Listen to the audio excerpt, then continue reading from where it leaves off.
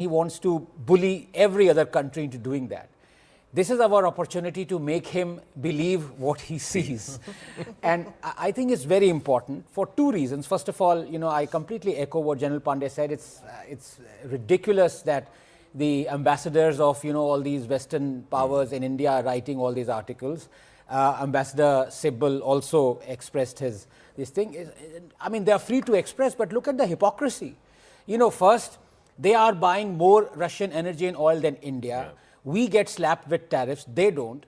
And then because we continue to buy, because we were having the price cap issue and we were evading that, America slaps sanctions on the two Russian oil majors, basically nipping the purchase in the bud. And then what do these ambassadors of the countries who are writing all these articles, of course, through directions from above, they get sanctions from the sanctions lifted or obeyed from America, I mean Germany and UK. Yeah. And they're still writing this. So, they can take a walk. And I'm being very polite because I leave all the tough language to my good friend Abhijit, who's sitting on my... he has a way with words which most of us don't.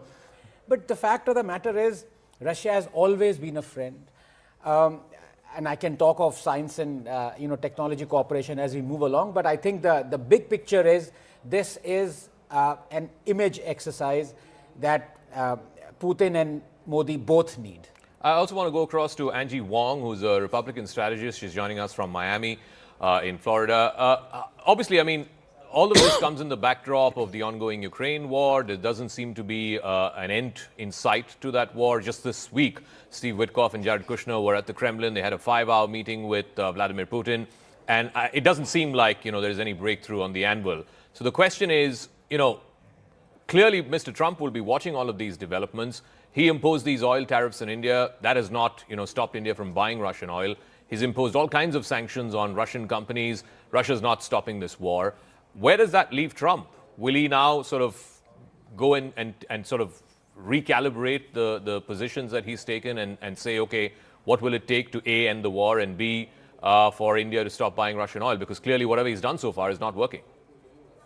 Yeah, at some point, the Trump administration needs to understand that Putin doesn't have to stop the war with Ukraine. And I think he's starting to get a sense of that. There's been several rounds, 3 that I have counted, where the Trump administration has reached out to Putin to end the Ukraine war. And just last weekend, Marco Rubio and other senior Trump officials met with Zelensky's delegation. They had productive talks here in Miami. But when that message then gets back to Russia and was conveyed to Putin, the talks went nowhere. So again, this is the 4th round, and it keeps going round and round circles. It doesn't seem like there's any end.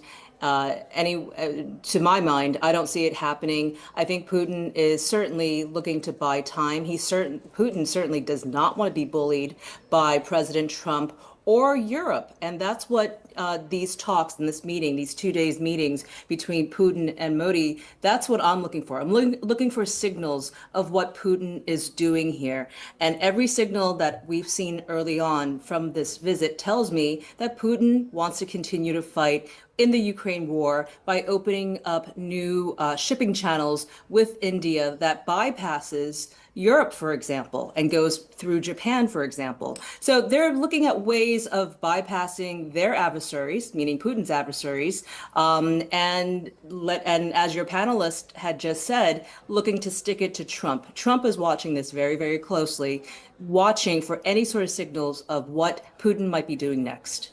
Abhijit, the only problem there is Trump wants the Nobel Peace Prize, and this is the only outstanding war. I mean, if he can't foster a peace, then he doesn't get the prize. Well, he can win the prize different ways, right? I mean, he doesn't have to solve every single world war. He's already done phase 1.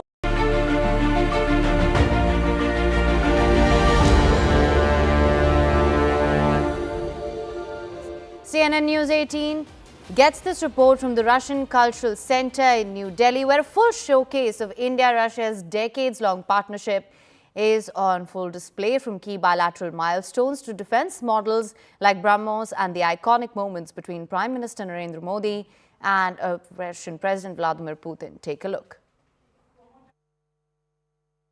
The day when the India-Russia ties are in the focus, where the world is watching every development from a close eye. We are right now at the Russian Culture Center in the national capital.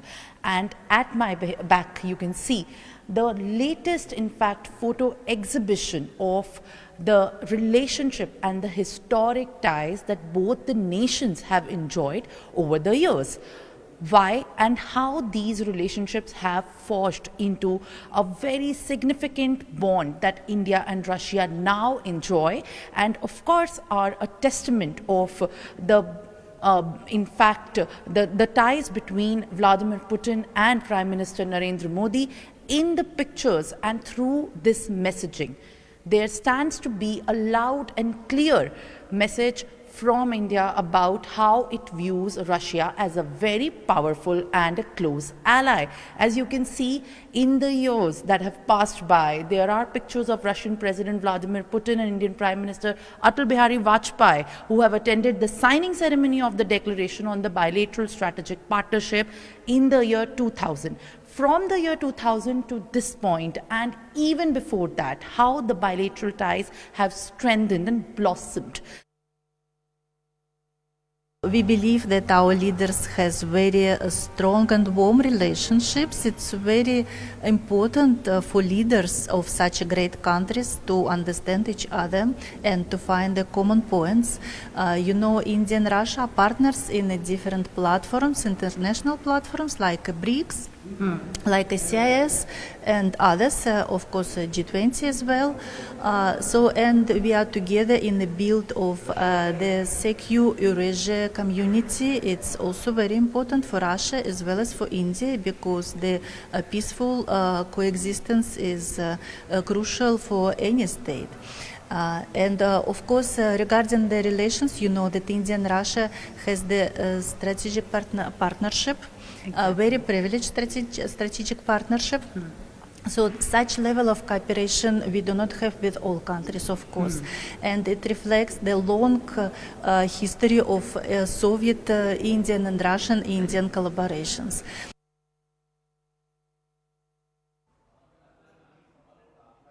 All right, Russian Vladimir Putin's visit to India has significant implications for the India-Russia relationship. In an exclusive conversation with CNN News 18's Akanksha Swaroop, former Indian envoy Ajay Malhotra decodes what the visit means for trade, for defense cooperation and regional politics. Listen to this.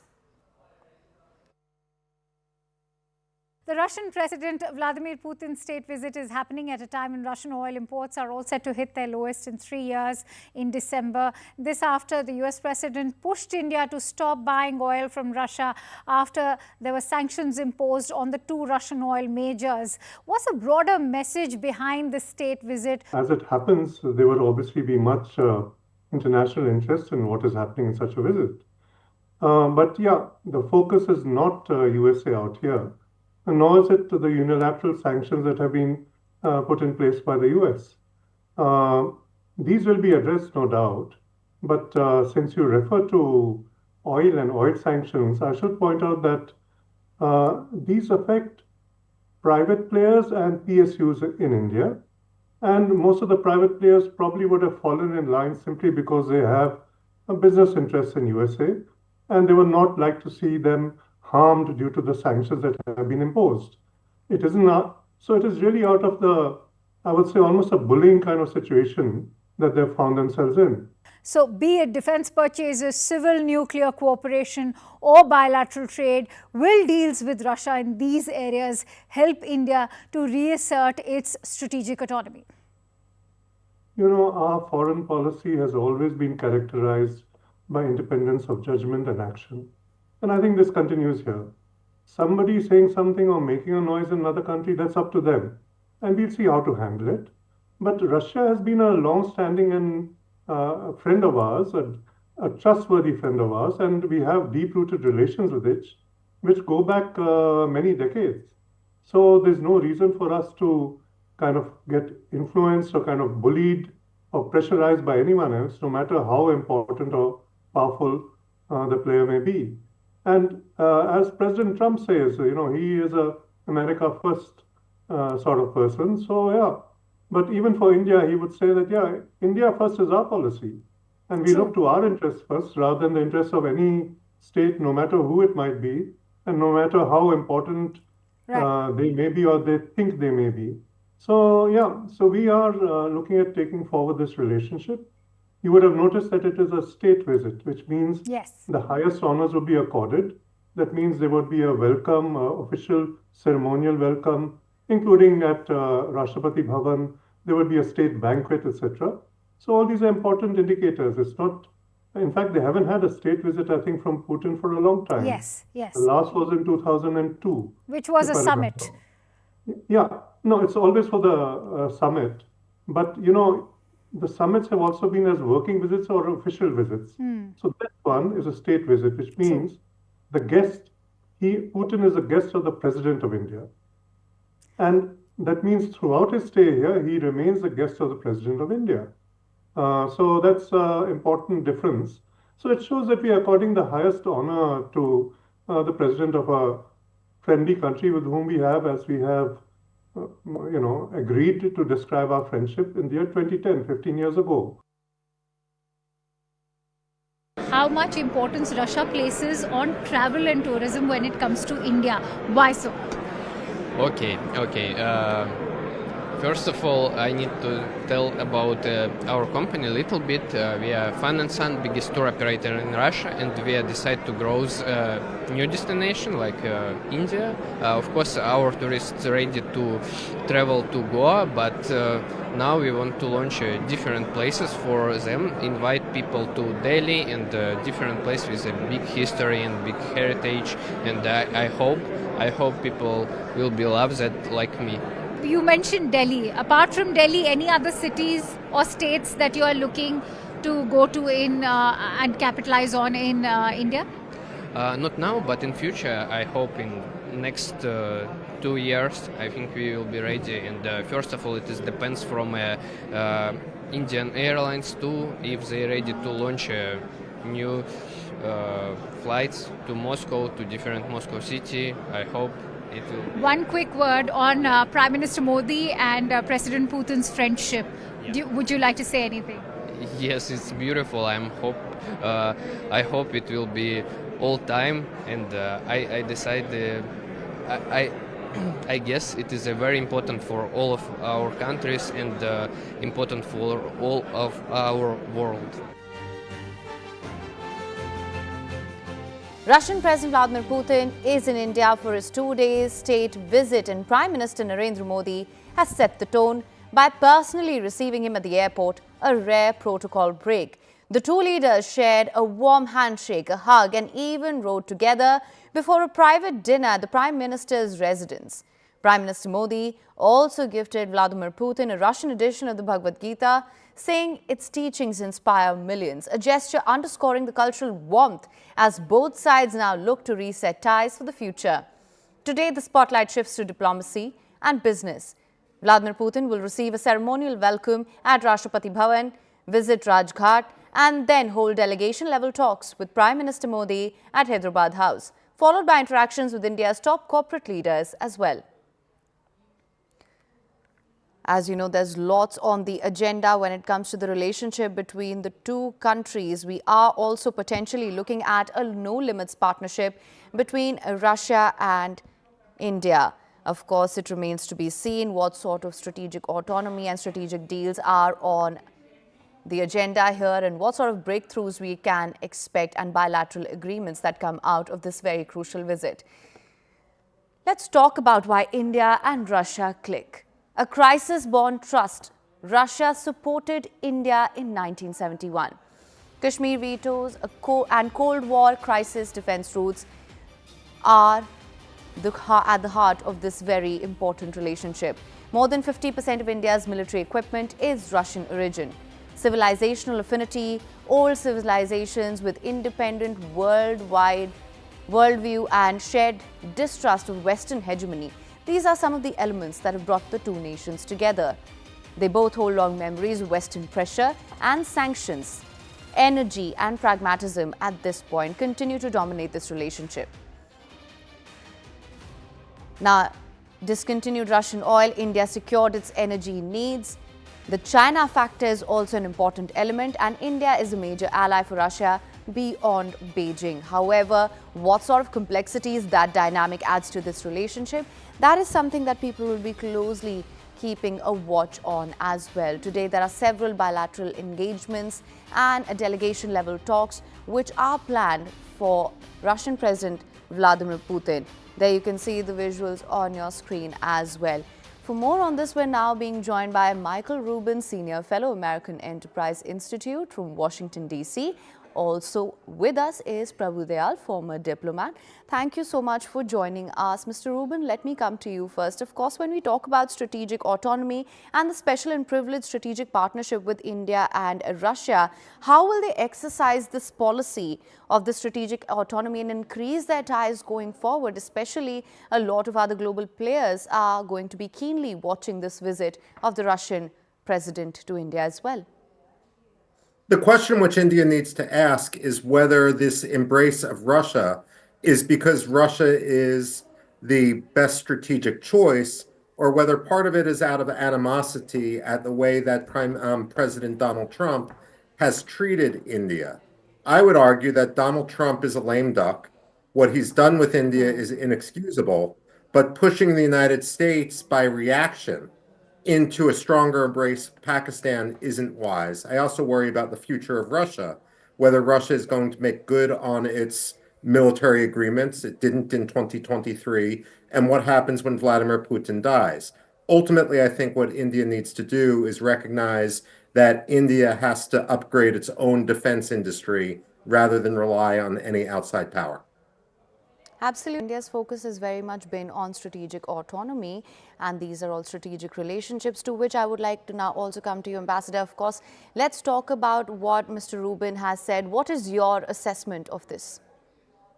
Well, I heard with great interest the remarks of Mr. Rubin, but let me point out that contrary to what he said, it is not India that has driven the United States closer to Pakistan. The United States has, for its own reasons, been drawing closer to Pakistan, despite the fact that it raises concerns in India on a variety of issues.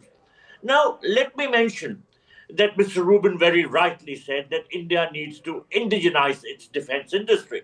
And that is what we are trying to do. We have this program of Make in India, and we are trying to strengthen our defense manufacturing capability.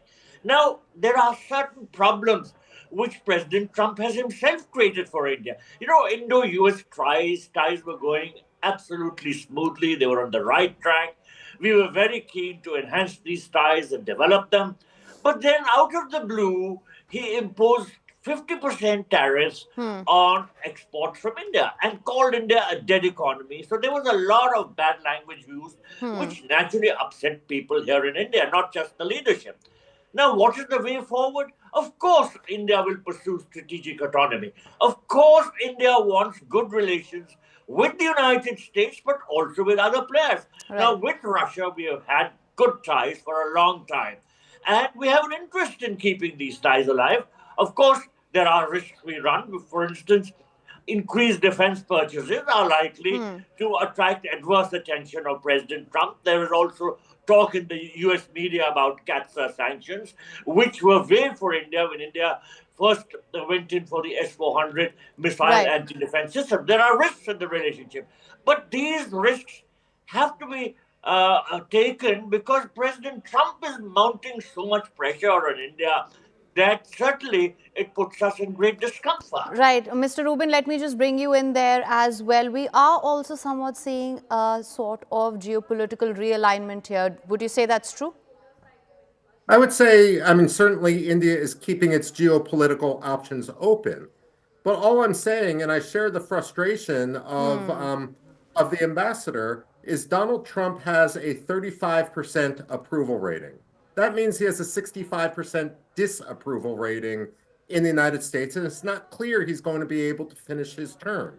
What I would lament is after 25 years of building up U.S.-India ties, if out of animosity towards President Trump, who is a limited factor, we actually set our relationship down a path of non-cooperation for decades to come. Prime Minister Nehru and President Truman weren't able to come to accord, and that pushed the United States into this alliance with Pakistan. Now, where I actually disagree with the ambassador is that no one understands what Donald Trump sees in Pakistan.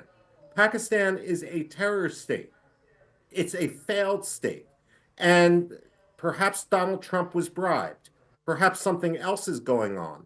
But ultimately, this is where India can rely on Congress. And India should be calling people like President George W. Bush and Barack Obama, both of whom were instrumental in building up the relationship, to come to New Delhi and to show Indians that Donald Trump doesn't represent all Americans. He's an anomaly. He's not the permanent face of the United States.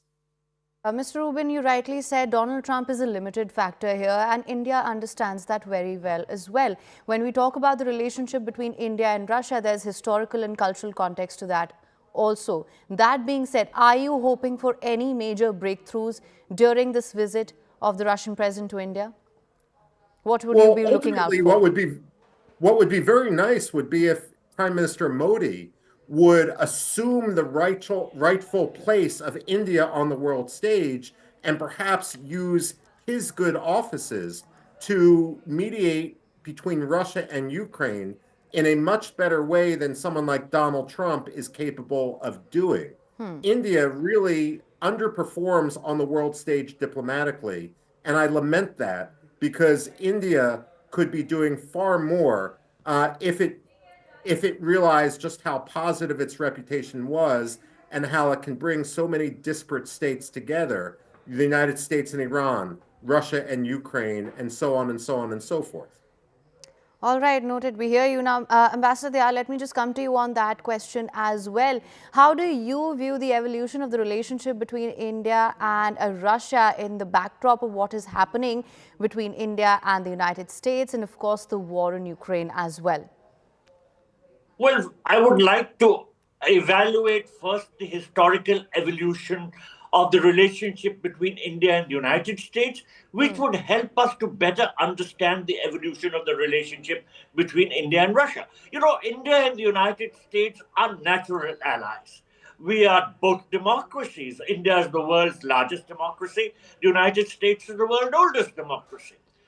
We are both multicultural, multiracial, multi-religious. But unfortunately, what was happening when India became independent was that the US was emphasizing either you are with us or you're against us. India wanted to pursue strategic autonomy. And that is why India became a major player in the non-aligned movement. Now, the United States misperceived it because, as I said, its view was either you are with us or you're against us. So non-alignment was perceived by the United States as hostile. That drove India towards Russia because the United States was strengthening its relations with Pakistan, including defense ties, which were being cultivated with dictatorships like that of General Ayub Khan. And all this was harming India. So India developed closer relationship with the Russians because it needed to offset the dangers which were developing on account of the Pakistan-US relationship. Now, let me carry on just by one or two other points. Mr. Rubin said that we must realize that Donald Trump is a lame duck president. How do we factor that in? It is for the American people to decide who is effective in their foreign policy establishment, who is not. He said we should reach out to Congress. The Congress has been powerless because these 50% tariffs which have been imposed in India and which are hurting our exports as also our economy have not happened with any sort of congressional intervention. As the president has done and the Congress has failed to do anything. So we have to factor in our own geopolitical independence and pursue strategic autonomy, which we are trying to do. Ambassador, we hear you. Of course, I'm also now being joined by my colleague Siddhant Mishra, with us Akanksha Swaroop, Simran Babbar and Arun Dhanta. Thank you so much all for joining us. Simran, let me just come to you. Of course, there is going to be a focus on the strategic and privileged partnership here. We are potentially looking at a no-limits partnership between India and Russia. I'm sure you heard what our esteemed guests were also saying. How much of a factor do you think the United States is here, and what sort of breakthroughs are we expecting during this visit? Well, absolutely, Hem. And in fact, starting on the very same point that you had earlier made about the United States, in a series of first reactions that has come in, closely watching these developments and how exactly this entire relationship is coming to also unfold a new series of bilateral ties, and how New Delhi and Moscow are forging ahead to sign a host of pacts specifically targeting, in fact, trade and defense. What really importantly also to be noted at this point is that on the same month in which Russian President Vladimir Putin has visited and decided to visit India, on December 25th, the 15-year anniversary on the adoption of the elevation of the Russia-India relations to the special and privileged partnership is also going to be celebrated. It is in fact going to be 25 years since Russian President Vladimir Putin first came to India for an annual summit with then Atal Bihari Vajpayee as the Prime Minister, and now where we stand is also a huge testament of how over these years, starting from the Soviet Union era as well, now the relationships have transformed themselves into the partnership that has stood the test of time. Very categorically also mentioning that not just this kind of a bilateral relations that has been elevated to the special and privileged partnership, but very importantly to be noted that the imports and the exports, which is going to be a very huge sector as bilateral pacts and the separate delegation level talks of the industry partners is also going to be taking place, as India is also hoping for Russia to import more. And in fact, even in this October as well, when a record $68.7 billion have been hit as a trade, during even when the secondary tariffs were in place, this is also going to be a huge, in fact, roadmap for the $100 billion trade deal that has been set in place, and how that can also lead forward to these delegations that which will be coming into the shape. All right, of course, that is something we will discuss further as well. Do stay on with me. Of course, there's lots to discuss here. Let's tell our viewers about the vehicle that Putin traveled in just for a little bit. The Aviation, a fortress on wheels is what it's called, stretching over 5.5 meters in length, 2 meters in width, engineered to withstand the most extreme threats. The Aviation offers VR8 to VR10 level ballistic protection. Every body panel and window is bulletproof, keeping the occupants safe, and high caliber attacks.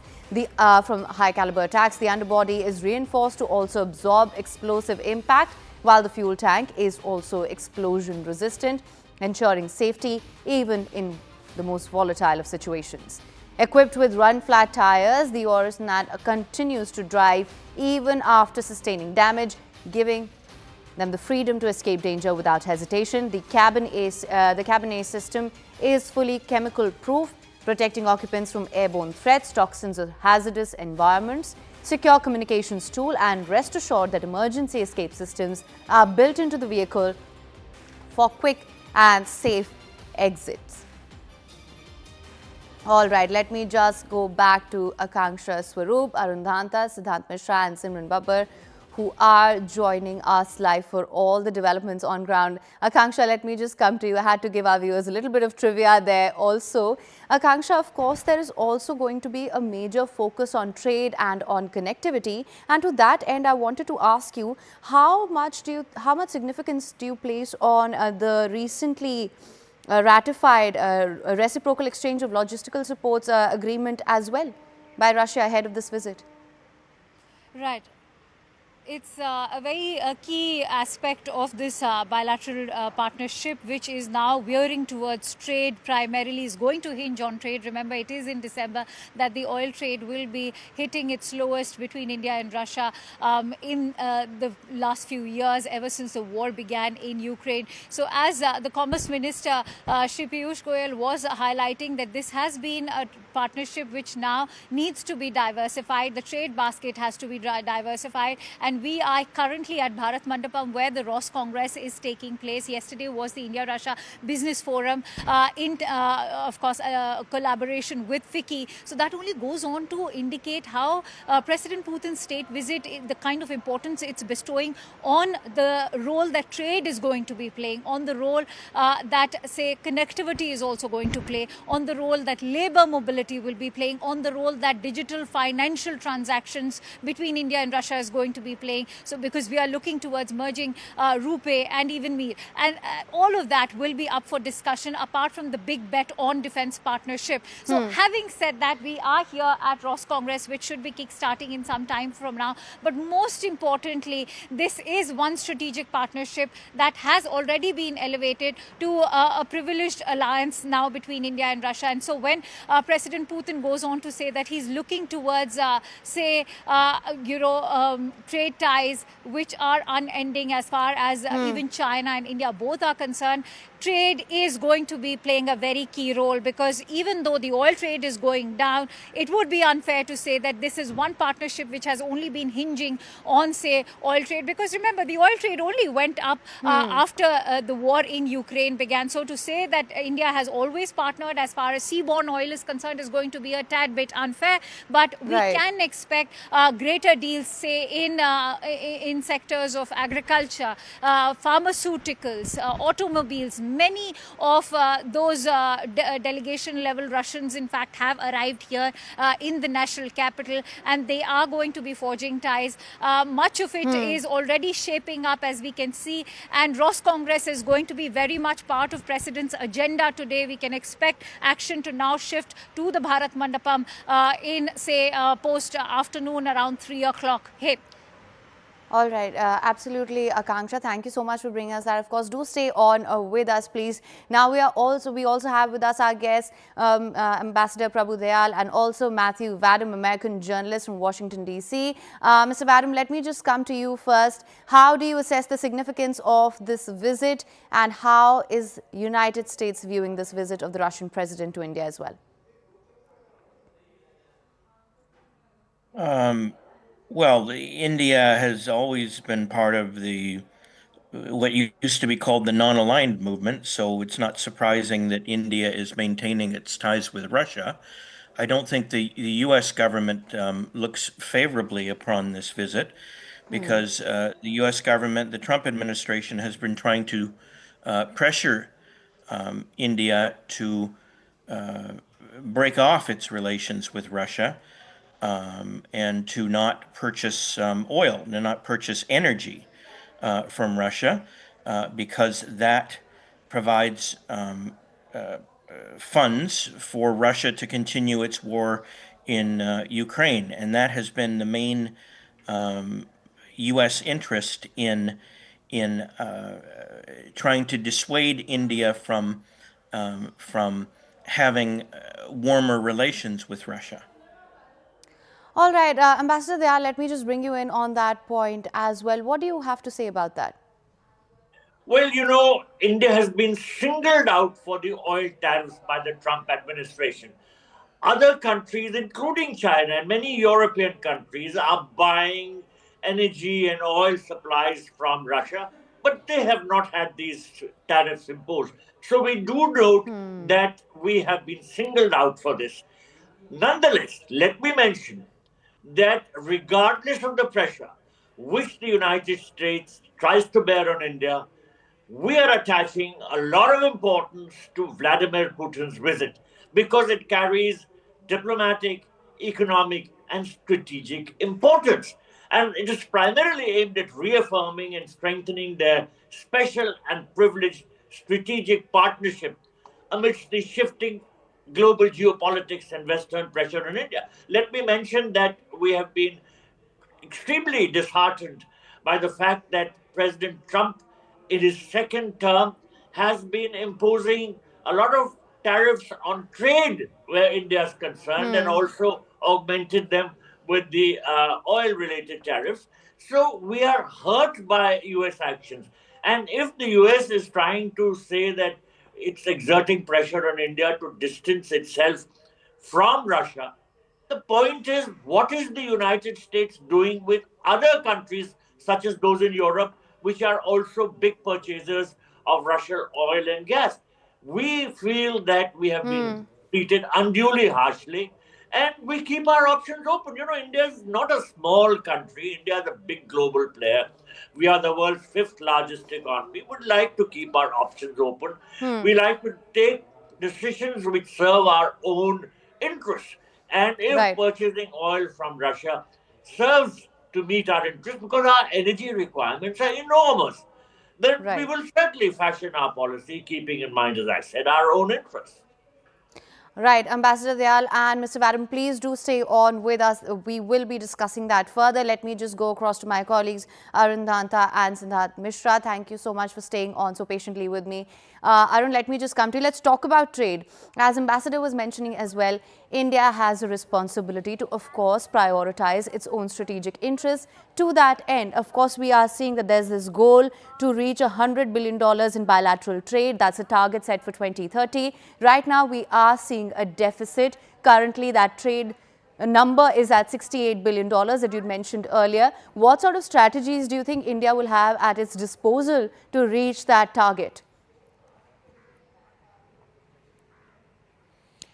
Well, that's right. Last year, remember, this target was fixed of $100 billion for 2030 between both the countries. And we've been discussing this earlier, Haim, that India, of course, would be wary of this fact that they are also doing trade talks with the United States and also, of course, with the European Union. And both of them, of course, have been speaking about this, that India could play a huge role in stopping war between Russia and Ukraine. So United States and European Union would be watching this visit and the outcome of this visit very closely. Of course, there's a trade deficit between Russia and India. India, of course, would be eyeing on that front, and therefore the economic areas, you know, that especially those areas where Russia is in demand because of the sanction from the Western countries. Pharmaceutical is one such sector where India is already doing good exports to Russia, but they would want to increase it more. You will have the agriculture sector, which has been facing dent due to the additional sanctions from that. But this is the first in 4 years, and for that matter, the number of signed agreements is such large, 25. There is a lot of expectations because India is the biggest population in the world, the 3rd largest economy very soon. And obviously for Russia, India is entry into the global market. It's a partner that Russia cannot really miss because Russia is missing all the other big markets apart from China. Right. We know about sanctions by the Europeans. We know about the tariffs by Donald Trump. So this is crucial for Russia to show it is not in isolation, and it has a big neighbor and a partner like India. Scott Lucas, your thoughts? Oh, I think Professor Popovsky is right that from the Russian side of this, the Kremlin side of this, a lot of this is to try to display that Russia is not isolated, even though it largely is in much of the world because of that invasion of Ukraine, that full-scale invasion about to enter its 5th year. Russia also needs money. Russia has serious economic issues about trying to maintain that invasion economy. And that, of course, is why you'll get a big emphasis from Russia in terms of trade, in terms of technology, in terms of manufacturing. What's interesting to me is the Indian side, which I think is much more nuanced. I don't think this is a strategic embrace of Russia. This is much more tactical. Yes, India is going to give Putin all the ceremony. He's going to give them all the honors because you want to balance Russia versus the problems that you have with a very chaotic, unpredictable Trump administration imposing tariffs on India. You want to balance Russia versus China's political and military position.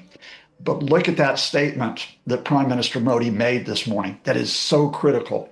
India is not neutral. We are on the side of peace.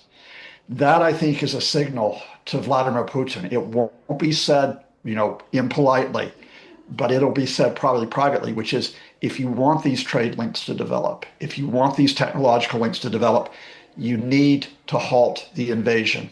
You need to cease fire. The reason for that at this critical point is that you've got two proposals on the table. You have a proposal which the Kremlin is trying to push with two of Donald Trump's advisors, Jared Kushner and Steve Witkoff, which enables Russia to seize more Ukrainian territory, what's called the Donbas region in the east. And yesterday, Vladimir Putin, far from accepting a ceasefire, said, we will seize this territory, either through negotiation or military means. The other proposal is the European proposal put last week, which is for an immediate ceasefire on the current front lines, and you can then discuss the military, economic, and political issues.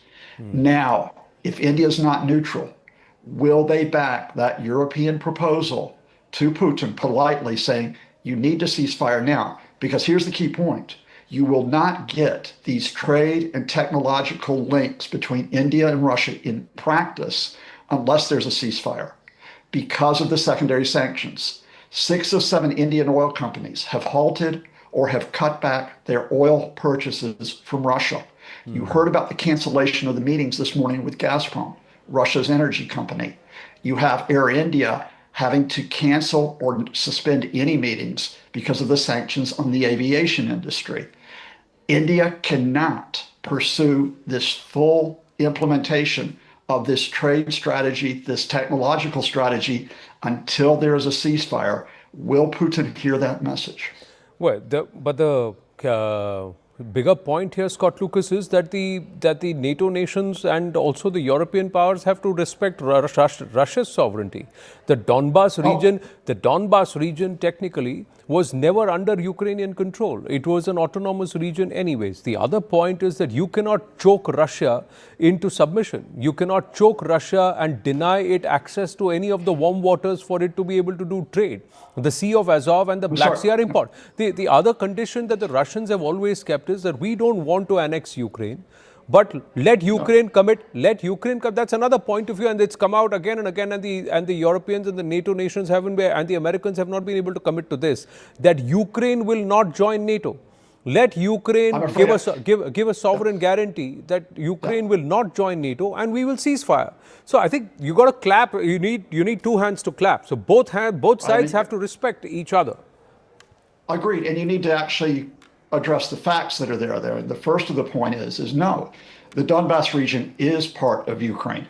It is part and has been part of Ukraine since 1991. It'll be interesting to see what our guest in Moscow says. Yeah, Nikita has raised his hand already. I'm going as India has said, you should not violate any country's sovereignty. And the Donbass is part of a sovereign Ukraine. Russia can't spin that anyway. Your second point, which you're made here, is that you've had no threat by NATO or European countries to invade Russia. You've had no threat by Ukraine or to other powers to block Russian access to the Black Sea or to the Sea of Azov. Russia has always had that access. There's never been any threat which has been made to limit that. Your point on NATO, of course, is a valid one. The question of security guarantees for both Russia and Ukraine will need to be worked out. But my fundamental point is you cannot work out those security guarantees when there is no ceasefire and when Vladimir Putin is threatening to break up Ukraine. 20 years ago, if my memory serves me right, before Nikita comes in, Vladimir Putin had raised this issue that Warsaw is over. There is no Warsaw, so why is NATO still there? And why is NATO still moving eastward? And Ukraine, by default, are deemed borderlands. That's the name. Ukraine itself means the border area or the border regions. And it's flat lands. And that's the only buffer from the rest of Europe that Russia had.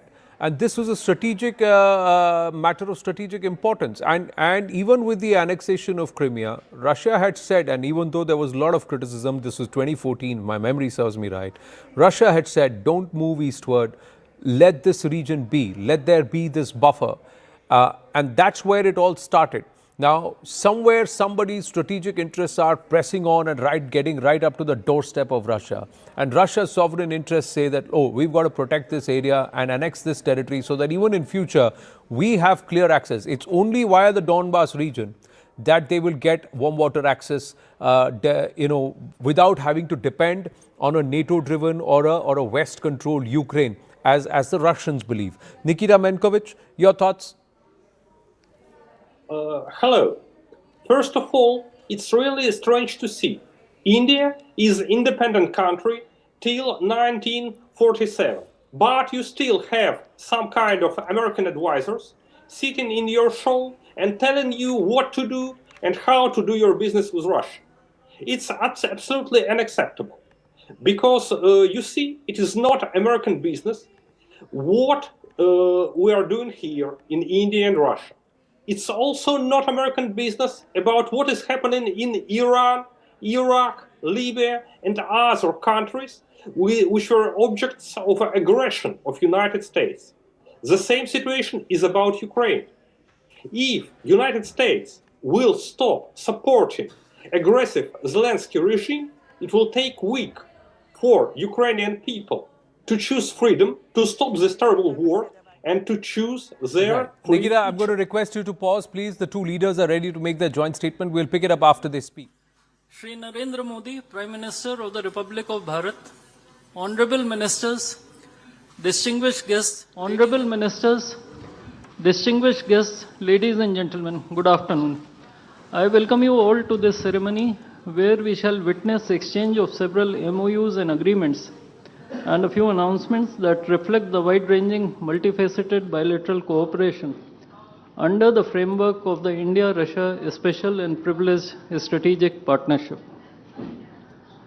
We will begin with exchange of two documents, namely the agreement between the Government of the Republic of India and the Government of the Russian Federation on cooperation and migration, and the agreement between the Government of the Republic of India and the Government of the Russian Federation on temporary labor activity of citizens of one state in the territory of the other state. These documents will be exchanged by Mr. Vladimir Kolokoltsev, Minister of Internal Affairs of the Russian Federation, and Dr. S. Jaishankar, External Affairs Minister of India.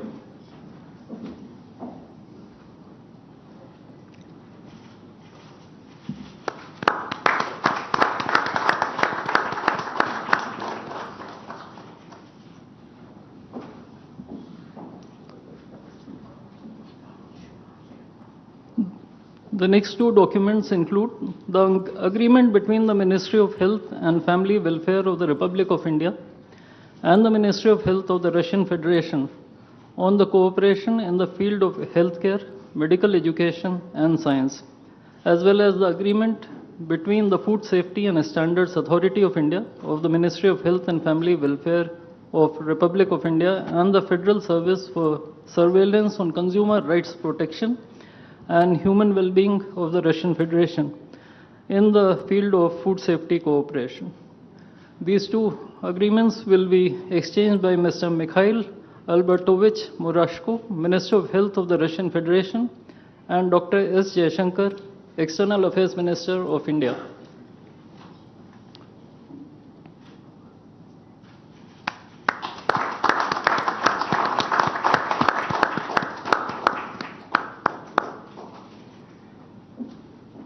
We next have two memorandums of understandings.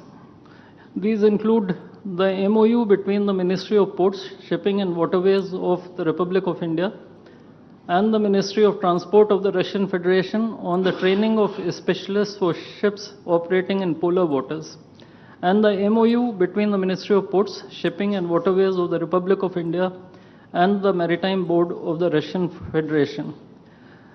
These documents will be exchanged by Mr. Andrei Sergeyevich Nikitin, Minister of Transport of the Russian Federation, and Sri Sarvananda Sonowal, Minister of Ports, Shipping and Waterways of India.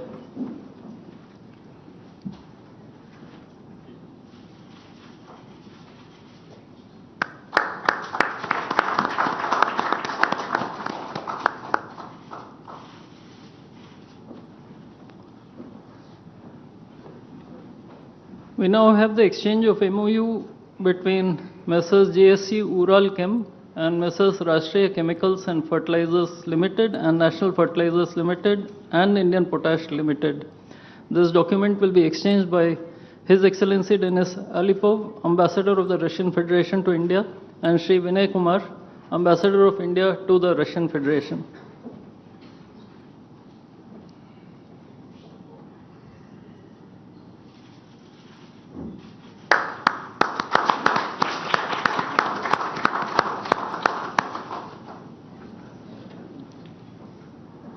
The last two documents include the protocol between the Central Board of Indirect Taxes and Customs of the Government of the Republic of India and the Federal Customs Service of the Russian Federation for cooperation in exchange of pre-arrival information in respect of goods and vehicles moved between the Republic of India and the Russian Federation, and the bilateral agreement between the Department of Posts, Ministry of Communications of the Republic of India, and GSC, the Russian Post. These documents will be exchanged by His Excellency Denis Alipov, Ambassador of the Russian Federation to India, and Shri Vinay Kumar, Ambassador of India to the Russian Federation.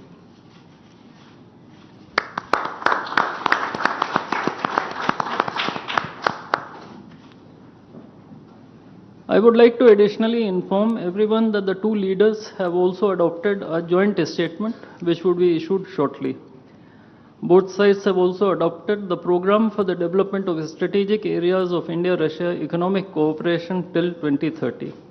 And we also welcome the Russian side's decision to adopt the framework agreement to join the international Big Cat Alliance.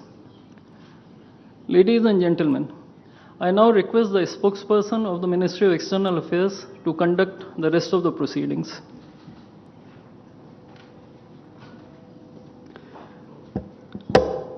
Namaskar, good afternoon, Your Excellency, Mr. Vladimir Putin, President of the Russian Federation, Honorable Prime Minister of India, Shri Narendra Modi, Honorable Ministers, members of both delegations, distinguished guests, and friends from the media.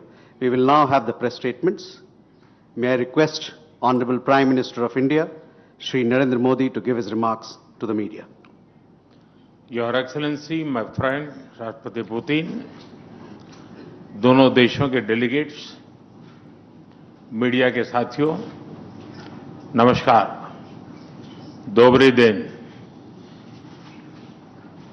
आज भारत और रूस के 23वें शिखर सम्मेलन में राष्ट्रपति Putin का स्वागत करते हुए मुझे बहुत खुशी हो रही है। उनकी यात्रा ऐसे समय हो रही है जब हमारे द्विपक्षीय संबंध कई ऐतिहासिक माइलस्टोन के दौर से गुजर रहे हैं। ठीक 25 वर्ष पहले राष्ट्रपति पुतिन ने हमारी स्ट्रेटेजिक पार्टनरशिप की नींव रखी थी। 15 वर्ष पहले 2010 में हमारी साझेदारी को special and privilege strategic partnership का दर्जा मिला। पिछले 2.5 दशक से उन्होंने अपने नेतृत्व और दूरदृष्टि से इन संबंधों को निरंतर सींचा है। हर परिस्थिति में उनके नेतृत्व ने आपसी संबंधों को नई ऊंचाई दी है। भारत के प्रति इस गहरी मित्रता और अटूट प्रतिबद्धता के लिए मैं राष्ट्रपति पुतिन का, मेरे मित्र का हृदय से आभार व्यक्त करता हूं। फ्रेंड्स, पिछले 8 दशकों में विश्व में अनेक उतार चढ़ाव आए हैं। मानवता को अनेक चुनौतियों और संकटों से गुजरना पड़ा है और इन सब के बीच भी भारत रूस मित्रता एक ध्रुव तारे की तरह बनी रही है। परस्पर सम्मान और गहरे विश्वास पर टिके ये संबंध समय की हर कसौटी पर हमेशा खरे उतरे हैं। आज हमने इस नींव को और मजबूत करने के लिए सहयोग के सभी पहलुओं पर चर्चा की। आर्थिक सहयोग को नई ऊंचाइयों पर ले जाना हमारी साझी प्राथमिकता है। इसे साकार करने के लिए आज हमने 2030 तक के लिए एक इकोनॉमिक कोऑपरेशन प्रोग्राम पर सहमति बनाई है।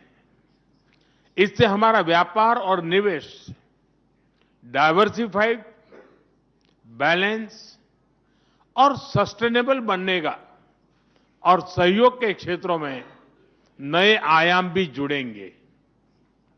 आज राष्ट्रपति पुतिन और मुझे इंडिया रशिया बिजनेस फोरम में शामिल होने का अवसर मिलेगा। मुझे पूरा विश्वास है कि ये मंच हमारे बिजनेस संबंधों को नई ताकत देगा। इससे एक्सपोर्ट, को प्रोडक्शन और को इनोवेशन के नए दरवाजे भी खुलेंगे। दोनों पक्ष यूरेशियन इकोनॉमिक यूनियन के साथ एफटीए के शीघ्र समापन के लिए प्रयास कर रहे हैं। कृषि और फर्टिलाइजर के क्षेत्र में हमारा करीबी सहयोग फूड सिक्योरिटी और किसान कल्याण के लिए महत्वपूर्ण है।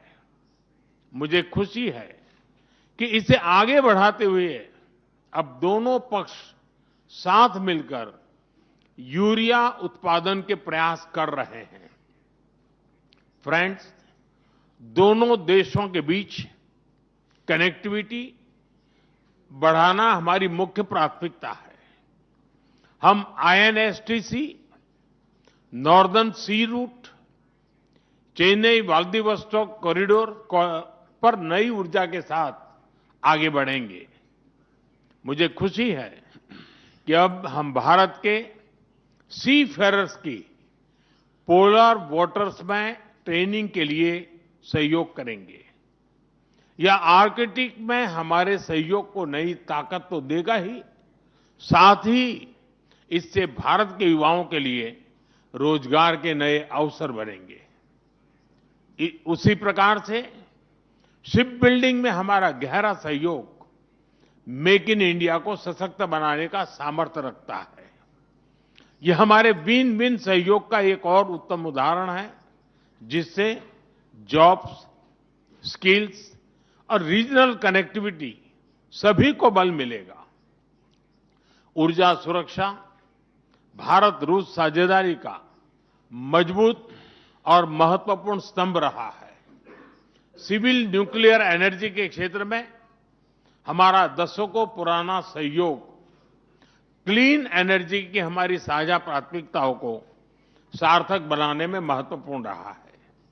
हम इस विन विन सहयोग को जारी रखेंगे। क्रिटिकल मिनरल्स में हमारा सहयोग पूरे विश्व में सिक्योर और डाइवर्सिफाइड सप्लाई चेन सुनिश्चित करने के लिए महत्वपूर्ण है। इससे क्लीन एनर्जी, हाईटेक मैन्युफैक्चरिंग और न्यू एज इंडस्ट्रीज में हमारी साझेदारी को ठोस समर्थन मिलेगा। फ्रेंड्स, भारत और रूस के संबंधों में हमारे सांस्कृतिक सहयोग और पीपल टू पीपल टाइज का विशेष महत्व रहा है। दशकों से दोनों देशों के लोगों में एक दूसरे के प्रति स्नेह, सम्मान और आत्मीयता का भाव रहा है। इन संबंधों को और मजबूत करने के लिए हमने कई नए कदम उठाए हैं। हाल ही में रूस में भारत के 2 नए कॉन्सुलेट्स खोले गए हैं। इससे दोनों देशों के नागरिकों के बीच संपर्क और सुगम होगा और आपसी नजदीकियां बढ़ेगी। इस वर्ष अक्टूबर में लाखों श्रद्धालुओं को काल्मिकिया में इंटरनेशनल बुद्धिस्ट फोरम में भगवान बुद्ध के पवित्र अवशेषों का आशीर्वाद मिला। मुझे खुशी है कि शीघ्र ही हम रूसी नागरिकों के लिए निःशुल्क 30 डे ई टूरिस्ट वीजा और 30 डे ग्रुप टूरिस्ट वीजा की शुरुआत करने जा रहे हैं। मैन पावर मोबिलिटी हमारे लोगों को जोड़ने के साथ साथ दोनों देशों के लिए नई ताकत और नए अवसर क्रिएट करेगी। मुझे खुशी है कि इससे बढ़ावा देने के लिए आज 2 समझौते किए गए हैं। हम मिलकर वोकेशनल एजुकेशन, स्किलिंग और ट्रेनिंग पर भी काम करेंगे। हम दोनों देशों के स्टूडेंट्स, स्कॉलर्स और खिलाड़ियों का आदान प्रदान भी बढ़ाएंगे। फ्रेंड्स, आज हमने क्षेत्रीय और वैश्विक मुद्दों पर भी चर्चा की। यूक्रेन के संबंध में भारत ने शुरुआत से शांति का पक्ष रखा है। हम इस विषय के शांतिपूर्ण और स्थायी समाधान के लिए किए जा रहे सभी प्रयासों का स्वागत करते हैं। भारत सदैव अपना योगदान देने के लिए तैयार रहा है और आगे भी रहेगा। आतंकवाद के विरुद्ध लड़ाई में भारत और रूस ने लंबे समय से कंधा मिलाकर सहयोग किया है। पहलगाम में हुआ आतंकी हमला हो या क्रोकस सिटी हॉल पर किया गया कायरतापूर्ण आघात, इन सभी घटनाओं की जड़ एक ही है। भारत का अटल विश्वास है कि आतंकवाद मानवता के मूल्यों पर सीधा प्रहार है और इसके विरुद्ध वैश्विक एकता ही हमारी सबसे बड़ी ताकत है। भारत और रूस के बीच यूएन, G20, ब्रिक्स, SCO तथा अन्य मंचों पर करीबी सहयोग रहा है। करीबी तालमेल के साथ आगे बढ़ते हुए हम इन सभी मंचों पर अपना संवाद और सहयोग जारी रखेंगे।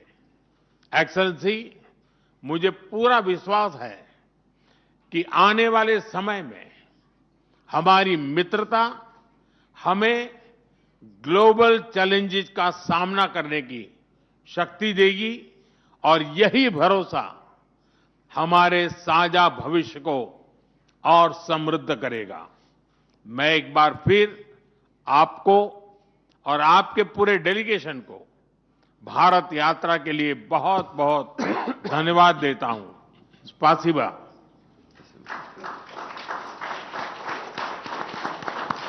Thank you, sir.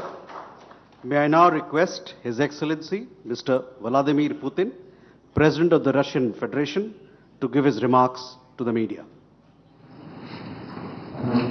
Уважаемый господин Distinguished Prime Minister, dear friend, ladies and gentlemen, first of all, I would like to sincerely thank the President of the Republic of India, Draupadi Murmu, you personally, distinguished Prime Minister, and all our Indian colleagues for the warm and hospitable welcome accorded to the Russian delegation. The negotiations that we've just had with the Indian colleagues, and as well as our talk yesterday with distinguished Mr. Modi in the form of tete-a-tete at his residence, the dinner was great. I would like to thank you for this sign of attention. These talks were very useful. They were held in a constructive and a friendly atmosphere in the spirit of the special and privileged partnership between Russia and India. I would like to point out that we and Prime Minister Modi have established a close working dialogue. In September this year, we met during the SEO summit in Tianjin. We are regularly having telephone calls.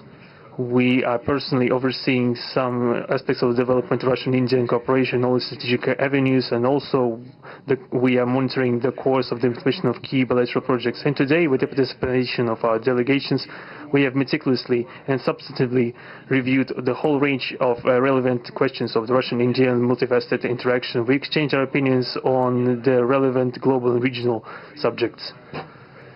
In the joint statement that we've adopted with Mr. Modi, We've delineated the priority objectives on the further reinforcements of our ties in the politics and security, economy, trade, in humanitarian and cultural spheres. As you saw yourself, we have signed an impressive package of intergovernmental, interagency and corporate agreements.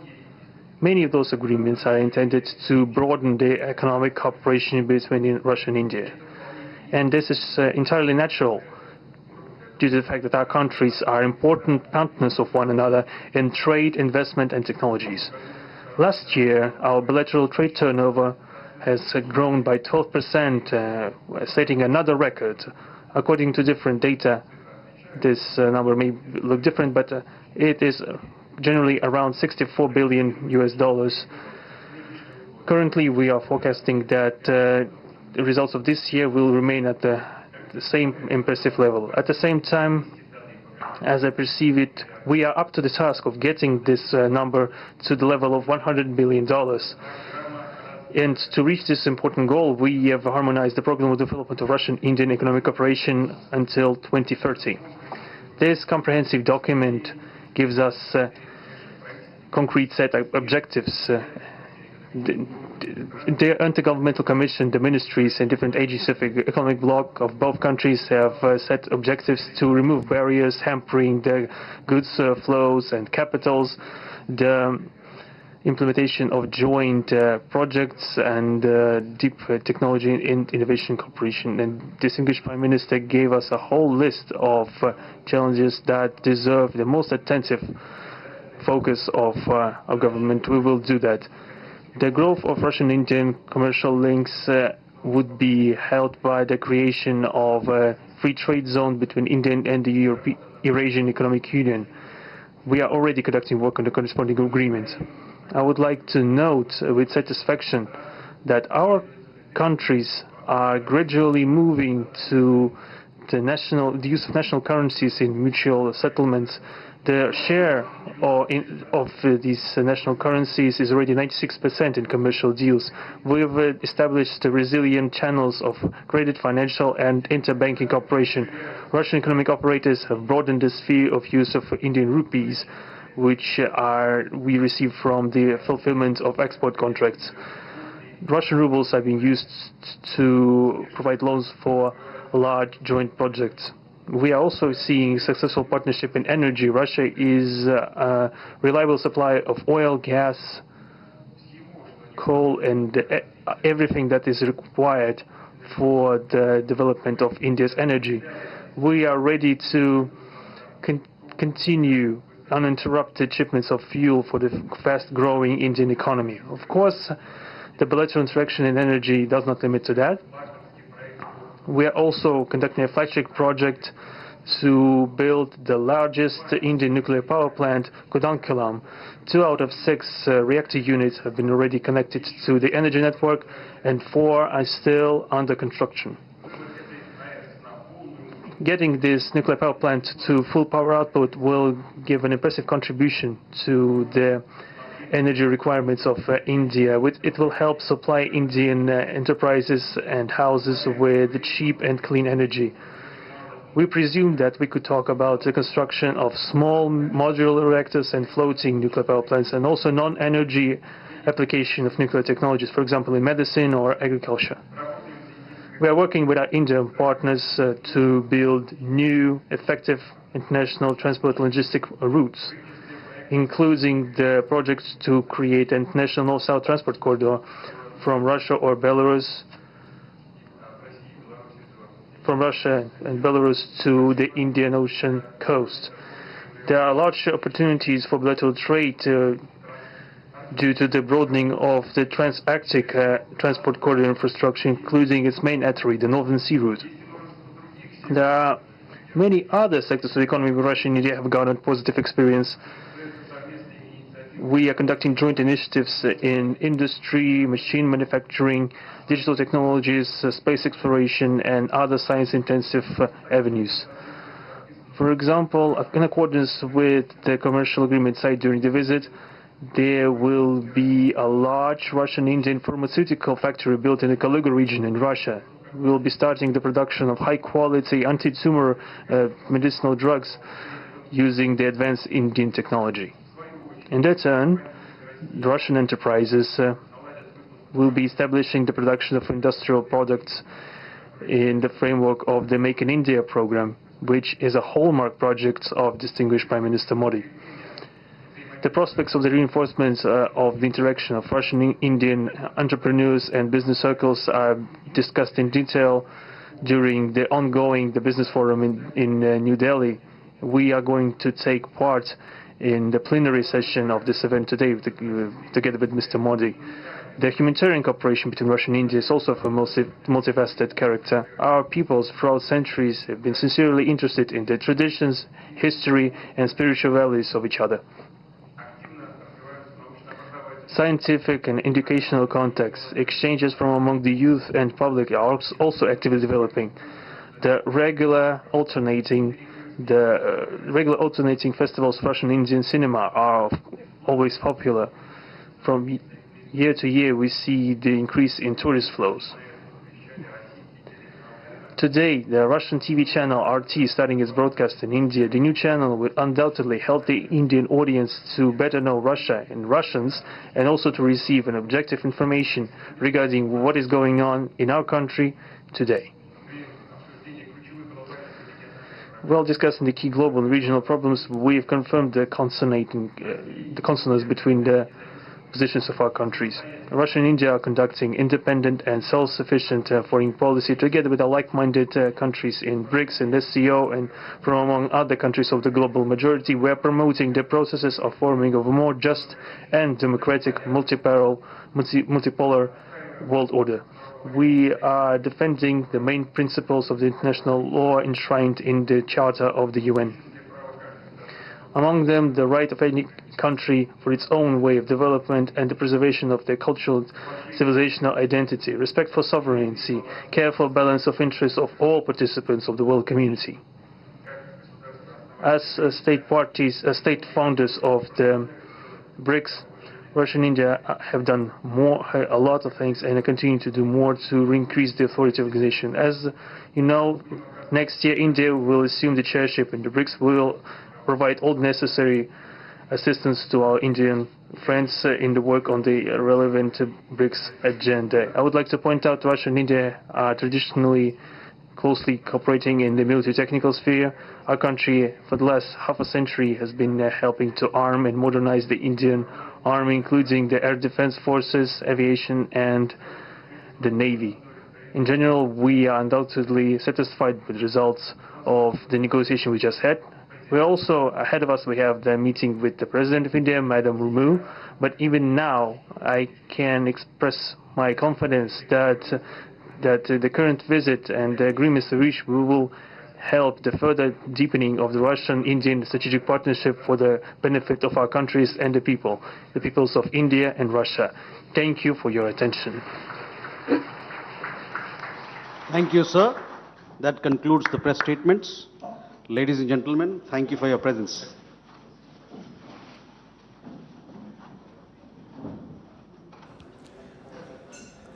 No questions taken from the waiting media, but statements very clearly, very descriptive, very detailed, trying to take the mutual trade to $100 billion over the next 4 years. Already the trade is about $75 billion, $70 billion worth of imports, exports just about $4 billion to Russia. But then President Putin talking about setting up of a new pharmaceutical factory that will manufacture anti-tumor medicine in Russia. There will be a joint collaboration, more partnership in defense, the mobility of labor, the e-tourist visa group and individual 30-day free e-tourist visa that's been announced by Prime Minister Narendra Modi. That also signals greater partnership. How will they fight the global challenges together? They've talked about peace. Both of them had very kind words to say to each other. Prime Minister Narendra Modi calling President Putin a dear friend. President Putin thanking Prime Minister Narendra Modi for the hospitality and the dinner, saying it was very special and thank you for that attention and for making it that special. So clearly the two leaders have have an engagement which is regular. He said that it's not just the Tianjin conversation. We've been speaking to each other regularly on phone. That's what President Putin said. Akash with us, quickly going across to Akash. Nikita Menkovich stays on and he's heard the conversation. So is Scott Lucas. We'll go to our guests in a bit. Akash, some big takeaways there, that there is going to be a deeper engagement between the two nations. Even as Russia invests more and works closer with Bharat, there is going to be perhaps more footprint of Bharatiya influence in Russia too. Not just labor, but setting up of factories, operations, etc. Akanksha also with us. Yes, Akash. So India and Russia today have sealed a series of cooperation, Anand, and in fact we were hearing two leaders, President Putin and Prime Minister Narendra Modi, and two statements before coming to those agreements and MOUs that have been signed between India and Russia. Russia is a reliable supplier of oil, coal, gas and ready to provide uninterrupted supply of energy to India. This is one statement. And the second one, our country has been modernizing Indian armed forces, even though there was no mention of any sort of discussion on the platforms that we were anticipating. It is a clear indication that there was a discussion on the sort of modernization that Indian Army, all the Indian armed forces have been focusing on. And secondly, a subtle message to the West as well, that as far as oil and gas cooperation is concerned, so both the countries are very much ready to expand it further. Also, a number of agreements have been signed. We were talking about the fertilizers, we were talking about the logistics, shippings and everything else. And today, these MOUs have been signed between both the countries, where India and Russia, are going to support each other as far as labor is concerned, as far as other issues are concerned, joint production is concerned. And it was somewhere, a brief message of what we are going to see, a detailed statement in some time from now, where we'll get some sort of clear idea as to what has happened. But right now, just concluding with the sort of MOUs that have been signed: fertilizer sector MOU, port shipping and maritime cooperation MOU, food security cooperation agreement, healthcare, science and medical education agreement, Anand, migration and mobility framework, and some other frameworks and agreements as well. True, and the Chennai-Vladivostok corridor, the sea corridor, which they've said that they're going to further enhance with respect to trade. Just bringing to our attention, viewers, as we go across to Akanksha, that one of the lesser-known aspects of the India-Russia relationship, and this agreement was signed back in February, is the Reciprocal Logistics Support Agreement, or RELOS. Now, this was quietly signed, and this is a significant administrative arrangement that will enhance military cooperation between the two nations. And there has been an underlining of this RELOS also. This military pact will allow 5 warships, 10 aircraft, 3,000 troops to be simultaneously stationed in the territory of the partner country for a period of 5 years. And if both parties agree, it can be extended for another 5 years. So there is a very, very hugely increased military cooperation. The other thing, Akanksha, interestingly, is the focus on healthcare and food. Urea production has been pushed because the future wars could be fought around food security over the next decade and a half. Yeah. Absolutely, and that is right, and that is what Russia is currently very much aware of. They have borne the brunt of this war as well. As much as we know that Ukraine has been reduced to a heap of rubble, so is Russia. You're looking at 1 million Russians who've just been lost on the front line alone, and that is why they're also looking towards labor mobility, where India is looking towards replenishing their labor market as well. You highlighted urea as well. 2030 India-Russia economic cooperation has also been discussed, where both countries will now be looking towards increasing the flow of goods towards each other, which means removal of trade barriers. What are those trade barriers? Of course, yesterday the Commerce Minister, Honorable Piyush Goyal, also highlighted that they will be removing tariffs. There will be greater compliance only to sort of diversify our trade.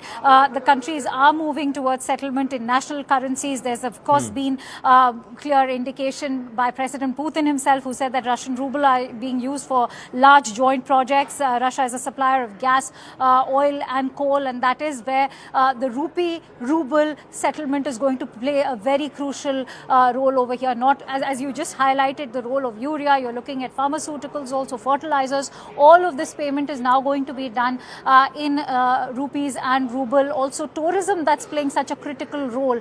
Indian tourists will be able to use the RuPay card over there to make payments, to make their online bookings also. At the same time, students will be able to pay their tuition fee to Russian universities using this RuPay card. So linking, say, the rupee with the ruble through financial digital transactions is going to be another focus. We are looking at payments as far as energy is concerned. There's also, interestingly, Anand, talk about Project Kundakulam that President Putin himself has spoken about. It was a symbolic delivery of one of the consignments of nuclear fuel that's being done today to Kundakulam, which is also going to be housing 3 small to medium nuclear reactors. SMR, remember, are also going to be a major point of focus as far as nuclear cooperation between Moscow and New Delhi is concerned. There's already been a deal between India, the Indian government as far as Maharashtra government this year in April itself is concerned, and now the Kundakulam project is going to be looking towards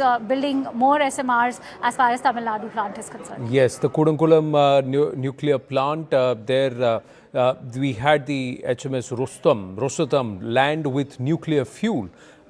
Just as President Putin touched down in Delhi, and that docked at the ports in Tamil Nadu.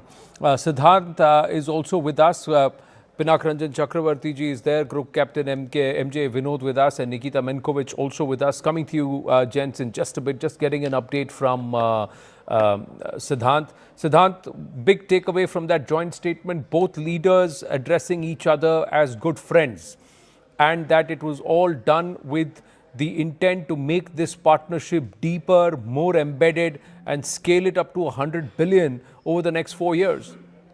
Well, yes, that's right, Anand. The big takeaway is the migration and mobility agreement. Now, the young Indian professionals will be going to work in Russia for the Russian companies. Then Russia will also be training the Indian seafarers. There's also agreement to boost the economic cooperation, which also includes the reduction of trade deficit between India and Russia. In fact, President Putin said that we supply coal, energy, gas to India, and we will continue supplying energy to India, and there will not be any interruption. So that's a big statement coming from President Putin at a time when two of the biggest oil refineries in Russia have been sanctioned by United States and Europe. In fact, there is also a dip in Indian imports from Russia, but both leaders are committed to take this cooperation forward. And there is also an agreement in the healthcare, in science and technology, in food security, and more importantly, Anand, this powerful picture of Prime Minister Modi and President Putin is standing next to each other and doing press a statement in New Delhi and saying that the energy cooperation will continue. Right. Well, they didn't take questions from the waiting media. There would have been a lot of questions to be asked, especially on the Russia-Ukraine conflict front. Nikita Menkovich, thank you for your patience. What was your import from President Putin's speech? How would you want to interpret what President Putin said there in the statement? As I see, ignoring all attempts of United States and other Western countries to spoil our dialogue, to break our cooperation, we achieved a good results. There are a lot of contracts. There are declarations about cooperation in military, security, and industry fields. As far as I know, there were also dialogue on cooperation in IT, science, medicine, and a lot of other sectors. It means that Russia and India, going back to best standards of our international cooperation of the Soviet time, when the Soviet Union was the main ally of new independent India state. I think in the current situation, the important part of our dialogue, the important part of our cooperation is backing together against aggression of Western countries, which are trying to force us to run policy they want. In fact, the situation when we talk about using our national currencies and avoid using American dollar in international trade, it is a way to defend ourselves from American trade aggression. Because in fact, United States and NATO are using dollar as a loop, as a hunt loop to control other countries, blackmail us. And we are trying to defend India and Russia from such attacks. I think that, in fact, now we are building.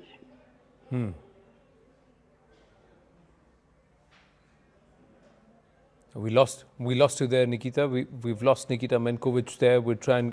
You're back. You're back on. Continue, please. Yeah, go ahead, please. We lost you there mid-sentence, Nikita. Can you hear us? Go ahead, please.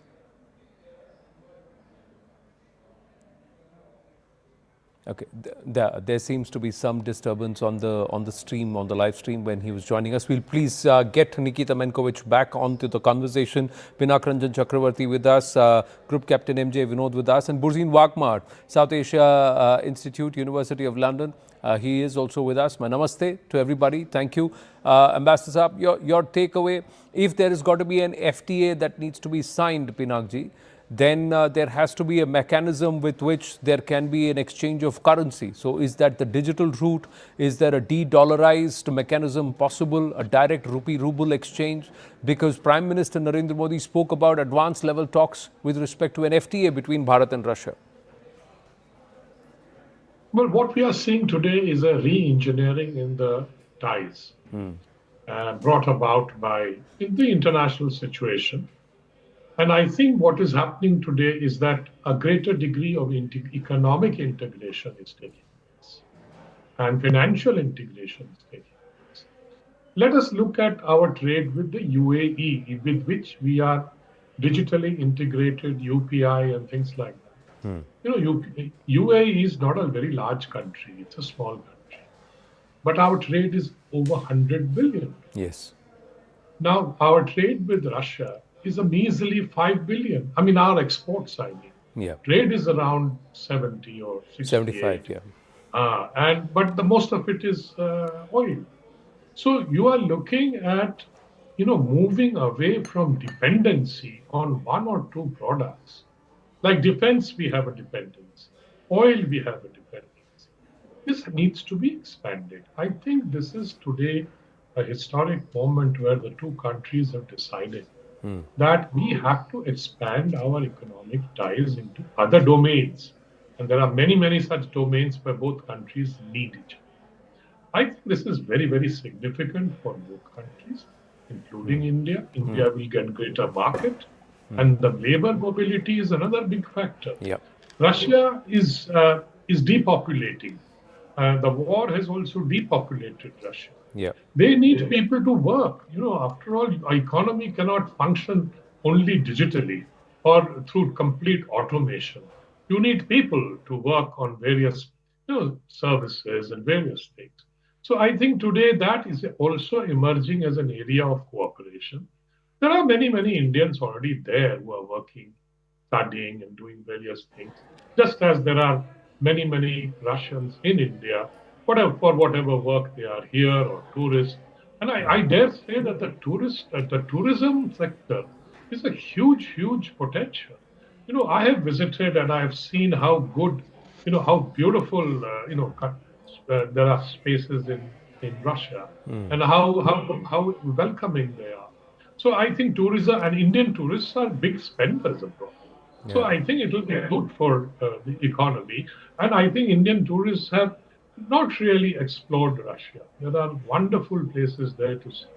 And I believe this area should be, I think the tourism sectors of the two countries should get together and arrange things that.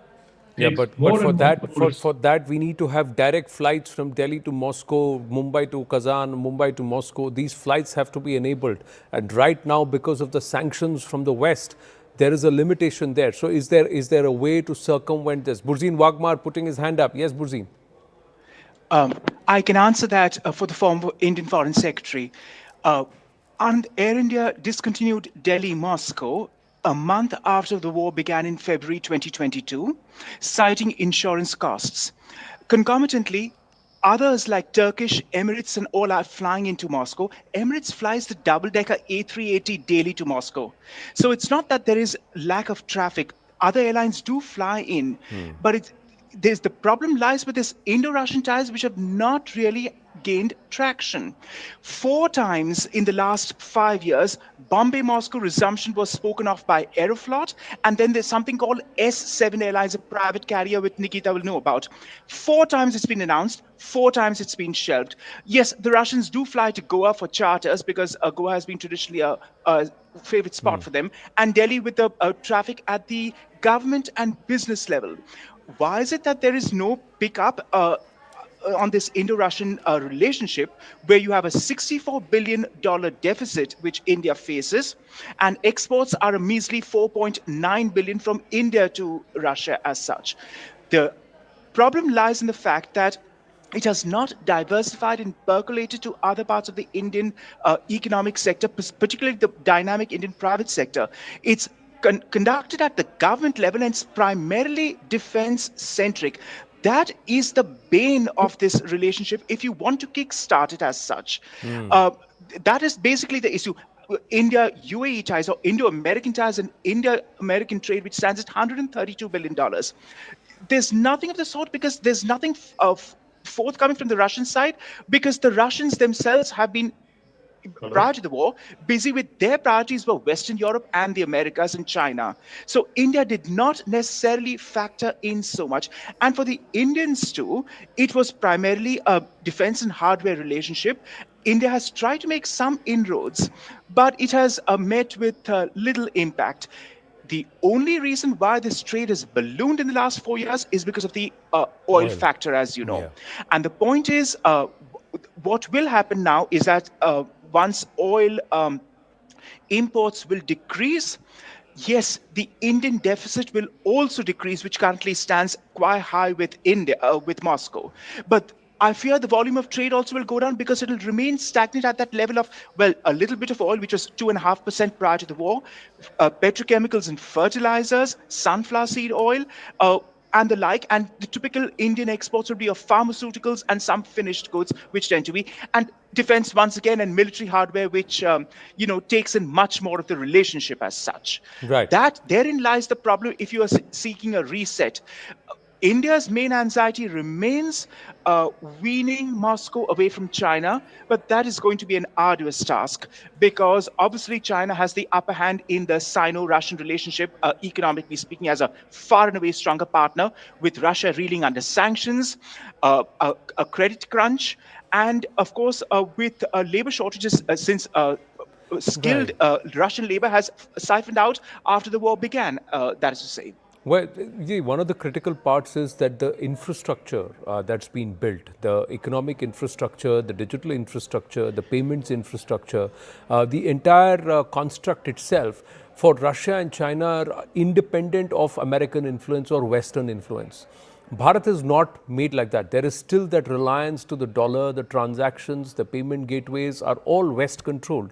Is it possible, Nikita Menkovich, and then Group Captain MJ Vinod and Ambassador Pinakaranjan Chakravarti, coming back to you on this, is it possible to work a mechanism where this not just rupee-ruble conversion, but the digital engagement of currency, exchange, there can be platforms that can be, de-dollarized platforms? Can there be gateways wherein supposing a Xander and a UPI collaborate? Is that possible, Nikita? Of course, yes. Because the international trade on the base of American dollar is extremely new thing. We started it only a few tens of years after the Second World War. Of course, we can and we should try another way to build international trade relations, because we see now situation is unacceptable. Dollar and American banks are used as a weapon against countries who try to run an independent policy. I think that Russia, India, and other countries should discuss how to run our trade without this. We should run our international bank and our independent trade organizations. Of course, we understand that United States and West try to isolate everyone who try to be a real free and independent country. But When you are trying to isolate world around you, building a wall, you are isolating yourself. That's what United States are doing now. So, if West like to be isolated from us, okay, we can live without them. The economy of European Union, the economy of United States are in crisis. They are falling down. And Russia and India make our business much better. So I think things will become more easier if we will start to ignore all this demand of United States, NATO, European countries. They may have their own opinion about everything, but we should not pay attention. It's not their business. It is our business, and it is our lives. Correct. For that mindset to shift, it's going to take some time. Group Captain MJ, Vinod, thank you for your patience. Yes, your word. Anand, firstly, thank you for having me over on such an important day. I look at it, Anand, as a hard-nosed strategic pit stop than anything. It's, of course, a photo speaks 1,000 words, and it is, someone said, the antacid sales have gone up, but nearly 50 to 60% of Indian legacy military hardware, Anand, is Russian origin, not from now, even from USSR days. Frontline S-400, we saw what it did in Opsandor. Nuclear submarine, BrahMos, they all are tied to Moscow. India-Russia trade, like Ambassador said, is about 60, 70 billion, some say 75 billion, which is largely on a discounted oil trade deficiency that we are talking about, our deficit we are talking about. But what we need to understand very clearly is that this huge trade imbalance, from the world side of import of crude, coal, defense hardware, can be offset a lot by the defense cooperation, like co-producing engines, co-producing missiles. In fact, Russia has already indicated that these engines and missiles and avionics and ammunition that will be produced in India can be exported to Russia for their use, and they woefully are short of this on the account of Ukraine-Russia war. So the more value add that India is going to do is here to stay. Indian factories, Indian jobs, Indian tax revenues are likely to go up. So this particular visit, from the defense point of view and from economic point of view, is very, very important. And re-export is something that I'm really, really excited about. Another thing I'm excited about, and that is going to happen on this route, is Chennai-Vladivostok trade route that is going to be re-energized, and connect that, Anand, with the Campbell Bay, area that Prime Minister talked about. So Campbell Bay has the potential to become, or even a bigger potential to become, Singapore, if we, manage that area well and bring up that infrastructure better than Singapore. So the Campbell Bay is also, a big focus that is going to be rising up as times to come. And more balanced, a technology-driven partnership rather than a buy-sell partnership is going to be this visit's focus. They're going to manufacture urea together. They're going to manufacture pharmaceuticals together. They're going to work towards training Indian seafarers and bring in more labor towards developing the seafaring or trade via the Arctic. So there are long-term plans that are being put in place. We're compelled to take a very short break here at this point. Stay with us, please.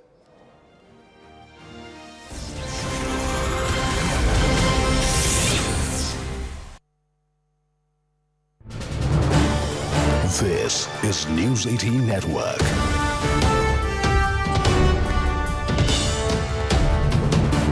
India's largest news network. That we're getting more updates. The DGCA has now relaxed the night duty norms for Indigo as well. One time, a conditional exemption has been given to stabilize the disrupted operations. My colleague Anvit had mentioned this a little while ago. 6 night landings are now allowed and night hours relaxed. The exemption is valid until February 10. Anvit is joining us for more on this. Yes, Anvit.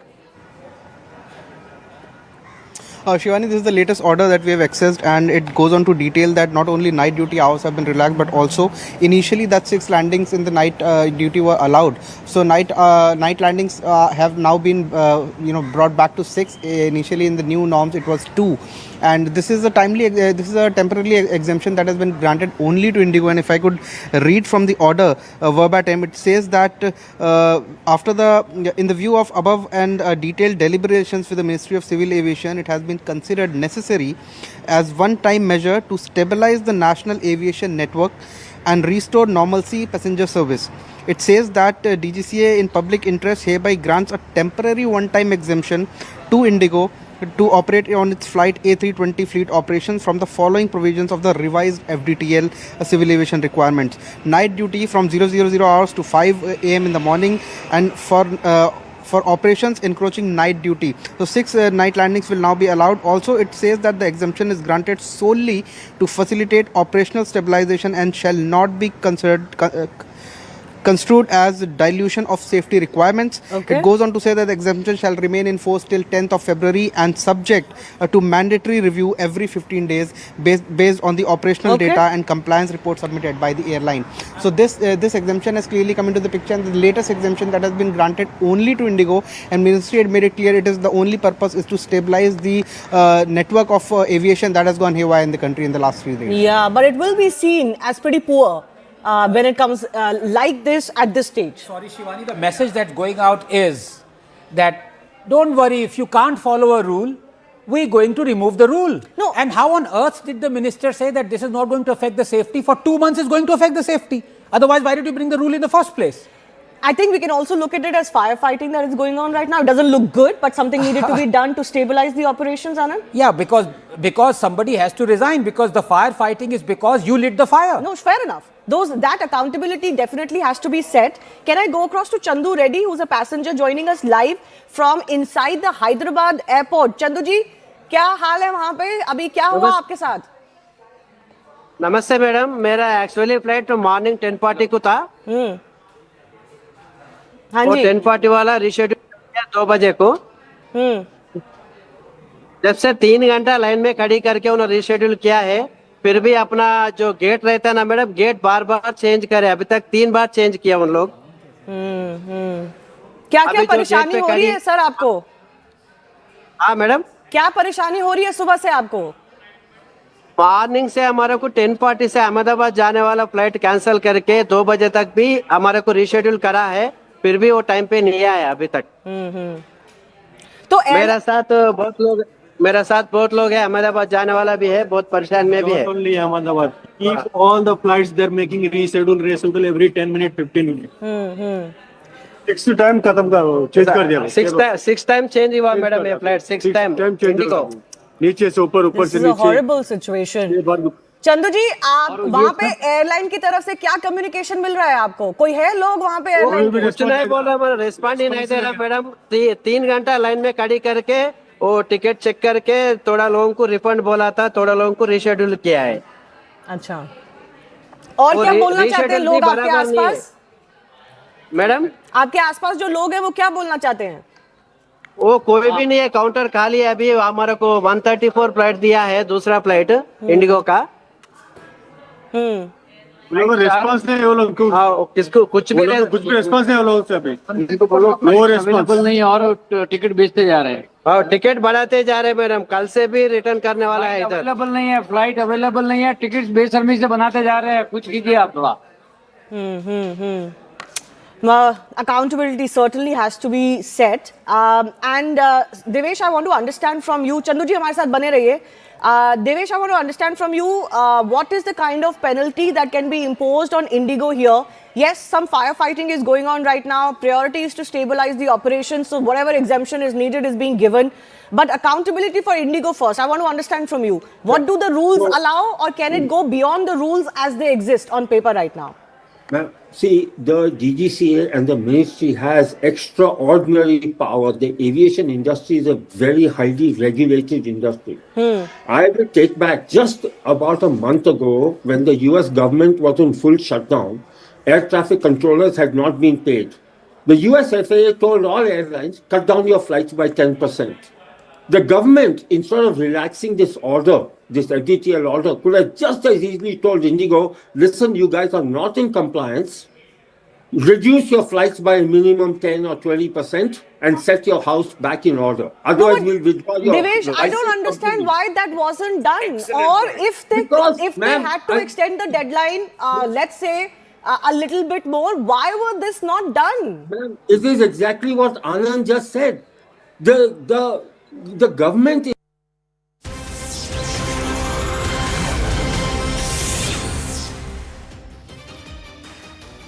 Back live, and the aviation regulator DGCA has rolled back its controversial rule that barred airlines from substituting crew rest days with leave. Civil Aviation Minister Ram Mohan Naidu met Home Minister Amit Shah and the Airports Authority of India officials, and the move is aimed at easing days of chaos and mounting delays. Now, with the rule gone, carriers can now use leave to stabilize rosters, but passengers are still bearing the brunt.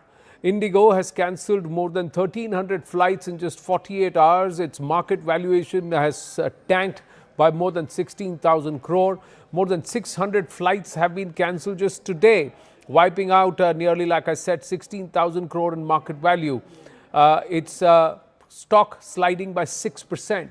Now, stranded travellers continue to crowd airports nationwide. The aviation minister has pulled up Indigo. The airline has said that it is offering refreshments, hotel stays, flight rebooking, luggage assistance and full refunds to affected customers. Now, here's the reality. Is this a greater corporate gain? Is Indigo trying to use rule convenience or convenience of flouting norms, and did it not up its own team of flight personnel over the last 2 years? Because Indigo bought time for 2 years despite court upholding implementation of flight duty time limitations in Jan 2024, and this was done in the interest of passenger safety, flight safety, because crew needed their adequate amount of rest. Now, the transition came into force in 2 phases. 1st of July 2025 and the 1st of November 2025. But Indigo lobbied for time till February 2026.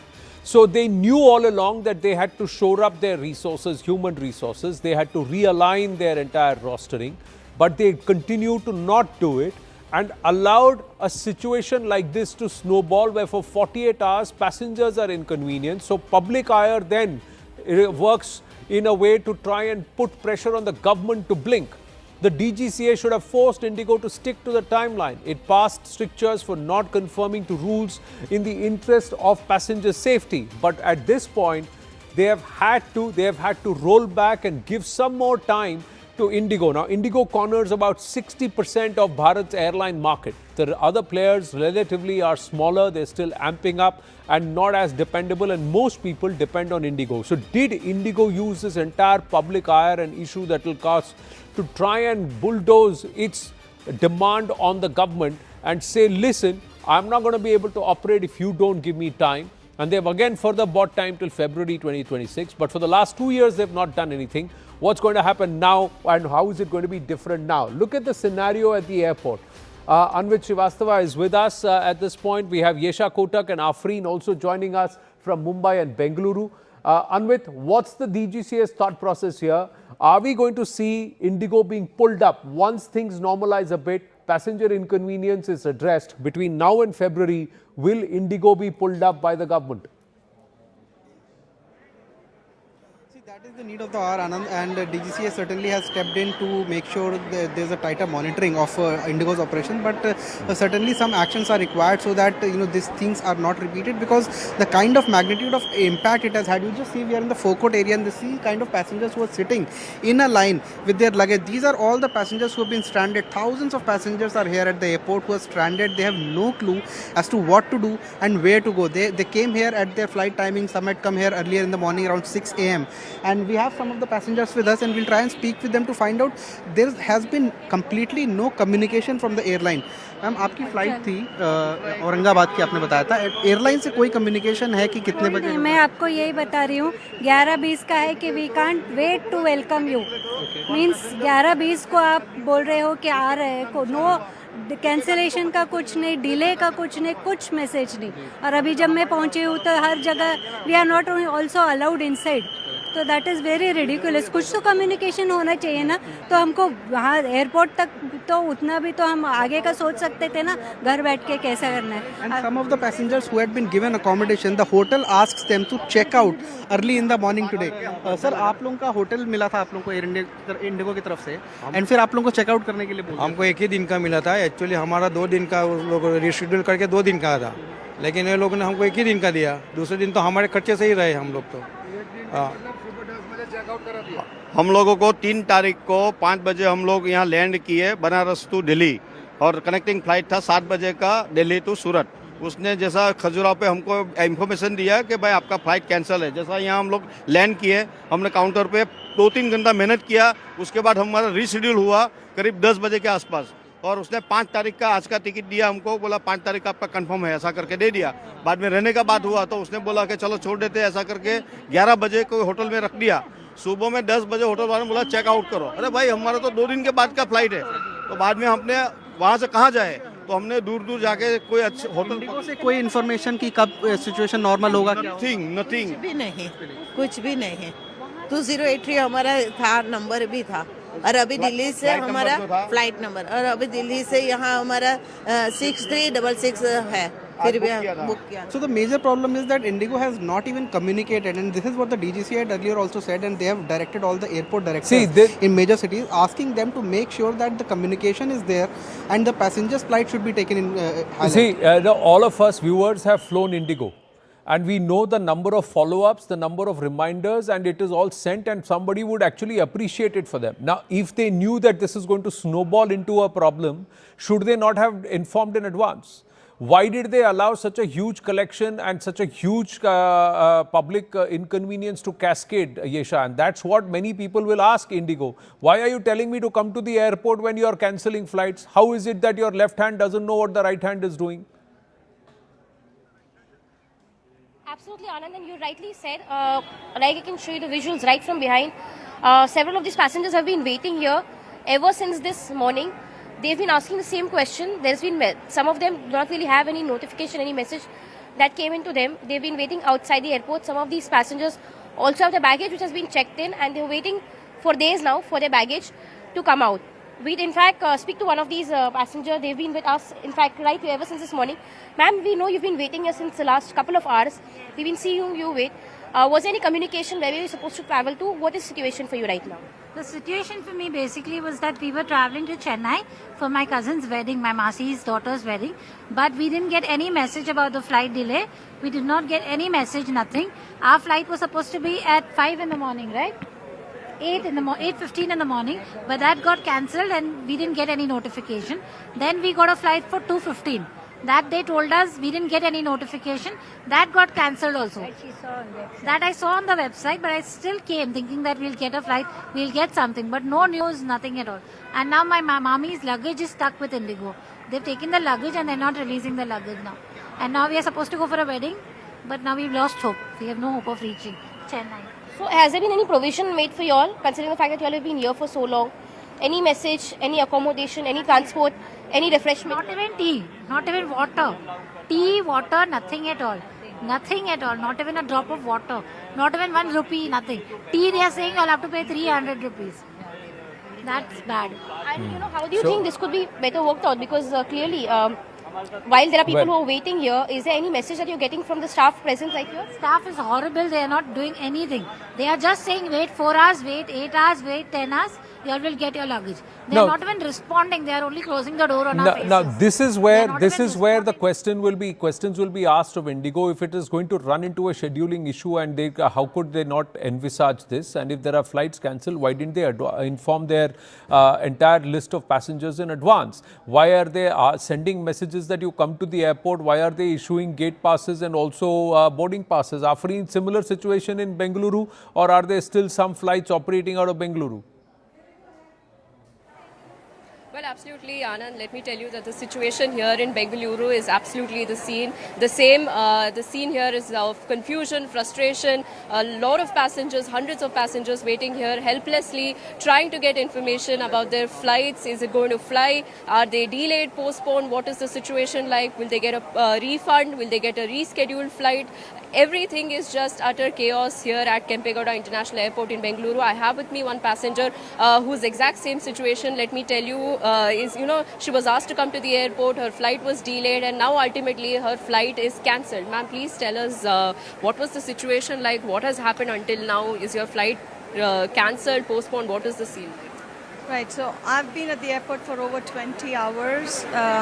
The thing is, Indigo was not cancelling the flights. There are no pilots to fly planes. The simplest thing for them to do is to announce and avoid this inconvenience for people, but they chose to keep the, reservations are still open. So if you even log in now, you'll be able to book a reservation on Indigo. People are coming to the flights. They are then, you see the line out here, they're all standing to reschedule their flights. So in the hope that they will reach the destination.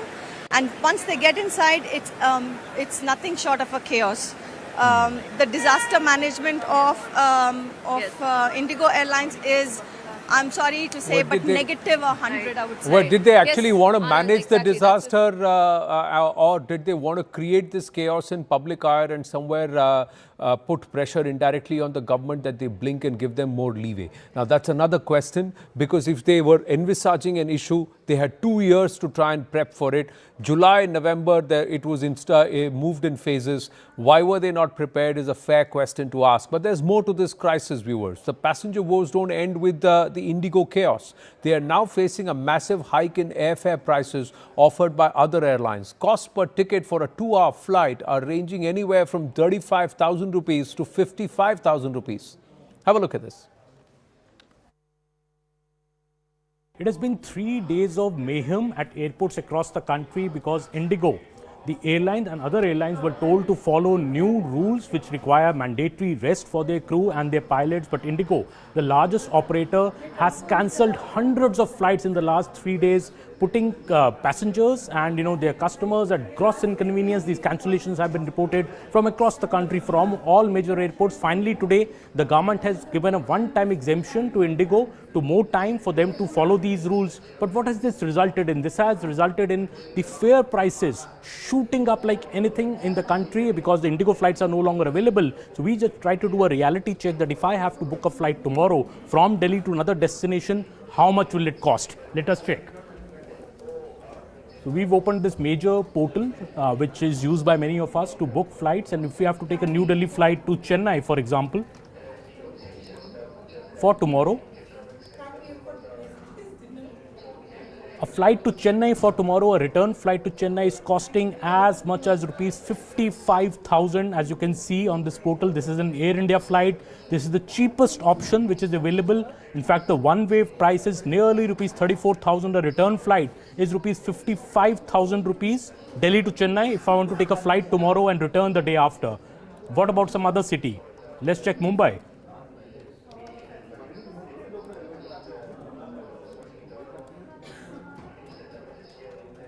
A Mumbai return flight is costing nearly rupees 45,000 rupees. This is if you pick an Air India Express flight, which is the cheapest right now. If you pick an Air India, it's even more expensive. For example, if I pick up an Air India flight for going and from returning from Mumbai today, tomorrow and day after, if I return, it costs me rupees 55,265 rupees. That is the cost of a flight to Mumbai from Delhi. Astronomical prices. This flight usually would be available on a return flight maybe 12 to 15,000 rupees, but today you can see the flight is costing as much as rupees 55,000. Let's check maybe another city, Kolkata.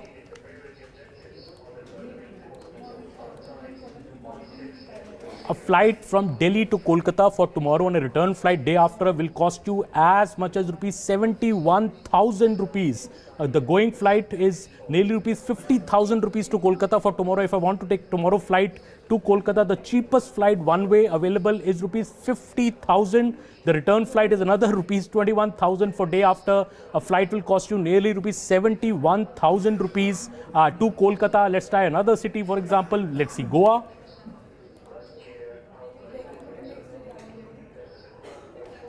Going to Goa also will cost you at least rupees 50,000 return flight for tomorrow and day after. So you can see all the major metros, be it going to Mumbai, be it going to Kolkata, be it going to Chennai, be it going to Goa, maybe any other city. If you see, all flights are costing nearly rupees 45,000 to 50,000, even rupees 70,000 a return flight. The government has been speaking about capping the cost of these flights, but right now if you see, if you have to book on a portal, because only Air India and SpiceJet flights are available, Indigo flights are not available for this weekend at all. That is why you see the astronomical prices are going. And who is suffering? It is the consumer who is suffering, first through cancellations through Indigo, and if you want to fly, you will have to cough up these huge amounts.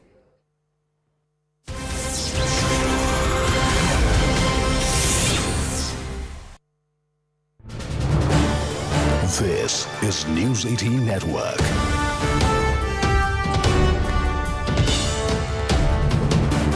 India's largest news network. That we're getting more updates. The DGCA has now relaxed the night duty norms for Indigo as well.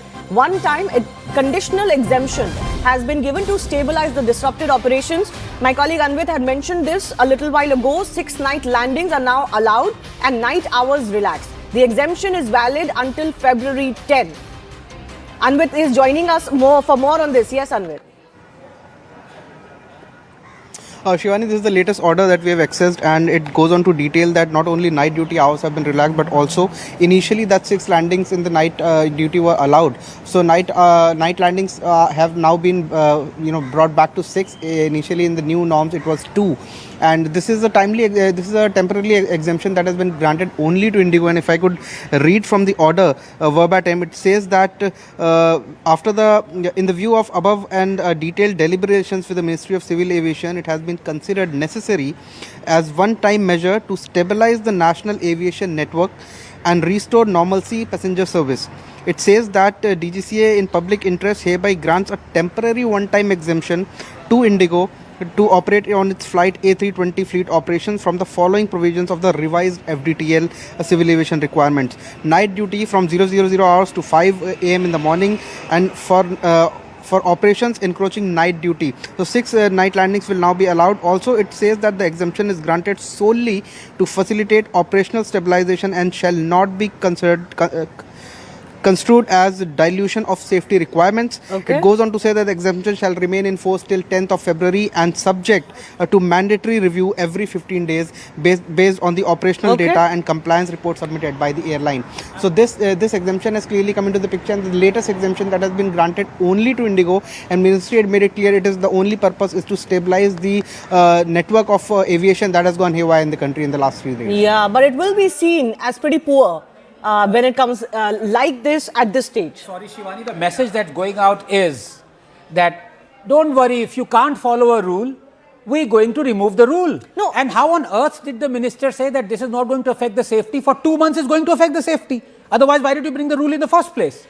I think we can also look at it as firefighting that is going on right now. It doesn't look good, but something needed to be done to stabilize the operations, Anand. Yeah, because somebody has to resign, because the firefighting is because you lit the fire. No, fair enough. That accountability definitely has to be set. Can I go across to Chandu Reddy, who's a passenger joining us live from inside the Hyderabad airport? Chandu ji, क्या हाल है वहाँ पे? अभी क्या हुआ आपके साथ? नमस्ते मैडम, मेरा एक्चुअली फ्लाइट मॉर्निंग 10:40 को था। हाँ वो जी। 10:40 वाला रिशेड्यूल किया 2 बजे को। जब से 3 घंटा लाइन में खड़ी करके उन्होंने रिशेड्यूल किया है, फिर भी अपना जो गेट रहता है ना मैडम, गेट बार बार चेंज करे। अभी तक 3 बार चेंज किया उन लोग। क्या क्या परेशानी हो रही है सर आपको? हाँ मैडम, क्या परेशानी हो रही है सुबह से आपको? मॉर्निंग से हमारे को 10:40 से अहमदाबाद जाने वाला फ्लाइट कैंसिल करके 2 बजे तक भी हमारे को रिशेड्यूल करा है, फिर भी वो टाइम पे नहीं आया अभी तक। तो मेरे साथ बहुत लोग हैं, अहमदाबाद जाने वाला भी है, बहुत परेशान में भी है। Only Ahmedabad. Keep all the flights they're making reschedule every 10 minutes, 15 minutes. 6 time खत्म करो, चेंज कर दिया। 6 टाइम चेंज हुआ मैडम ये फ्लाइट, 6 टाइम चेंज हो। नीचे से ऊपर, ऊपर से नीचे। Horrible situation. चंदू जी, आप वहाँ पे एयरलाइन की तरफ से क्या कम्युनिकेशन मिल रहा है आपको? कोई है लोग वहाँ पे एयरलाइन? कुछ नहीं बोल रहा, मेरा रिस्पॉन्ड ही नहीं दे रहा मैडम। 3 घंटा लाइन में खड़ी करके वो टिकट चेक करके थोड़ा लोगों को रिफंड बोला था, थोड़ा लोगों को रीशेड्यूल किया है। अच्छा, और क्या बोलना चाहते हैं लोग आपके आसपास? मैडम, आपके आसपास जो लोग हैं वो क्या बोलना चाहते हैं? वो कोई भी नहीं है, काउंटर खाली है। अभी हमारे को 134 फ्लाइट दिया है, दूसरा फ्लाइट इंडिगो का। रेस्पॉन्स नहीं है वो लोग, किसको कुछ भी रेस्पॉन्स नहीं है वो लोगों से अभी। अवेलेबल नहीं और टिकट बेचते जा रहे हैं। हाँ, टिकट बढ़ाते जा रहे हैं मैडम, कल से भी रिटर्न करने वाला है इधर। अवेलेबल नहीं है, फ्लाइट अवेलेबल नहीं है, टिकट बेशर्मी से बनाते जा रहे हैं। कुछ कीजिए आप थोड़ा। Accountability certainly has to be set. And Devesh, I want to understand from you. Chandu ji हमारे साथ बने रहिए. Devesh, I want to understand from you what is the kind of penalty that can be imposed on Indigo here. Yes, some firefighting is going on right now. Priority is to stabilize the operation, so whatever exemption is needed is being given. But accountability for Indigo first. I want to understand from you. What do the rules allow, or can it go beyond the rules as they exist on paper right now? See, the DGCA and the ministry has extraordinary power. The aviation industry is a very highly regulated industry. I will take back just about a month ago when the US government was in full shutdown, air traffic controllers had not been paid. The US FAA told all airlines, cut down your flights by 10%. The government, instead of relaxing this order, this editorial order, could have just as easily told Indigo, listen, you guys are not in compliance, reduce your flights by a minimum 10 or 20% and set your house back in order. Otherwise, we'll withdraw your Devesh, I don't understand why that wasn't done. Or if they had to extend the deadline, let's say, a little bit more, why was this not done?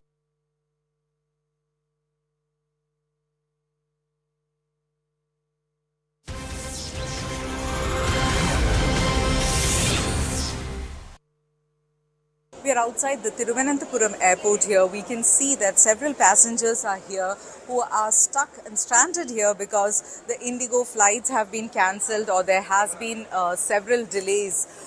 At least 2 flights of arrivals and 2 of departure has been cancelled. This family has to go to Raipur, but their flights have been cancelled, and they are saying that there is no alternate arrangements also so far.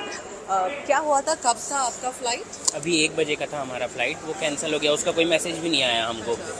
और अभी वो बोल रहे हैं कि sir अभी just हुआ है कैंसिल, मैसेज भेजने का भी हमारे पास टाइम नहीं है। और फिर बेंगलोर वाली फ़्लाइट भी कैंसिल हो गई, कल के लिए कुछ अल्टरनेट भी नहीं बता रहे हैं। आप यहाँ पर स्टक है क्या? आप कोई ट्रिप के लिए आया था या? ट्रिप के लिए आए थे, हमारा आज आखिरी डेट है ट्रिप का, और हमको आज रायपुर पहुँचना है, परसों से ऑफिस है हमारा। Before 1 hour we got a cancellation mail that our flight got cancelled and we have to go to again back to Hyderabad. And when we went to the counter and asked them, they were not giving any response only. I did not face this kind of problem with other airlines, for example Air India, Air Vistara. Actually, Sabrimala devotees who had come in from Hyderabad to have the darshan at Sabrimala temple, and then a family from Raipur who came for vacation to Kerala. They had to go back tomorrow and get back to school. The child has to get back to school and they have to go back to office. But they are stuck here with no idea as to what to do. How are they going to get back to their home? So this is the situation that we are witnessing in Thiruvananthapuram. While the FATL roster was supposed to be put into place, Indigo has claimed that they were not really prepared for this and have asked extension until February 10th. As a result of which, there are several thousands of passengers which are stuck here at Mumbai airport. In fact, this is not the case only at Mumbai airport, but at several other airports as well. Like you see, there are long queues outside the Indigo counter at the Mumbai airport's Terminal 1, it's a domestic terminal. So far, details speak about the fact that there are 2,200 flights that Indigo flies across the country, which is why it's the worst affected right now. Several passengers are stranded here, some claiming that their bags, they are not able to claim their baggage. Some stating their flights have been cancelled indefinitely for the last couple of days. We speak to some of them and try and understand what the situation is like. So you've been waiting here for quite some time. Tell us, where were you supposed to head to? For how long has your flight been delayed? So I had a flight from Mumbai to Bhopal, and today morning I was informed that the flight has been cancelled. So first of all, there has been no clear communication regarding which flight has been cancelled. So I had a flight tomorrow morning as well to Delhi. So there was no clarity whether the flight that was cancelled was for today or tomorrow. and there has been like Indigo app is also not working, so that passengers are like left stranded without any clear communication. Considering you're looking for flights, is this cancellation by Indigo also affecting other flights? The fares for other flights? Yes, so the prices are like 4 to 5 times the usual. So I don't think people would be able to book at the last moment and would have to delay their plans.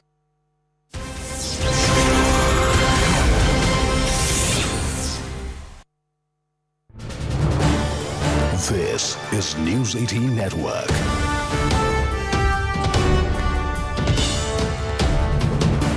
India's largest news network. That we're getting more updates. The DGCA has now relaxed the night duty norms for Indigo as well. One time, a conditional exemption has been given to stabilize the disrupted operations. My colleague Anvit had mentioned this a little while ago. 6 night landings are now allowed and night hours relaxed. The exemption is valid until February 10. Anvit is joining us for more on this. Yes, Anvit. Shivani, this is the latest order that we have accessed, and it goes on to detail that not only night duty hours have been relaxed, but also initially that 6 landings in the night duty were allowed. So night landings have now been brought back to 6. Initially in the new norms it was 2. And this is a temporary exemption that has been granted only to Indigo. And if I could read from the order verbatim, it says that in the view of above and detailed deliberations with the Ministry of Civil Aviation, it has been considered necessary as one-time measure to stabilize the national aviation network and restore normalcy passenger service. It says that DGCA in public interest hereby grants a temporary one-time exemption to Indigo to operate on its flight A320 fleet operations from the following provisions of the revised FDTL civil aviation requirements. Night duty from 000 hours to 5 a.m. in the morning, and for operations encroaching night duty. So 6 night landings will now be allowed. Also, it says that the exemption is granted solely to facilitate operational stabilization and shall not be construed as dilution of safety requirements. Okay. It goes on to say that the exemption shall remain in force till 10th of February and subject to mandatory review every 15 days based on the operational data and compliance report submitted by the airline. So this exemption has clearly come into the picture, and the latest exemption that has been granted only to Indigo, and Ministry had made it clear it is the only purpose is to stabilize the network of aviation that has gone haywire in the country in the last 3 days. Yeah, but it will be seen as pretty poor when it comes like this at this stage. Sorry, Shivani, the message that's going out is that don't worry, if you can't follow a rule, we're going to remove the rule. No. And how on earth did the minister say that this is not going to affect the safety? For 2 months it's going to affect the safety. Otherwise, why did you bring the rule in the first place?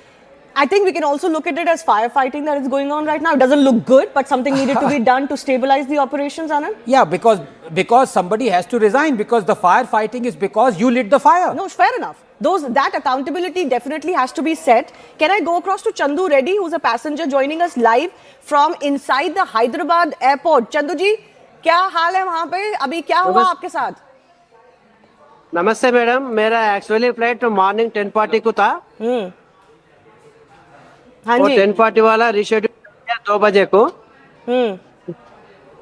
जब से 3 घंटा line में खड़ी करके उन्होंने reschedule किया है, फिर भी अपना जो गेट रहता है ना मैडम, गेट बार बार चेंज करे। अभी तक 3 बार चेंज किया उन लोग। क्या परेशानी हो रही है सर आपको? हाँ मैडम, क्या परेशानी हो रही है सुबह से आपको? मॉर्निंग से हमारे को 10:40 से अहमदाबाद जाने वाला फ्लाइट कैंसिल करके 2 बजे तक भी हमारे को रिशेड्यूल करा है, फिर भी वो टाइम पे नहीं आया अभी तक। तो मेरे साथ बहुत लोग हैं, अहमदाबाद जाने वाला भी है, बहुत परेशान में भी है। Only Ahmedabad. Keep all the flights they're making reschedule every 10 minutes, 15 minutes. 6 time खत्म करो, चेंज कर दिया। 6 टाइम चेंज हुआ मैडम ये फ्लाइट, 6 टाइम चेंज हो। नीचे से ऊपर, ऊपर से नीचे। Horrible situation. चंदू जी, आप वहाँ पे एयरलाइन की तरफ से क्या कम्युनिकेशन मिल रहा है आपको? कोई है लोग वहाँ पे एयरलाइन? कुछ नहीं बोल रहा, रेस्पॉन्ड ही नहीं दे रहा मैडम। 3 घंटा लाइन में खड़ी करके वो ticket check.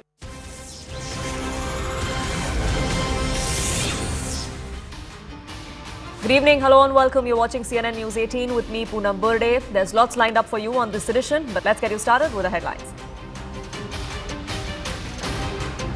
In a joint statement, Prime Minister Modi and President Putin reaffirm strengthening and deepening of ties between India and Russia. Prime Minister Modi reiterates India's stance amid war in Ukraine, says India is not neutral. It has always supported a peaceful resolution. For the first time, Vladimir Putin too says will fight for a peaceful agreement soon. Russia and India strengthen diplomatic ties. Both nations signed several key MOUs and agreements.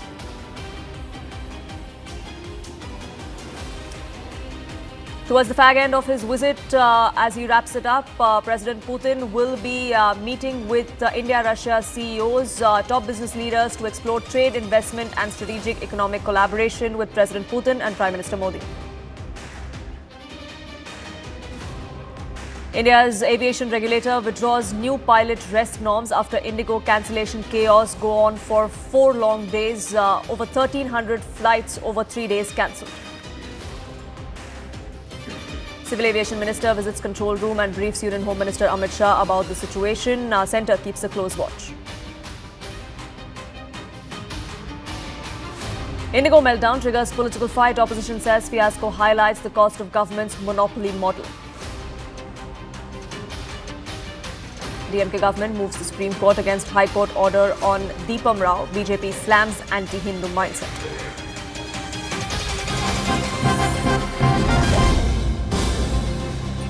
We have some breaking news that's coming in on this broadcast. Congress sources now revealed to CNN News 18 that leaders of opposition in Lok Sabha and Rajya Sabha, Rahul Gandhi and Mallikarjun Kharge, have not been called for the presidential banquet that's being hosted for President Putin before he wraps up his India visit later tonight. But sources are suggesting that Shashi Tharoor, Congress Member of Parliament, a former diplomat, former Union Minister, he has received the invitation for this particular banquet dinner that is going to be hosted by President Draupadi Murmu for her Russian counterpart. Pallavi, my colleague, now joins us, getting us more details. Pallavi, this is something that Rahul Gandhi has been saying since yesterday, that he's been blocked from meeting Vladimir Putin. But it's interesting that even though the leaders of opposition in both houses of parliament have not received the invite, Shashi Tharoor has. Well, first of all, this is a Congress claim. The Congress claims that both the LOPs, which is Mr. Kharge, who's the LOP in Rajya Sabha, and Rahul Gandhi, who's the LOP in Lok Sabha, both of them have not been extended an invite for the presidential banquet. And you're absolutely right, Poonam, this comes on the heels of Rahul Gandhi's big allegation yesterday that the government does not want him to meet up with visiting dignitaries, either when the dignitaries are visiting our country or when he's visiting abroad. It's the government which is insecure and wants to keep him away. Now, I'm going to have to wait for the Rashtrapati Bhavan to come out with some kind of a reason if it's true that the LOPs have not been invited. But the Congress claims essentially is going to be in sync with their demand that this government is indulging in political witch hunt. Yes, Shashi Tharoor has been invited, but he was a leader of a delegation. Just recently, he was part of a documentary series talking about India's history on Russian television. He's also got expertise as having been a part of the UN, and also someone who is actively engaged as far as diplomacy with Russia is concerned. It is in that standing that he had been invited. But we also know there's no love lost really between the Congress and Shashi Tharoor. And in fact, Mr. Tharoor has often been engaged on many points in favor of the government or in favor of the BJP, whether it was an Operation Sindoor, or the multiple other issues. He's also not been seen by the side of the Congress protests inside Parliament as well. This is going to go one more step ahead in leading to Tharoor's disengagement with the Congress party, and the Congress also accusing the government of political witch hunt on selecting who they want to invite and who they don't want to. Absolutely, but given the kind of relationship that Shashi Tharoor and the rest of the party share, this is going to create further friction among them, perhaps, if what the Congress sources have revealed to us is indeed true. For the moment though, Pallavi, thank you so much for getting us the latest. Shifting focus to the big story that we've been tracking here on CNN News 18 for the last 4 days, because that is how long this entire mess, this chaos, meltdown of Indigo, the budget airline of India, the most popular airline as many would say, has been facing. There have been severe delays, cancellations, there has been complete despair for all those passengers who've been stranded for hours together at airports across the country. Finally, after 4 long days, today the centre has stepped in. The aviation regulator, the DGCA, has rolled back its order that barred airlines from substituting crew rest days with leave. Civil Aviation Minister Ram Mohan Naidu met with Union Home Minister earlier today. He met with several airport authorities officials as well. This move is now aimed at easing days of chaos and mounting delays.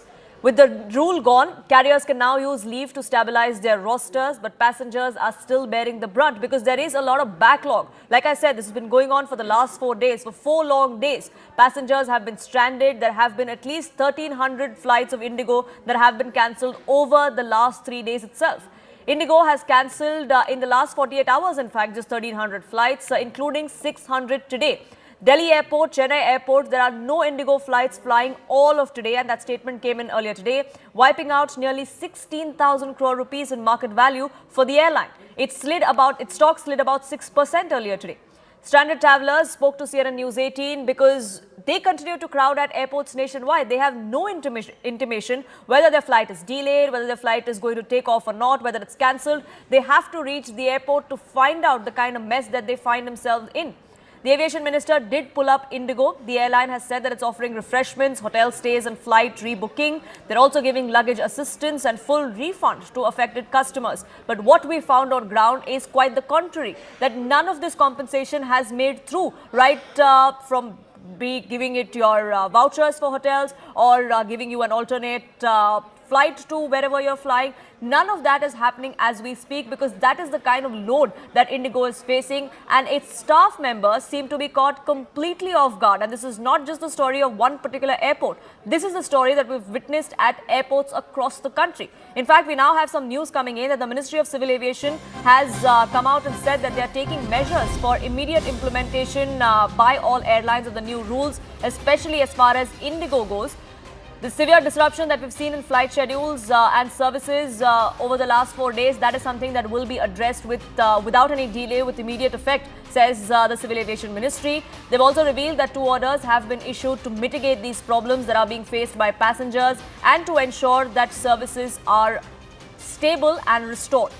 Payal, my colleague, now joins us, getting us more details. Payal, what more can you tell us? The Civil Aviation Ministry has now stepped in, but many of those passengers who have been caught in the midst of this for the last 72 hours or more, they say it's little too late.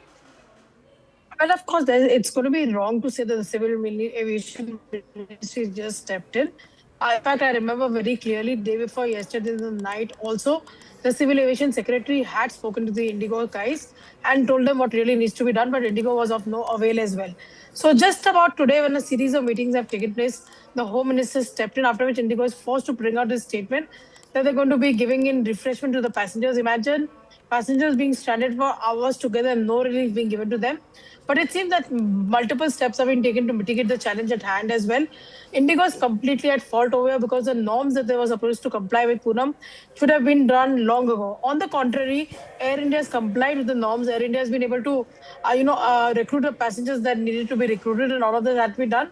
But Indigo was completely caught off guard as well. So what is the brazenness with which Indigo is really working? That's the question that everybody seems to be asking. But right now, the priority of the government over here, it's a whole of government approach, is to make sure that maximum passengers get their relief, get their issues sorted out, because passengers could be young, old, or stranded at the airport for hours together. And the worst part was that there was no information given to them whether their flight would fly, whether it would not fly, because once you get inside the airport, Poonam, you're going to be helpless, because to get out from there is also one big long procedure.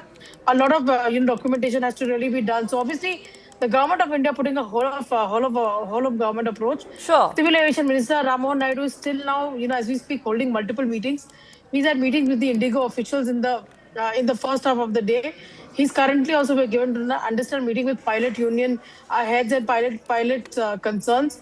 He's also meeting with DGCA officials to see how best we can mitigate this challenge. Of course, what has happened is extremely sad. Passengers have been stranded for hours together, but the government of India is trying to see what they can best do to help out the passengers. Is that the reason why this one-time exception or exemption has been made for Indigo? Because all other airlines seem to have been complying. There was enough time for Indigo to comply as well, and yet they've managed to buy some more time with another 2-month extension. Look, what my sources in the government are saying, that Indigo won't be allowed to get away with this. This is actually criminal in nature, given the fact that you're putting so many passengers at risk. There could be medical emergencies that people could have really had. They would have needed to go to a certain destination, and Indigo has been claiming that they are the fastest airline. They've been claiming that they're the most professional airline as well. But, what one has seen is completely unfortunate. Like I said, the challenge at hand right now for the government of India is to make sure that maximum passengers are able to reach their destination, in no time, and probably the delay can be now curtailed. So that is the approach, but it would be wrong to say that Indigo has got a big relief. They haven't. This is just to mitigate the challenge right now, and I'm given to understand that Indigo will be pulled up because, like any other airline, they got the time that they needed to recruit more people, but they have not been able to do that, and they've chosen not to do that, whatever the reason really be. But the fact remains that they did not recruit or did not begin the recruitment drive till about a week or something ago. In fact, on the day on which, there was a big challenge, many of the pilots were seen going and applying for interviews in other airlines as well. So all of this is going to be, taken up very, very sternly by the government, because the Prime Minister's policy has been very, very clear that, people and people's interests come first. So obviously that is something which is going to be of utmost importance. And that's the reason the Home Minister has also stepped in. Right, Payal, thank you so much for getting us the latest on that front. My other colleagues also joining us on this broadcast. Anvit, I believe, is at the Delhi airport. Yasha will be joining us from the Mumbai airport as well. What's the situation like? These rules have now been changed, Anvit, but it's going to take a long time for all that backlog to be cleared for Indigo to actually get its act together.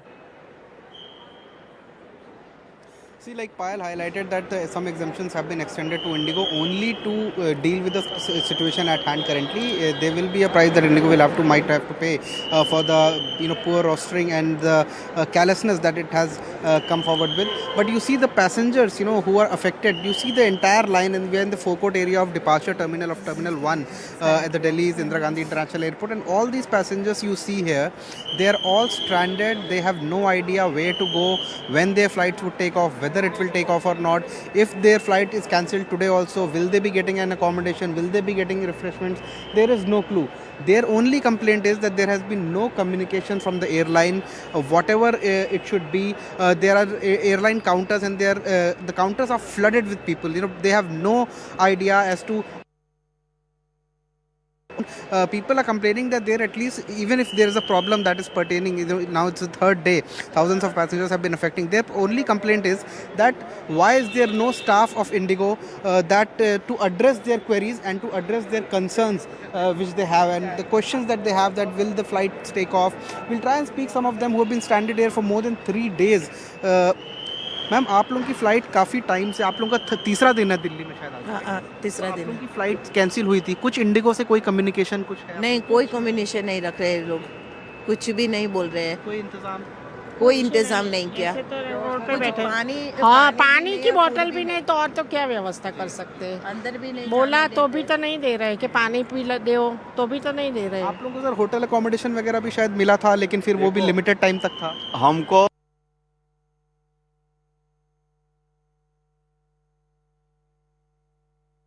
से phone आ गया कि आपका checkout करना है, जबकि हमने बोला कि हमारा फ्लाइट तो 5 दिसंबर को है, तो बोला नहीं, हमारे तो एक ही दिन आपके लिए है, आपको आउट होना पड़ा। बाद में हमने जैसे वैसे कहीं से होटल कितना महंगा लिया और बाद में रुके रीशेड्यूल किया था। आज का फ्लाइट था, इसलिए हम लोग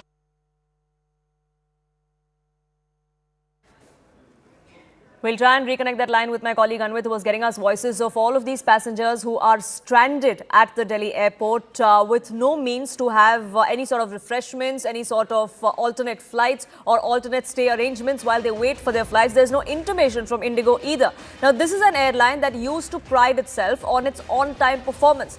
If any of you have travelled on an Indigo flight like I have, a lot of those announcements always spoke about how Indigo was always on time or even before time. And that's something that has now taken a hit because of the kind of roster issues that we've seen. As far as the last few months is concerned, that performance has only fallen further. June, it was at about 86%. July was 91%. August was at 90%. September was at 87%. Then came the problem. October was fine. That was when we had several festivals like Dussehra and Diwali. 84% on-time performance by Indigo and its flights. But November is where the problem began. From 80s or 90%, it suddenly dropped to about 68%. And December, 5 days of this particular month, it has been at an abysmal 20%.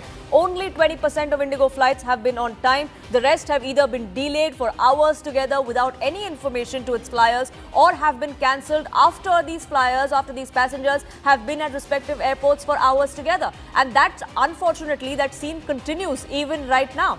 Yasha, my colleague, is with us and she's at the Mumbai airport. Yasha, you've been there since morning. You've spoken with several passengers there too. What's the kind of situation now? Is it still as bad as it was? Absolutely. When we speak of Mumbai airport, of course, we've been here since this morning, and several passengers, hundreds of them, have been here ever since this morning along with us. One such passenger is present here. Sir, please tell us, what time was your flight? What is the situation right now? Have you come out from inside, or you were waiting outside at the Indigo counter?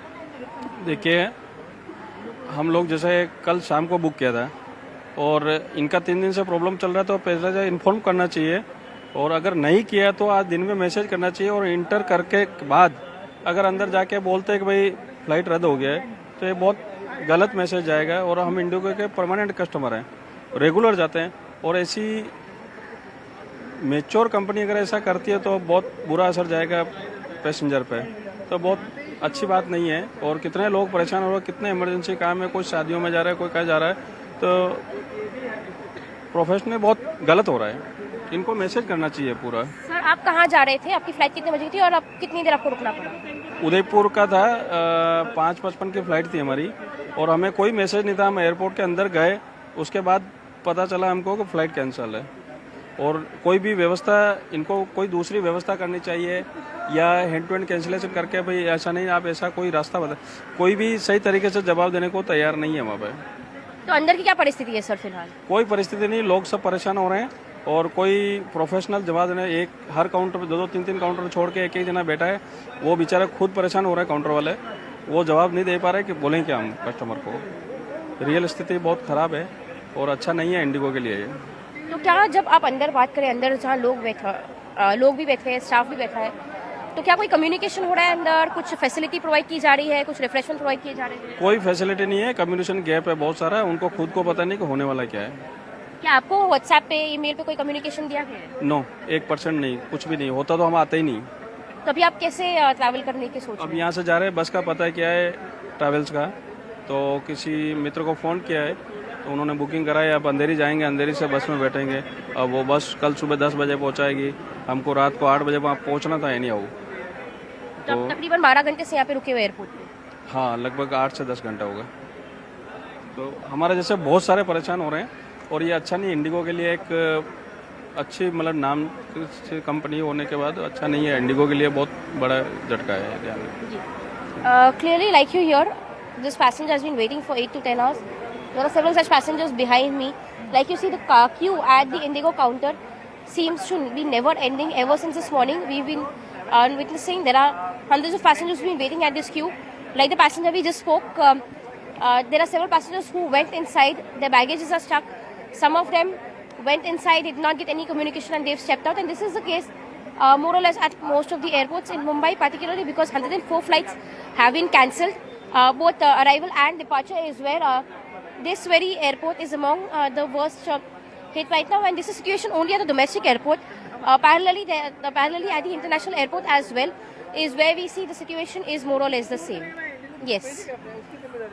Unfortunately, not much has changed, and it will take some time. Hopefully, the sooner the better, that the kind of backlog that Indigo has, that is cleared, that the kind of domino effect it has had on other flights and delays that have been caused for other airlines as well, all of that is mitigated at the earliest. Anvit and Yasha, do stay on with us, because we'll talk about why exactly this has been happening. But my colleagues have been reporting since this morning from the respective cities, from their respective airports, getting us a sense of how bad exactly the situation has been. Take a look at some of these reports.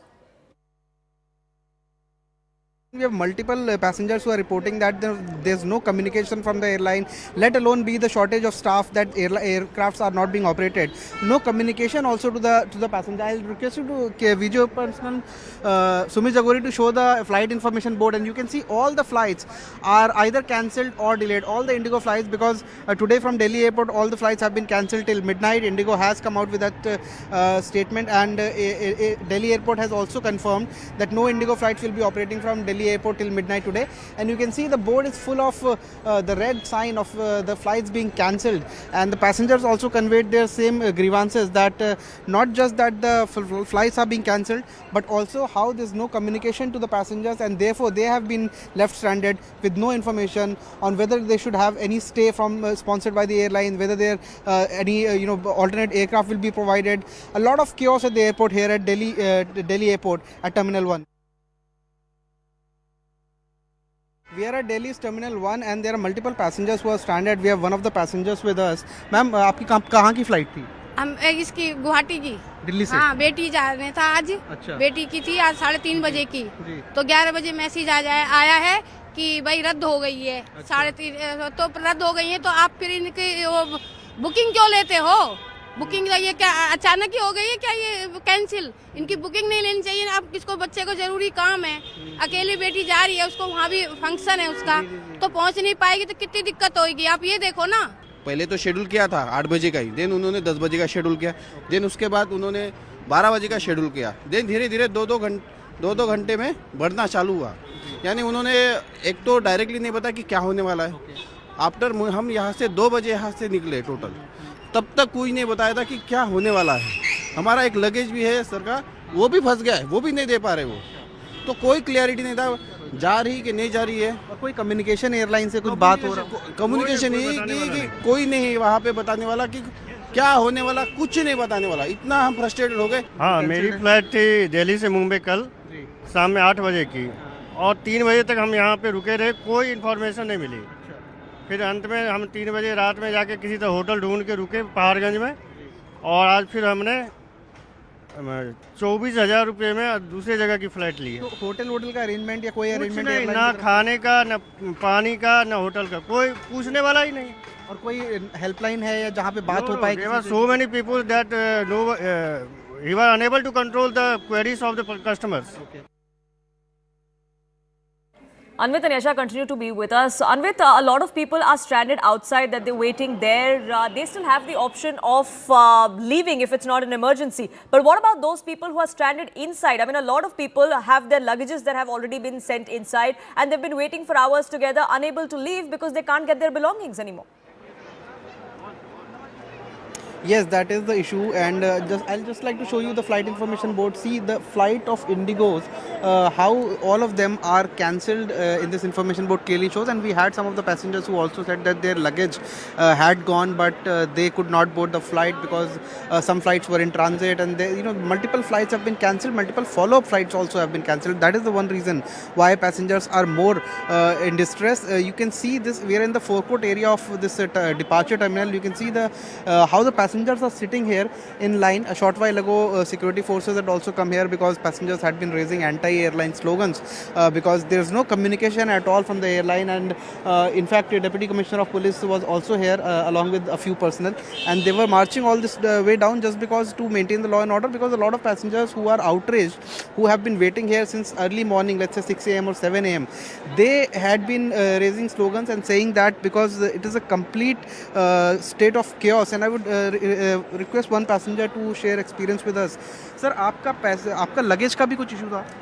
Luggage तो दिया ही नहीं, हमने कितनी बार बोला अंदर, हम आए 3 तारीख को आए हम, तो लगेज बोला तो लगेज तो दिया ही नहीं, बोला वो आ जाएगा आपका रिशेड्यूल हुआ है वहाँ आ जाएगा, और हमने वेट किया, हम लगेज लेके जाते, बोला कि अभी तो उधर वो टर्मिनल पे पहुँच गया है, अभी वहाँ हमारे पास आदमी नहीं है, हमारे पास वो कोई है ही नहीं करने के लिए, फिर हम कहाँ तक वहाँ वेट करता। फिर कोई इंडिगो से कोई information?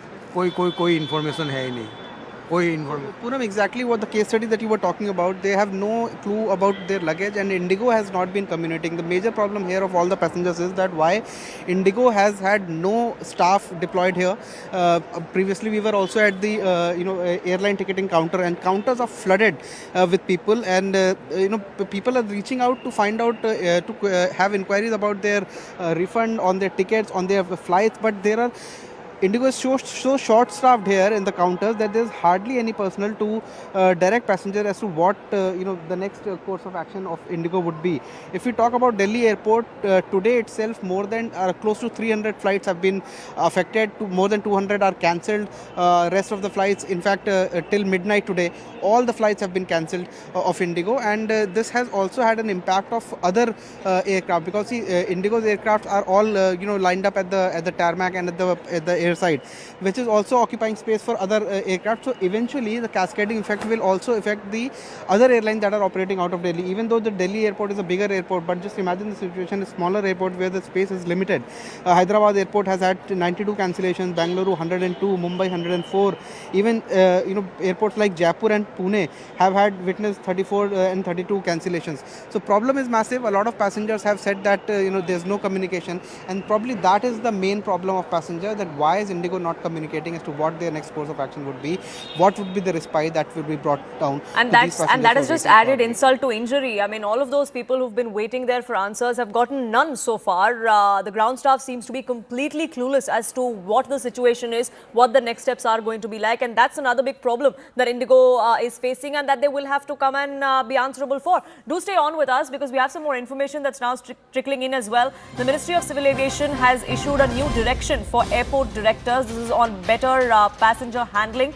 We are given to understand that this new diktat has come to the fore after these kind of videos that went viral over the last few days of passengers that were stranded across airports in the country. All of these videos, remember, have been going viral on social media. There have been protests against this poor management by Indigo, against all airlines. There were kind of slogans that were raised at different airports across the country as well, which is why this new directive has now come in from the Ministry of Civil Aviation. And Anvit continues to be with us, getting us more details. Anvit, what is it that the ministry has asked these airport directors to do now?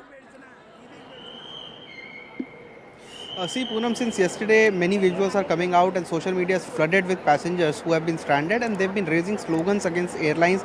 They've been demanding some accountability, and they've been demanding answers to what's happening. We saw this on the very first day, 3 days ago from now, a flight from Delhi to Rajkot was delayed by more than 6 hours, and then it was cancelled. It was right outside the Terminal 1D where we are standing right now that the group of passengers had raised slogans. And a short while ago, even today, you see here the Deputy Commissioner of Police is taking a meeting. It is all because a big group of passengers were raising slogans against the airline, and now ministry has stepped in and they have directed airport directors. Every airport has a director to manage the operations, and they have directed all the airport directors to make sure that and this has happened after the visuals of stranded passengers have flooded social media, and their protest videos have gone viral, and they have been directed to continuously monitor the situation and also the airport operations, Indigo's operations at their particular airport, their respective airports. All stranded passengers, it has been said that must be extended all required support. Short while ago when we spoke with the passenger, they said that there's hardly any support, be it refreshment, be it accommodation, or be it any communication from the airline. Also, ministry has said that special emphasis should be given on passenger handling arrangements and timely communication during delays and cancellation, which is the need of the hour. And that is the reason why MOCA has ensured that proper coordination should be there between not just the ATC and airlines, but also between the ground handling agencies, which are directly dealing with the passengers, just to bring some respite to the passengers who have been waiting for hours for any single update on their flight. We do hope that the situation changes and changes for the better sooner than later. We do hope that Indigo does get its act together so that we do not see this kind of despair and despondence that we've seen across airports across the country, especially as we head into vacation season, so to say, where the traffic is only going to get higher at every single one of these airports. Anvit and Yasha, for the moment, thank you so much for getting us the latest on that front. Let's listen into some more reactions that have poured in. Must be seeing the mess of Indigo. What would you want to say about that? Is it a case of monopoly? No, I think it's, you can't talk about monopoly because anybody, so you can start an airline tomorrow. Anyone can start an airline if they have the money. The problem is that they have been given time. The DGCA didn't suddenly spring this upon them overnight. They gave, I believe, 2 years warning to the airlines that this is going to be the new system that will be followed. Now, when you have 2 years time to prepare and you don't prepare, whose fault is it? Were you planning to go to Thiruvananthapuram? I am going to Thiruvananthapuram on Air India. It is a matter of serious concern. Passengers are affected. Hundreds of flights have gotten cancelled. Even yesterday, the Minister of Civil Aviation has held detailed meetings with the Indigo leadership. We are very confident that there will be a resolution to this impasse.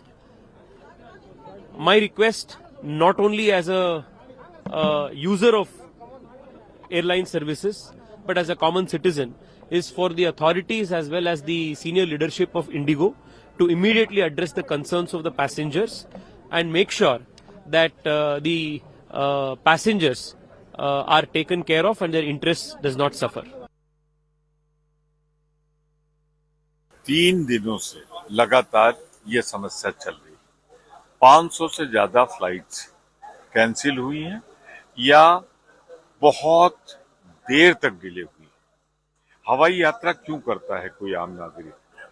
कम समय में पहुंचना चाहता है। अगर delay हो गया तो उसका तो मतलब ही नहीं रहा। फिर मीटिंग फिक्स होती है उसकी डेस्टिनेशन, कुछ कार्य करना होता है, वो भी सफर करता है।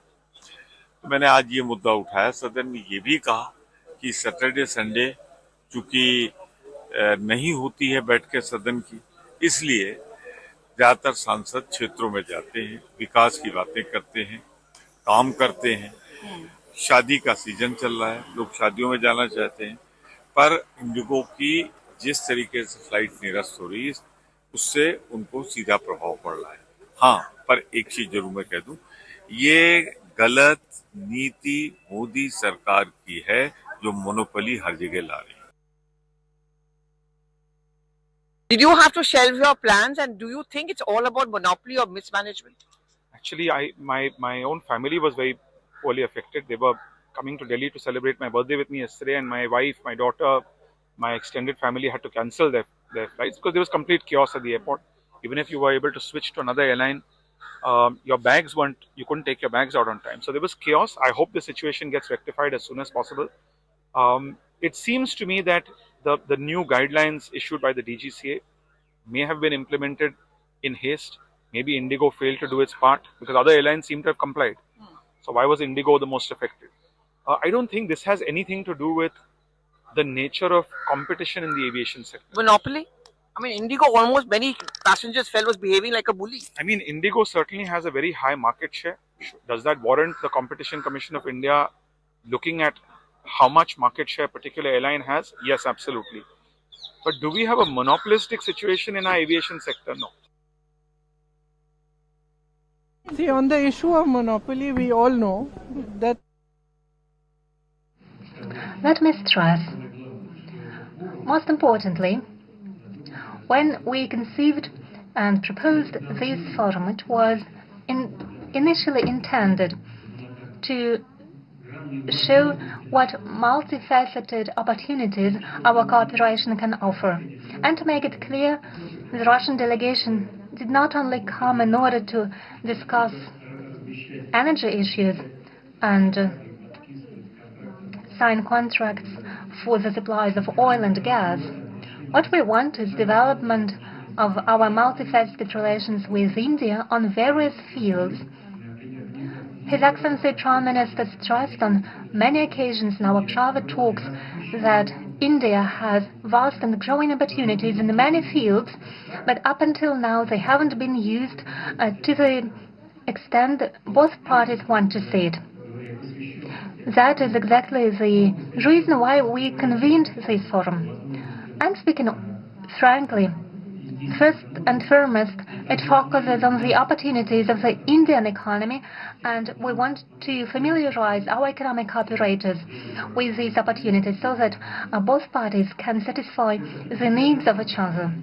It is essential, since those are solid and multifaceted ties between Russian and Indian businesses that are one of the main pillars of special and privileged strategic partnership of our countries.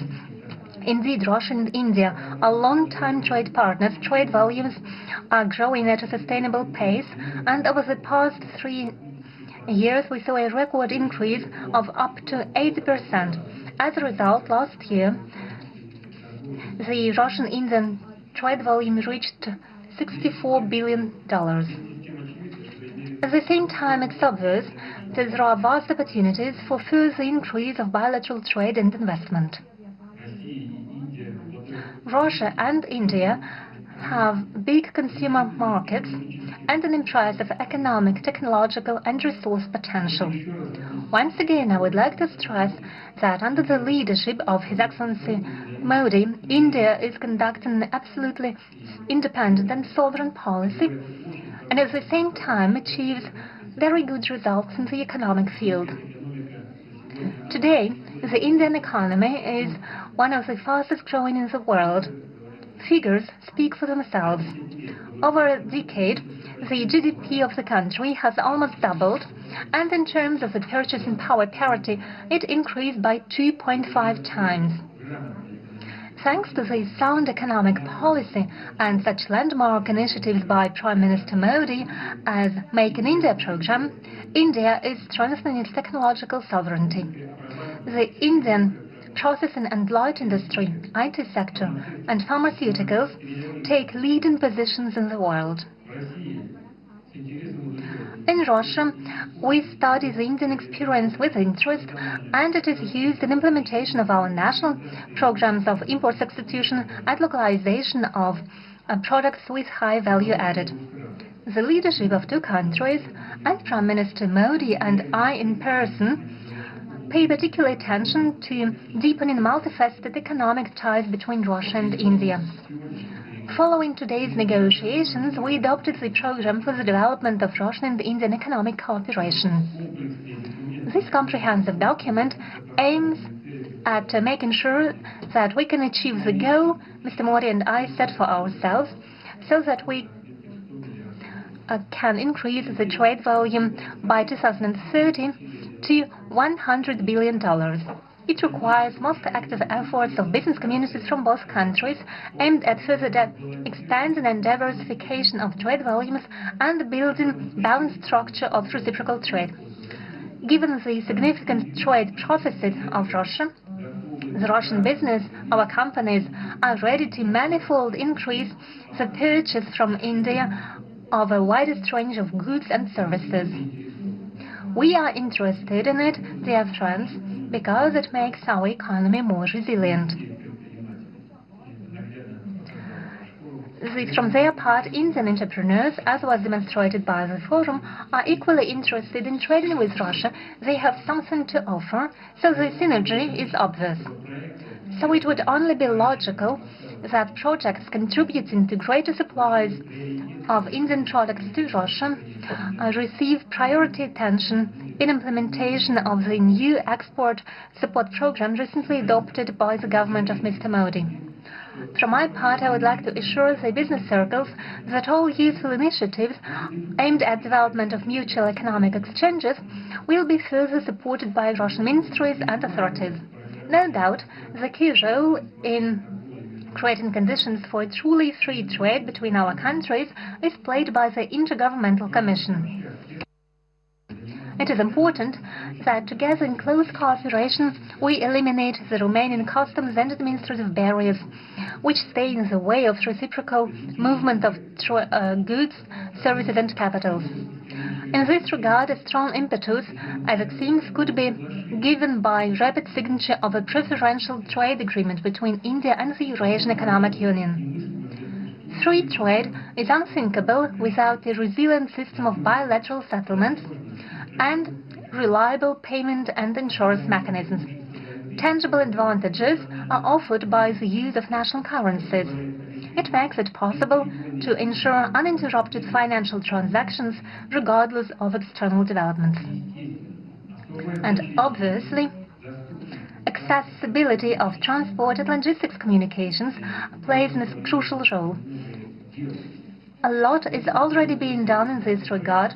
Implementation of the project to create the corridor south-north from Russia and Belarus to the Indian Ocean is ongoing, and infrastructure modernization of the Northern Sea route is being modernized in order to use it for the supplies of Indian goods to the world markets. Obviously, the cooperation of our two countries should not be limited to trade alone. We should move on and enhance our industrial cooperation. Together, we should create new cutting-edge products and strengthen technological alliances. First and foremost in such advanced and knowledge-intensive sectors as digitalization, autonomous robotics, pharmaceuticals, including synthesis of efficient pharmaceuticals and production of high-tech medicine equipment. We are ready for broad cooperation with India in the field of artificial intelligence, where our countries have already advanced a lot. Russia is interested in participating in the, as I've just mentioned it to Prime Minister, we are ready to participate in the Summit on Artificial Intelligence scheduled to take place in India in February 2026. We will send a representative delegation. In conclusion, I would like to stress once again further strengthening of Russian-Indian trade and investment ties and close cooperation between business communities effectively contributes to economic growth and development and greater well-being of our citizens, and therefore it meets the fundamental interests of our countries and peoples. I would like to wish to the participants and organizers of the forum all the best. Thank you for your attention.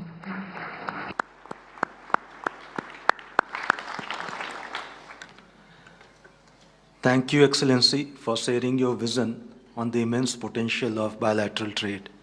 Excellencies, now I respectfully invite Honorable Prime Minister of India, Shri Narendra Modi ji, to deliver his concluding remarks. Your Excellency, my friend राष्ट्रपति Putin, Bharat और रूस business के सभी leaders, देवी और सज्जनों, नमस्कार। India Russia business forum, मैं समझता हूँ कि राष्ट्रपति पुतिन का ये बड़ा महत्वपूर्ण इनिशिएटिव रहा कि इतना बड़ा डेलीगेशन लेकर के आज इस कार्यक्रम का हिस्सा बने हैं और आप सबका मैं हृदय से बहुत बहुत स्वागत करता हूं और मेरा भी आप सबके बीच आना एक बहुत प्रसन्नता का अवसर है। इस फोरम से जुड़ने के लिए और अपने बहुमूल्य विचार साझा करने के लिए मैं मेरे मित्र राष्ट्रपति पुतिन का हृदय से बहुत बहुत आभार व्यक्त करता हूं। बिजनेस के लिए सिंप्लीफाइड प्रिडिक्टेबल मैकेनिज्म बनाए जा रहे हैं। भारत और यूरेशियन इकोनॉमिक यूनियन के बीच एफटीए पर चर्चा शुरू हो गई है और साथियों हम अलग अलग विषयों को लेकर के भी, जैसा अभी पीयूष जी ने उल्लेख किया था और जैसा राष्ट्रपति जी ने जो संभावनाओं का वर्णन किया है, उसे देखते हुए हम बहुत कम समय में बहुत बड़े लक्ष्य हासिल कर सकते हैं। बिजनेस हो या डिप्लोमेसी, किसी भी साझेदारी की नींव आपसी विश्वास है। भारत रूस संबंधों की सबसे बड़ी शक्ति यही विश्वास है। यह हमारे साझे प्रयासों को दिशा भी देता है और गति भी देता है। यही वह लॉन्च पैड है जो हमें नए सपनों, नई आकांक्षाओं की उड़ान भरने के लिए प्रेरित करता है। पिछले वर्ष राष्ट्रपति पुतिन और मैंने 2030 तक द्विपक्षीय व्यापार को $100 बिलियन का उस लक्ष्य को पार करने का हमने निर्धार किया था। लेकिन कल से मेरी जो राष्ट्रपति पुतिन से बात हो रही है और जिस प्रकार के पोटेंशियल नजर आ रहे हैं, मुझे नहीं लगता कि हमें 2030 तक इंतजार करना पड़ेगा। ये मैं साफ देख रहा हूं। हम उस लक्ष्य को समय से पहला पूरा करने के संकल्प के साथ आगे बढ़ रहे हैं और मेरा विश्वास बढ़ रहा है। टैरिफ और नॉन टैरिफ बैरियर्स को कम किया जा रहा है, लेकिन साथियों इन प्रयासों की असली शक्ति आप जैसे बिजनेस लीडर्स हैं। आपकी ऊर्जा, आपका इनोवेशन और आपका एम्बिशन, यही हमारे संयुक्त भविष्य को आकार देते हैं। फ्रेंड, पिछले 11 वर्षों में भारत में जिस स्पीड और स्केल के साथ हमने बदलाव किए हैं वह अभूतपूर्व हैं। रिफॉर्म, परफॉर्म एंड ट्रांसफॉर्म, इस सिद्धांत पर चलते हुए भारत तेजी से विश्व की तीसरी सबसे बड़ी इकोनॉमी बनने की और आगे बढ़ रहा है। और 11 वर्षों की इस रिफॉर्म यात्रा में हम न थके हैं, हम न रुके हैं। हमारे संकल्प पहले से ज्यादा मजबूत हैं और हम लक्ष्य की दिशा में बड़े आत्मविश्वास के साथ बहुत तेज गति से आगे बढ़ रहे हैं। जीएसटी में नेक्स्ट जनरेशन रिफॉर्म और कंप्लायंसेस में कटौती, ऐसे कदम उठाए गए हैं ताकि ईज ऑफ डूइंग बिजनेस को बढ़ावा मिले। डिफेंस और स्पेस को प्राइवेट सेक्टर के लिए खोल दिया गया है। इससे इन सेक्टर्स में नए अवसर बने हैं। अब हम सिविल न्यूक्लियर सेक्टर में भी नई संभावनाओं के द्वार खोलने जा रहे हैं। यह केवल एडमिनिस्ट्रेटिव रिफॉर्म नहीं, बल्कि माइंडसेट रिफॉर्म्स हैं। इन रिफॉर्म्स के पीछे एक ही संकल्प है, विकसित भारत। फ्रेंड्स, कल और आज आपके बीच बहुत ही उपयोगी और सार्थक चर्चाएं हुई हैं। मुझे खुशी है कि भारत और रूस के सहयोग के सभी क्षेत्रों का इस बैठक में प्रतिनिधित्व किया गया है। आप सभी के सुझावों और प्रयासों के लिए मैं आपका हार्दिक अभिनंदन करता हूं। मेरी ओर से हमारे सहयोग को आगे बढ़ाने के लिए कुछ विचार आपके सामने मैं रखता हूं। पहला, लॉजिस्टिक्स और कनेक्टिविटी के क्षेत्र में आज की बैठक में राष्ट्रपति पुतिन और मैंने हमारे कनेक्टिविटी के पूरे पोटेंशियल को रियलाइज करने पर बल दिया है। आईएनएसटीसी या तो फिर नॉर्दर्न सी रूट यानी चेन्नई व्लादिवोस्टोक कॉरिडोर, इन पर हम आगे बढ़ने के लिए प्रतिबद्ध हैं। जल्द ही इस दिशा में प्रगति होगी। इससे ट्रांजिट टाइम घटेगा, कॉस्ट कम होगी और बिजनेस के लिए नए मार्केट्स खुलेंगे। डिजिटल टेक्नोलॉजी की ताकत के साथ हम कस्टम्स, लॉजिस्टिक्स और रेगुलेटरी सिस्टम को वर्चुअल ट्रेड कॉरिडोर से जोड़ सकते हैं। इससे कस्टम्स क्लियरेंस तेज होगा, पेपर वर्क घटेगा और कार्गो मूवमेंट अधिक सीमलेस बनेगा। दूसरा, मरीन प्रोडक्ट्स। हाल ही में रूस द्वारा भारत से डेयरी और मरीन प्रोडक्ट्स के निर्यात के लिए भारतीय कंपनियों की लिस्ट में विस्तार किया गया है। इससे भारत के एक्सपोर्टर्स के लिए नए अवसर बने हैं। भारत के high quality marine products, value added seafood, processed food, इसकी बड़ी मात्रा में ग्लोबल डिमांड है।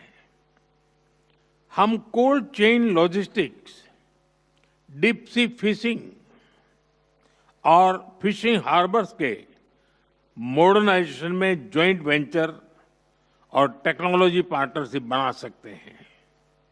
इससे रूस की डोमेस्टिक डिमांड भी पूरी होगी और भारतीय उत्पादों को नए मार्केट भी मिलेंगे। तीसरा, automobile sector. Bharat affordable, efficient EVs, two wheelers और सीएनजी मोबिलिटी सॉल्यूशंस में आज ग्लोबल लीडर है। रूस एडवांस मटेरियल का बड़ा प्रोड्यूसर है। हम मिलकर ईवी मैन्युफैक्चरिंग, ऑटोमोटिव कंपोनेंट्स और शेयर्ड मोबिलिटी टेक इसमें साझेदारी कर सकते हैं। इससे हम न केवल अपनी जरूरतों को पूरा कर सकेंगे, बल्कि ग्लोबल साउथ, विशेषकर अफ्रीका के विकास में भी योगदान दे सकते हैं। चौथा, फार्मा। भारत आज विश्व भर में किफायती मूल्यों पर उच्चतम क्वालिटी की दवाइयां सप्लाई कर रहा है। इसलिए भारत को फार्मेसी ऑफ द वर्ल्ड भी कहा जाता है। हम दोनों मिलकर joint vaccine development, cancer therapies, radio pharmaceuticals और एपीआई सप्लाई चेन में सहयोग कर सकते हैं। इससे हेल्थ केयर सिक्योरिटी भी बढ़ेगी और नई इंडस्ट्रीज भी विकसित होगी। पांचवा, टेक्सटाइल। भारत के पास नेचुरल फाइबर से लेकर टेक्निकल टेक्सटाइल तक विशाल क्षमता है। डिजाइन, हैंडीक्राफ्ट्स और कारपेट्स में हमारी वैश्विक पहचान है। रूस पॉलीमर और सिंथेटिक रॉ मटेरियल्स का बड़ा प्रोड्यूसर है। हम साथ मिलकर रेजिलिएंट टेक्सटाइल वैल्यू चेन बना सकते हैं। इसी तरह फर्टिलाइजर, सिरेमिक्स, सीमेंट मैन्युफैक्चरिंग और इलेक्ट्रॉनिक जैसे क्षेत्रों में भी सहयोग की कई संभावनाएं हैं। साथियों, सभी क्षेत्रों में सहयोग बढ़ाने में मैन पावर मोबिलिटी की महत्वपूर्ण भूमिका है। भारत आज दुनिया की स्किल कैपिटल के रूप में उभर रहा है। हमारा युवा talent technology, engineering, health care, construction, logistics, हर क्षेत्र में ग्लोबल रिक्वायरमेंट्स को पूरा करने की क्षमता रखता है। रूस की डेमोग्राफिक और इकोनॉमिक प्रायोरिटीज को देखते हुए यह साझेदारी दोनों देशों के लिए अत्यंत उपयोगी है। जब हम भारत के टैलेंट को रूसी भाषा और सॉफ्ट स्किल में ट्रेनिंग देंगे, तो हम मिलकर एक ऐसी रशिया रेडी वर्कफोर्स तैयार कर सकते हैं जो दोनों देशों की शेयर्ड प्रॉस्पेरिटी को गति देगी। फ्रेंड्स, आज हम अपने दोनों देशों के नागरिकों के लिए टूरिस्ट वीजा पर कई अहम हमने फैसले लिए हैं। इससे दोनों देशों के बीच टूरिज्म को बढ़ावा मिलेगा, टूर ऑपरेटर्स के लिए नए बिजनेस अपॉर्चुनिटीज बनेगी और रोजगार के नए अवसर खुलेंगे। फ्रेंड्स, आज भारत और रूस को इनोवेशन, को प्रोडक्शन और को क्रिएशन की नई यात्रा पर साथ चल रहे हैं। हमारा लक्ष्य आपसी व्यापार बढ़ाने तक सीमित नहीं है। हम पूरी मानवता की भलाई सुनिश्चित करना चाहते हैं। इसके लिए ग्लोबल चैलेंज का स्थायी समाधान तैयार करना है। भारत इस यात्रा में रूस के साथ कंधे से कंधा मिलाकर चलने के लिए पूरी तरह से तैयार है। मैं आप सबसे कहना चाहता हूं, कम make in India, partner with India and together let us make for the world. इन्हीं शब्दों के साथ मैं राष्ट्रपति पुतिन और आप सभी का आभार व्यक्त करता हूं। बहुत बहुत धन्यवाद।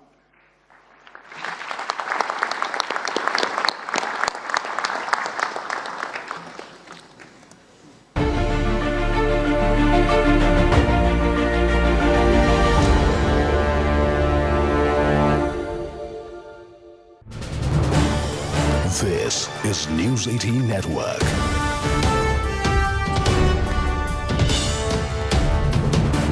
India's largest news network. That we're getting more updates. The DGCA has now relaxed the night duty norms for Indigo as well. One time, a conditional exemption has been given to stabilize the disrupted operations. My colleague Anvit had mentioned this a little while ago. 6 night landings are now allowed and night hours relaxed. The exemption is valid until February 10. Anvit is joining us for more on this. Yes, Anvit. Shivani, this is the latest order that we have accessed, and it goes on to detail that not only night duty hours have been relaxed, but also initially that 6 landings in the night duty were allowed. So night landings have now been brought back to 6. Initially in the new norms it was 2, and this is a temporary exemption that has been granted only to Indigo. And if I could read from the order verbatim, it says that in the view of above and detailed deliberations with the Ministry of Civil Aviation, it has been considered necessary as one-time measure to stabilize the national aviation network and restore normalcy passenger service. It says that DGCA in public interest hereby grants a temporary one-time exemption to Indigo to operate on its flight A320 fleet operations from the following provisions of the revised FDTL civil aviation requirements. Night duty from 000 hours to 5 a.m. in the morning, and for operations encroaching night duty. So 6 night landings will now be allowed. Also, it says that the exemption is granted solely to facilitate operational stabilization and shall not be construed as dilution of safety requirements. Okay. It goes on to say that the exemption shall remain in force till 10th of February and subject to mandatory review every 15 days based on the operational data and compliance report submitted by the airline.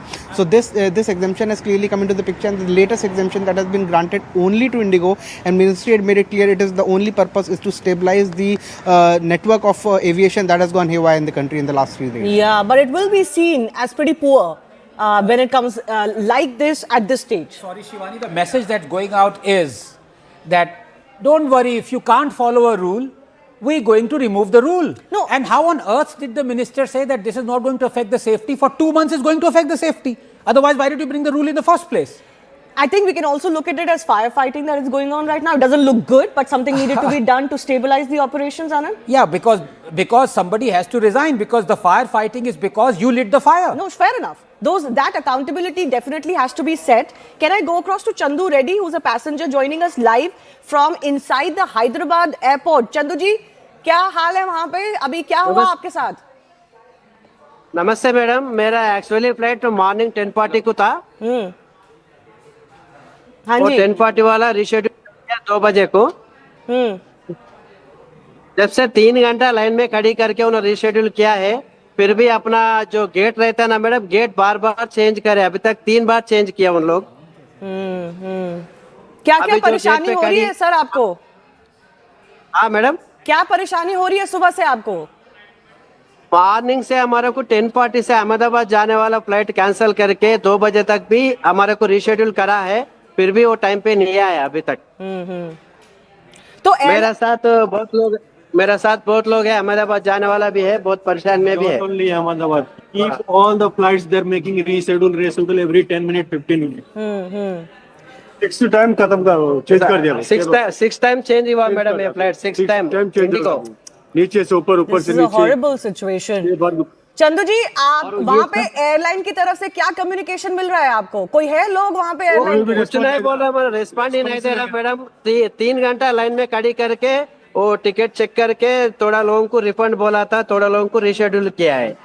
अच्छा, और क्या बोलना चाहते हैं लोग आपके आसपास? Madam, आपके आसपास जो लोग हैं वो क्या बोलना चाहते हैं? वो कोई भी नहीं है, काउंटर खाली है। अभी हमारे को 134 फ्लाइट दिया है, दूसरा फ्लाइट इंडिगो का। रिस्पांस नहीं, वो लोग किसको कुछ भी रिस्पांस नहीं, वो लोग से अभी अवेलेबल नहीं है और टिकट बेचते जा रहे हैं। हाँ, टिकट बढ़ाते जा रहे हैं मैडम, कल से भी रिटर्न करने वाला है। इधर अवेलेबल नहीं है, फ्लाइट अवेलेबल नहीं है, टिकट बेसर्मी से बनाते जा रहे हैं। कुछ कीजिए आप थोड़ा। Accountability certainly has to be set. And Devesh, I want to understand from you. Chandu ji हमारे साथ बने रहिए. Devesh, I want to understand from you what is the kind of penalty that can be imposed on Indigo here Yes, some firefighting is going on right now. Priority is to stabilize the operation. So whatever exemption is needed is being given. But accountability for Indigo first. I want to understand from you. What do the rules allow, or can it go beyond the rules as they exist on paper right now? Ma'am, see, the DGCA and the ministry has extraordinary power. The aviation industry is a very highly regulated industry. I will take back just about a month ago when the US government was in full shutdown, air traffic controllers had not been paid. The US FAA told all airlines, cut down your flights by 10%. The government, instead of relaxing this order, this editorial order, could have just as easily told Indigo, listen, you guys are not in compliance, reduce your flights by a minimum 10 or 20% and set your house back in order. Otherwise, we'll withdraw your Devesh, I don't understand why that wasn't done. Or if they had to extend the deadline, let's say, a little bit more, why was this not done? It is exactly what Anand just said. The government is repeatedly setting up these situations where they cave into business interests. It is not limited to airlines. And what is the signal sent? They say we have done it only for Indigo. Tomorrow Air India will say you did it for Indigo, now do it for me. Yeah. Follow that SpiceJet, follow that Akasa. It's just going to, this is only perpetuating a situation where corporations feel they can bully themselves into, Good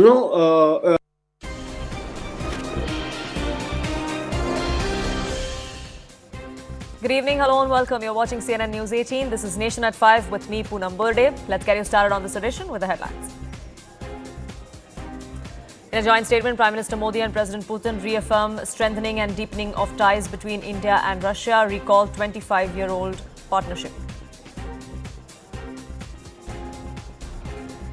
After bilateral talks, Prime Minister Modi reiterates India's stance amid war in Ukraine, says India has and will always support peace. President Putin too calls for a peaceful Ukraine settlement.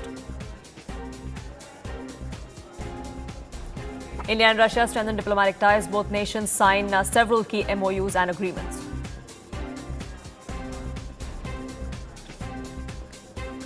Prime Minister Modi and President Putin to convene the India-Russia CEO roundtable. Top business leaders just addressed the two leaders to stress on the need to increase bilateral trade between the two countries.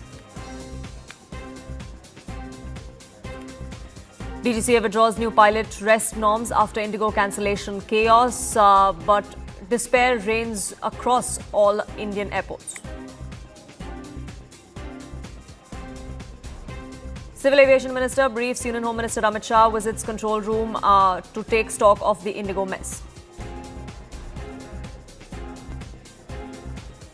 Political fight over Indigo meltdown. Opposition says fiasco highlights the cost of government's monopoly model. Tamil Nadu government moves Supreme Court against Madras High Court's order on the Deepening controversy. BJP slams anti-Hindu mindset. For 4 long days, there has been complete chaos at several airports across the country, all because the most popular airline, Indigo, where you and I have flown often, has not gotten its act together, has not been able to comply with norms. There have been rostering issues, which is why there have been delays and cancellations across all Indian airports. 4 days later, the aviation regulator has now stepped in. The DGCA has rolled its order that barred airlines from substituting crew rest days with leave. Civil Aviation Minister Ram Mohan Naidu met with Union Home Minister Amit Shah and airport authorities officials earlier today. A new diktat has come to the fore as well.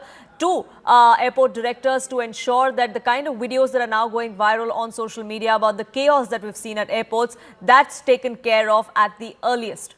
The move by the DGCA is aimed at easing days of chaos and mounting delays, but so far we've not seen anything change for customers or passengers across the country. Carriers can now use leave to stabilize rosters, but passengers are still bearing the brunt. We've seen several passengers that have been waiting for hours together outside the airport because they have absolutely no communication from Indigo or whether their flight will fly today or not. There have been at least 1,300 Indigo flights that have seen cancellations in just the last 2 days. This includes over 600 today. 16,000 crore rupees of market value has been wiped off for Indigo. Its stock has slid about 6% at last count. But stranded travelers want nothing to do with Indigo or the losses that it's facing. Those crowds at airports continue to ask one question. Why is it that Indigo has failed to give them answers? Why is it that Indigo has not given them any assistance, including food and water and stay or alternative arrangements, alternative flights? And since they haven't been able to do that, who is going to be holding them accountable?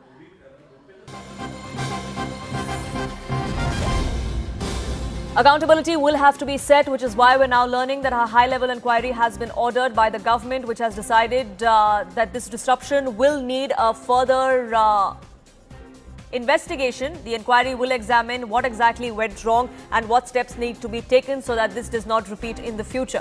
Payal, my colleague, now joins us, getting us more details on this. Yes, Payal. Just like we were discussing a little while ago, Poonam, that the government of India, their priority number one was to make sure that the stranded passengers get relief, but it was very confident. The government of India is very confident that they won't let anybody go scot-free. We were just discussing this a short while ago that inquiry will be fixed and accountability will be sought as far as this episode is concerned, because remember, hundreds and hundreds of passengers were left stranded. Indigo did not even have the basic courtesies to offer refreshments to them, to tell them at their time was being rescheduled, etc. But of course, now the ball has been set rolling. The whole of government approach has been applied as far as that is really concerned. Like we were reporting earlier that Ram Mohan Naidu had spoken to Amit Shah, and then the whole series of meetings got underway, and after which what we do know that Indigo had to put out a statement that they will be providing additional accommodation to people who were stranded and providing refreshment for water, etc. as well. So all hands on the deck kind of an approach has now been applied, and like the government of India has been promising to the people that their interest stands first. The government has ordered a high-level inquiry, will be in fact ordering a high-level inquiry as to what really went wrong with this, because, this was not an overnight challenge. This was something which was in the nose as well. And if it was there in the nose, then how did Indigo not really prepare for what really was happening as well? So that's something which is going to be, we're going to make them answerable, is what the government of India has really said. So, that's the development that we really have. Ram Mohan Naidu, the Civil Aviation Minister, has just put out a statement confirming to the people of the country that your interest is paramount to us and we will not let anybody go free. Well, the government is holding Indigo accountable, and we'll have to see what comes of it. For the moment, Payal, thank you so much for getting us the latest on that front. So what exactly is it that caused this entire chaos? There were certain rules that were brought into effect as far as crew is concerned, but Indigo did not comply with it, which is why we saw this kind of mess, because they took their own sweet time, because of which now the aviation watchdog, the DGCA, has withdrawn these rules. Rule number one was that there is a mandatory weekly continuous rest period for flight crew that was extended from 36 to 48 hours. That has now been put in abeyance after this complete chaos. Another rule that has been now put in abeyance is the definition of night. That has been amended from midnight to 6 a.m. rather than midnight to 5 a.m. There are certain rules about night landings that have also been relaxed as a one-time exemption to Indigo specifically. Another rule that this new order brought in was that maximum night landings for flight crew was cut down from 6 to 2. That again has now been put in abeyance, which means Indigo, with this one-time exception, can now indulge in night landings as well. Maximum consecutive night flight duties for flight crew was capped at 2 per week. That cap has also now gone at least until February, which is why we have seen this kind of reaction that has come in from the DGCA that has put in this order in abeyance at least until February. My colleagues will be joining us shortly, getting us more voices, but the chaos reigns supreme at all airports across the country, including at Mumbai. Let's listen in. उन्होंने झूठ बोला कि आपका ticket book हो चुका है, आप जाओ, वहाँ पे क्रू मेंबर्स है, इंडिगो एयरलाइंस सब वहाँ पे था, उन लोगों को बोलते हम लोग चलो जाओ, आप एयरपोर्ट के अंदर, प्लेन के अंदर चले जाओ, पब्लिक को अंदर लेके गया और वापस बाहर ला दिया 1 घंटे में. नहीं दे रहे हैं, लगेज आर मिसिंग. किसी का गोल्ड चला गया है, किसी की बहन की शादी थी. One of my friend, he is from Jeddah Mecca. वो 3 दिन से एयरपोर्ट पे उनको खाना प्रोवाइड नहीं किया, उनको पानी नहीं प्रोवाइड किया, उनको गोल्ड नहीं, उनको मैसेज नहीं. वो लोग ने मिस्टर दिनेश ने बोला एक काम कीजिए, आप मेरे मैयत पे से चले जाइए. ये उन्होंने उनके शब्द थे. हम कब से है, मेरा बच्चा रो रहा था वहाँ पर, please provide me some water. He just 7 years old kid ma'am. हाँ, वो तक नहीं कर पाए. और ये लोग बात तक नहीं है। हमको हमारा पूरा रिफंड चाहिए। जब मैं रिफंड की बात की उन्होंने क्या आपने थर्ड पार्टी से किया है? के ऊपर क्या एक्शन होना चाहिए? सरकार कुछ एक्शन ले ही नहीं रही है। अभी 20 घंटा हो गया, सरकार कुछ एक्शन ले ही नहीं रही है। मुझे बस एक्शन चाहिए हमारे सबके। सर कोई एक बंदा ऐसा जो इतना गरीब था, they were just old people, they even can't walk also। वो लोग हस्बैंड वाइफ हाथ में डाल के लोग आ रहे थे, हमको हमारा लगेज दे दो। वो लोग 7 डेज से थे वहाँ पे, 7 डेज से। They will not respond at all। हम 17 घंटे से उनसे बात कर रहे हैं। पूरा इंडिगो का जितना था उन पे सिर्फ 2 ही लोग थे। I have the proof with me, I'll show you everything। Wait, T1 पे ही है, मुझे बोला T2 पे जाइए, मुझे T2 में शिफ्ट किया गया। जब T2 पे मैं जाने का क्या प्लान है? क्या ली जा रही है बुकिंग अभी भी लिए जा रही है। One of my friends is working in portal, he showed me the thing entire। हाँ, बुकिंग ले रहे हैं, बुला रहे हैं, 15 मिनट 1 घंटे के अंदर बंद कर रहे हैं वो लोग। टिकटों का दाम बढ़ा दिया है, बढ़ा दिया है। 1,40,000 फेयर है, 40,000 55,000 ये है फेयर है। खाना प्रोवाइड नहीं कर रहा है, कुछ नहीं कर रहे। और जो नीचे ग्राउंड स्टाफ है, जो रनवे में है, वो लोग डांस करे जा रहे हैं with the luggage। They are throwing our luggage, they are partying। और पूरे एयरपोर्ट पे they were दारू का bottles। People were drinking, they were enjoying।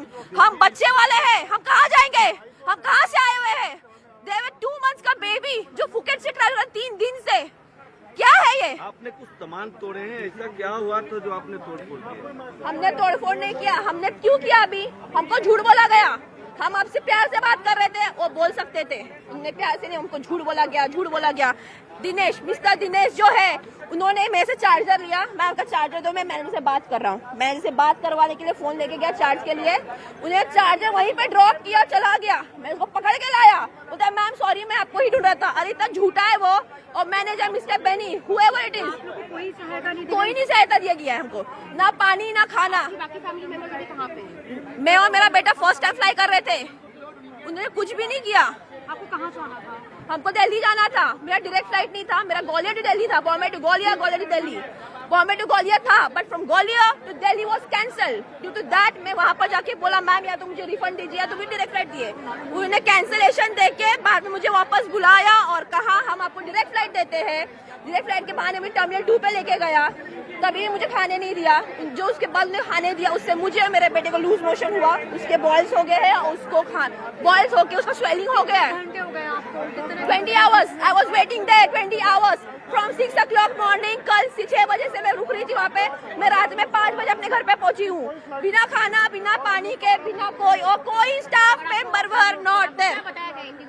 कोई नहीं, कोई कुछ नहीं बोल रहा है। हम क्या करें? सरकार को कोई एक्शन लेना चाहिए। यस डेफिनेटली, सब इंडिगो एयरलाइंस पूरा बंद कर दो, हमारा पैसा हमको पूरा चाहिए। मैंने कल से ट्रैवलिंग आना जाना, जो खाना पाने जितना खर्चा किया है मेरा, उसमें पूरा 10,000 का खर्चा है। मुझे पूरा अपना 10,000 चाहिए एट एनी कॉस्ट। और जो भी मेडिकल मेरे बच्चे का गया हुआ है उसका पैसा मुझे पूरा रिफंड चाहिए। कोई कोऑर्डिनेशन नहीं है, कोई नहीं आने वाला, बिकॉज वो सब चले गए हैं।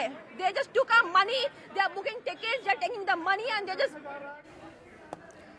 This is the kind of desperation that we're seeing at multiple airports across the country. It's been few hours, few days for some people of complete despair, of suffering that knows no bounds. And at the end of it, when they want answers from the Indigo Airlines staff, there are none that are forthcoming. Anvit, has the situation bettered any forth as far as the Delhi airport is concerned? You were speaking to some people who were waiting outside the Delhi airport for hours together. Is that crowd still there? Yeah, see Poonam, a lot of people are here, and in fact the number of people as as we are inching towards evening and night is only increasing. You can see we are at the gate number 5 and the number of people wanting to enter the airport, it has only increased since the afternoon. You can see people are having this, because there's no refreshment from the side of airline, people are getting their own food and they've been camping here since early morning today. I also have a group of people who were going, who had a flight this evening from here. Sir, what flight did you have and what time was it scheduled? Indigo, my flight was around 5:40. I was supposed to go to Coimbatore, but we came here around 3 o'clock. Here nobody is there to answer actually.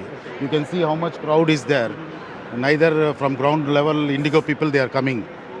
Nothing, we are not aware about anything. Maybe for tomorrow's schedule. Have you been given any assurance that your flight will be arranged for tomorrow or any No, time? nothing. Nobody is there to talk here. We approach their office actually. Nobody is there. They locked the office actually.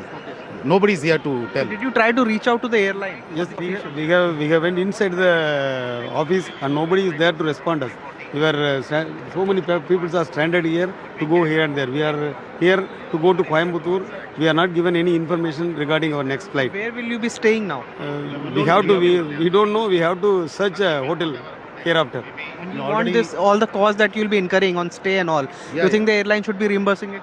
Yeah, we don't know, sir. Even though we have not got any information regarding reimbursements or any reschedule also.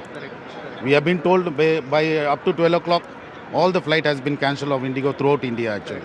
Also, see, Poonam, there's a group of passengers I would show you, and they actually have had no respite from the airline.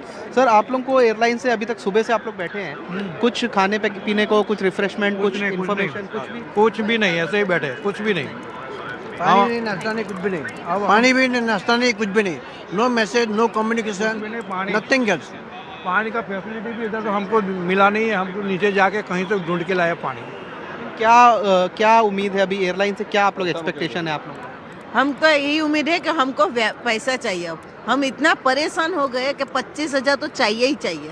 हमारी जगह कोई और होगा politics वाला तो क्या वो परेशान ऐसा झेल सकता है क्या?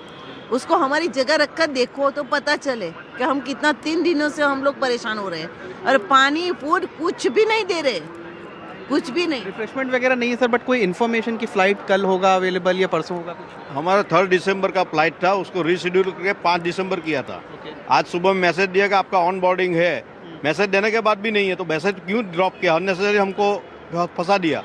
तो हम तो चाहते हैं आपसे माध्यम से हमारी रिक्वेस्ट है सिविल एविएशन मिनिस्ट्री DGCA को कि पर पैसेंजर मिनिमम 50,000, बिकॉज हमने हमारा जो बुकिंग था वो कैंसिल हुआ.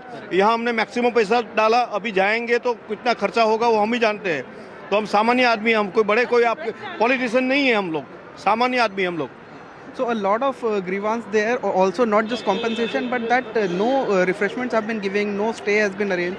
You see that flight information board, and because all the flights from Delhi, Indigo's flight today have been cancelled, you just see that board is completely shows red, cancelled flights, and all these flights are of various destinations: Bhubaneswar, Vadodara, Chandigarh, Hubli, Bengaluru, Aurangabad, Mumbai, Ranchi, and all the passengers we have spoken to, they have said that there's hardly been any communication from the airline, and that is one reason also why MOCA has stepped in, and they have directed all the airport directors to make sure that all stranded passengers are extended all required supports and all support, and special emphasis should be given on passenger handling and arrangements and timely communication during delays and cancellation. And that is exactly what the grievance of these passengers are. There is hardly any employee of Indigo here where the passengers are stranded, or even at the airline ticketing counter there was hardly any staff that could attend to them and that is only worsening the situation because there is absolutely no communication coming in from Indigo's side, and the scenes are no different outside the Mumbai airport where Yasha, my colleague, is reporting from. Yasha, I believe you do have a passenger with you who was completely distressed. There was some bit of drama that transpired outside the Mumbai airport as well.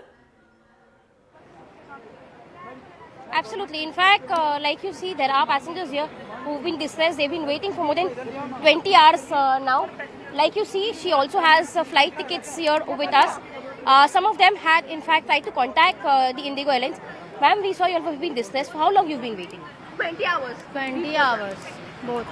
We both are waiting since 20 hours. My son, he was helping me. We were hungry. One of our crew members who was traveling with us, they provide us a food. Okay, हमने वो share करके खाया because खाना तक नहीं provide किया गया. Nothing. पानी भी नहीं हमें दिया गया. सबसे बड़ी चीज ये लगी कि 2 महीने का बच्चा था जो फुकेट से 2 दिन से वहीं पर था, उनको दूध तक नहीं प्रोवाइड. अरे शर्म करो, वहाँ पे एजिड थे जो 80 इयर्स के थे. They can't even work properly. हाँ, उन्होंने इतना crying just for their luggage कि at least luggage हमें provide कर दो. One lady was from Africa. She was crying and nobody was entertaining her. She was like, उनका luggage ही है ना, मिल जाएगा. ये उन्होंने जवाब दिया है. I have that person's photo. इनको अभी कैप्चर करो. This is the person. Yes. This is the person. This is the person. इनको करो. और एक है, ये मुझे मैसेज दिया गया. उसके बाद क्या कोई कॉन्स्टेंट कम्युनिकेशन किए जा रहे हैं इंडिगो के द्वारा?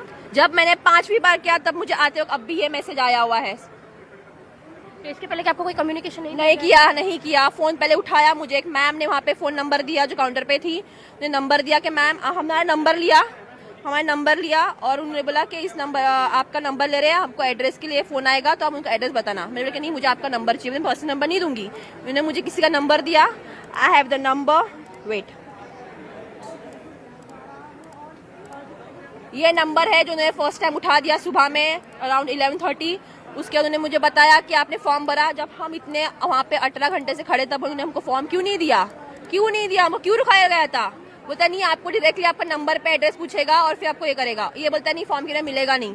जब हम यहाँ पर आते हैं तो बोलता है कि आपका लगेज नहीं मिलेगा। वो बंदी बोले आपको लगेज नहीं मिलेगा, आप सीआईएसएफ के पास जाओ, आपको नीचे ले जाएगा। कल से तो हम वहीं पे 8 घंटे थे सीआईएसएफ के पास। क्या किया उन्होंने?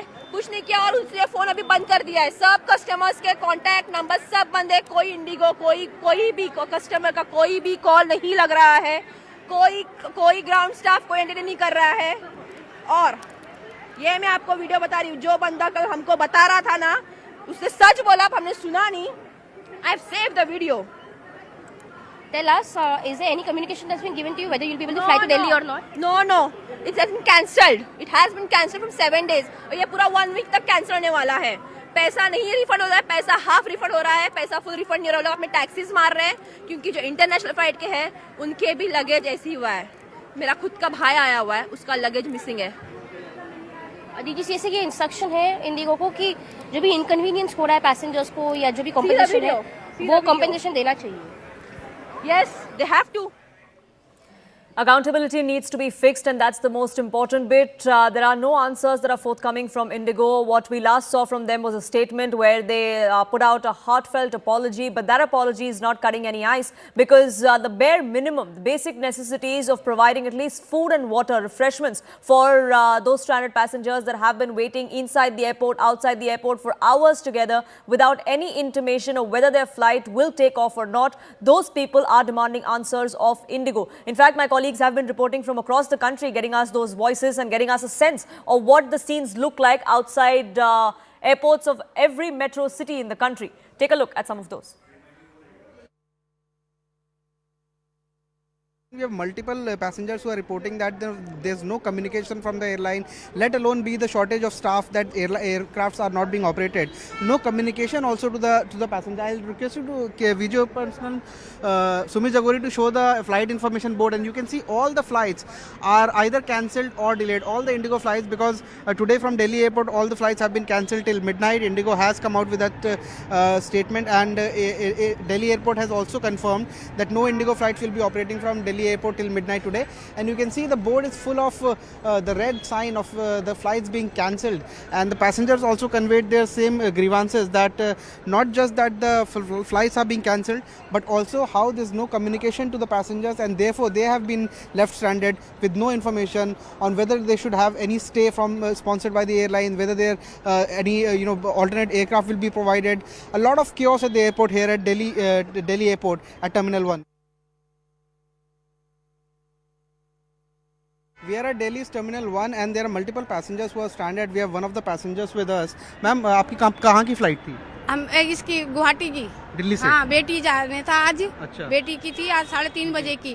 तो 11 बजे मैसेज आया है कि भाई रद्द हो गई है। अच्छा। 3:30 तो रद्द हो गई है, तो आप फिर इनकी बुकिंग क्यों लेते हो? बुकिंग ये क्या अचानक ही हो गई है क्या? ये कैंसिल, इनकी बुकिंग नहीं लेनी चाहिए। आप किसको, बच्चे को जरूरी काम है, अकेली बेटी जा रही है, उसको वहाँ भी फंक्शन है उसका, तो पहुँच नहीं पाएगी तो कितनी दिक्कत होगी। आप ये देखो ना। पहले तो शेड्यूल किया था 8 बजे का ही, देन उन्होंने 10 बजे का शेड्यूल किया, देन उसके बाद उन्होंने 12 बजे का शेड्यूल किया, देन धीरे धीरे 2-2 घंटे में बढ़ना चालू हुआ। यानी उन्होंने एक तो डायरेक्टली नहीं पता कि क्या होने वाला है। आफ्टर हम यहाँ से 2 बजे यहाँ से निकले टोटल, तब तक कोई नहीं बताया था कि क्या होने वाला है।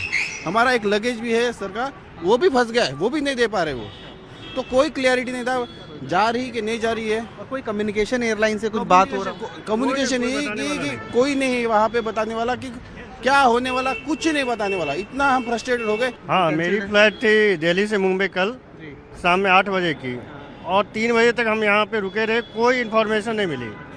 फिर अंत में हम 3 बजे रात में जाके किसी तरह होटल ढूंढ के रुके पहाड़गंज में, और आज फिर हमने 24,000 रुपये में दूसरे जगह की फ्लाइट ली है। तो होटल का अरेंजमेंट या कोई कुछ अरेंजमेंट नहीं, ना खाने का, ना पानी का, ना होटल का, कोई पूछने वाला ही नहीं। और कोई हेल्पलाइन है या जहाँ पे बात हो पाए? There were so many people that he was unable to control the queries of the customers. Okay.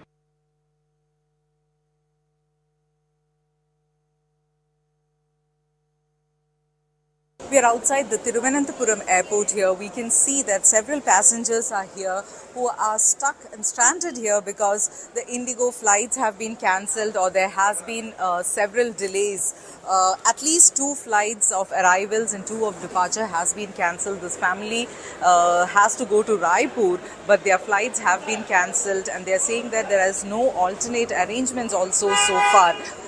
क्या हुआ था, कब था आपका फ्लाइट? अभी 1 बजे का था हमारा फ्लाइट, वो कैंसिल हो गया, उसका कोई मैसेज भी नहीं आया हमको। और अभी वो बोल रहे हैं कि सर अभी जस्ट हुआ है कैंसिल, मैसेज भेजने का भी हमारे पास टाइम नहीं है। और फिर बेंगलोर वाली फ़्लाइट भी कैंसिल हो गई, कल के लिए कुछ अल्टरनेट भी नहीं बता रहे हैं। आप यहाँ पर स्टक है क्या? आप कोई ट्रिप के लिए आया था या? ट्रिप के लिए आए थे, हमारा आज आखिरी डेट है ट्रिप का, और हमको आज रायपुर पहुँचना है, परसों से ऑफिस है हमारा। Before 1 hour we got a cancellation mail that our flight got cancelled and we have to go to again back to Hyderabad. And when we went to the counter and asked them, they were not giving any response only.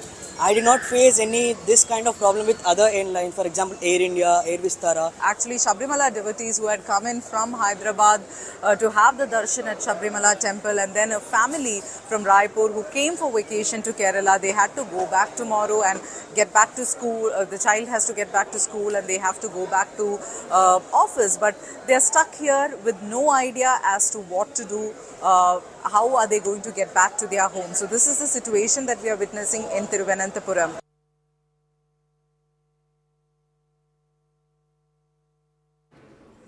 Now, if any of you were flying Indigo in the last 3 or 4 days, you know the kind of mess and chaos that has ensued at every single airport across the country. There have been flights that have been delayed or they've been cancelled. There have been no alternative arrangements that have been made by Indigo. There are no answers that have been provided by the ground staff either. And to add insult to that injury, if you were to book an alternative flight for yourself, you would have to pay through your nose because other airlines seem to be profiteering from your pain at the moment.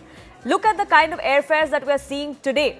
From Delhi to Chennai, a flight would cost you anywhere between 78 or 79,000 to about 87,000. A usual flight would not be more than 10,000 rupees. Look at the 8-time increase there. Same goes for Delhi to Bengaluru. 93,000 to 1,20,000 depending on which airline you choose, what time of the day you choose. Anywhere between 10 to 12,000 is what you would normally pay for this kind of distance between Delhi to Bengaluru. Look at the amount of skyrocketed prices that one would have to pay if you were in an emergency and had to take a flight. Delhi to Kolkata again, it's anywhere between 43,000 to 45,000. The scenes don't change anywhere in the country. Delhi to Thiruvananthapuram, if you had to fly, anywhere between 52,000 to 60,000 is what you would have to shell out, which would have been 1/10 of the cost that you would do on any other normal day. Delhi to Mumbai, the tickets usually cost about 10,000 to 12,000 in peak season, perhaps 15,000 for a return fare. But at this moment, if you were flying Indigo in the last 4 days to Mumbai and if your flight was cancelled and if you had to book an alternative flight as of today, this is what it would cost you. You would have to shell out anywhere between 53 to 73,000 for a ticket that would have otherwise cost you at least 10,000 or less single fare. Why is it that other airlines are profiteering out of your pain? That's a question that the central government, that the Civil Aviation Ministry and all of these airlines will also have to answer, because this only adds insult to injury. It only ensures that those people who are already waiting outside airports, inside airports, completely despondent, they are only haggled with even more pain and chaos as they try and book these tickets and are forced to pay this kind of prices if they have to fly in an emergency situation. It has been 3 days of mayhem at airports across the country because Indigo, the airline and other airlines were told to follow new rules which require mandatory rest for their crew and their pilots. But Indigo, the largest operator, has cancelled hundreds of flights in the last 3 days, putting passengers and their customers at gross inconvenience. These cancellations have been reported from across the country, from all major airports. Finally today, the government has given a one-time exemption to Indigo, to more time for them to follow these rules. But what has this resulted in? This has resulted in the fare prices shooting up like anything in the country, because the Indigo flights are no longer available. So we just try to do a reality check that if I have to book a flight tomorrow from Delhi to another destination, how much will it cost? Let us check. So we've opened this major portal which is used by many of us to book flights, and if we have to take a New Delhi flight to Chennai, for example, for tomorrow, a flight to Chennai for tomorrow, a return flight to Chennai is costing as much as rupees 55,000. As you can see on this portal, this is an Air India flight. This is the cheapest option which is available. In fact, the one-way price is nearly rupees 34,000. A return flight is rupees 55,000 rupees, Delhi to Chennai, if I want to take a flight tomorrow and return the day after. What about some other city? Let's check Mumbai.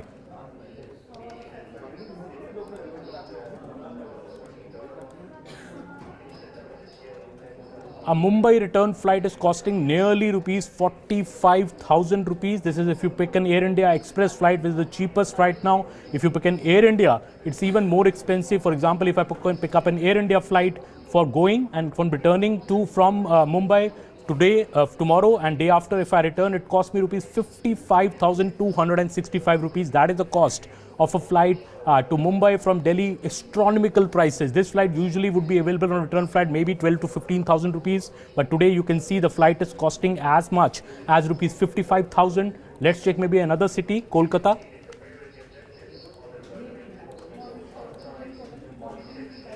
A flight from Delhi to Kolkata for tomorrow on a return flight day after will cost you as much as rupees 71,000 rupees. The going flight is nearly rupees 50,000 rupees to Kolkata for tomorrow. If I want to take tomorrow flight to Kolkata, the cheapest flight one way available is rupees 50,000. The return flight is another rupees 21,000 for day after. A flight will cost you nearly rupees 71,000 rupees to Kolkata. Let's try another city, for example. Let's see, Goa.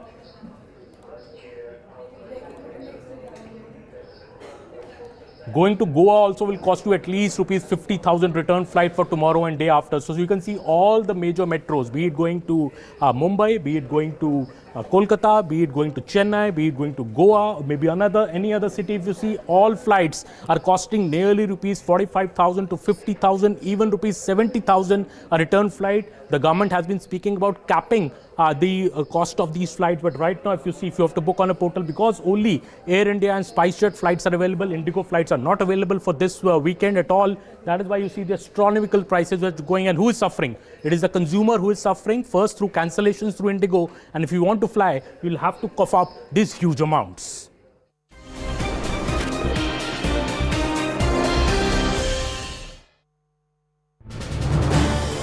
This is News 18 Network.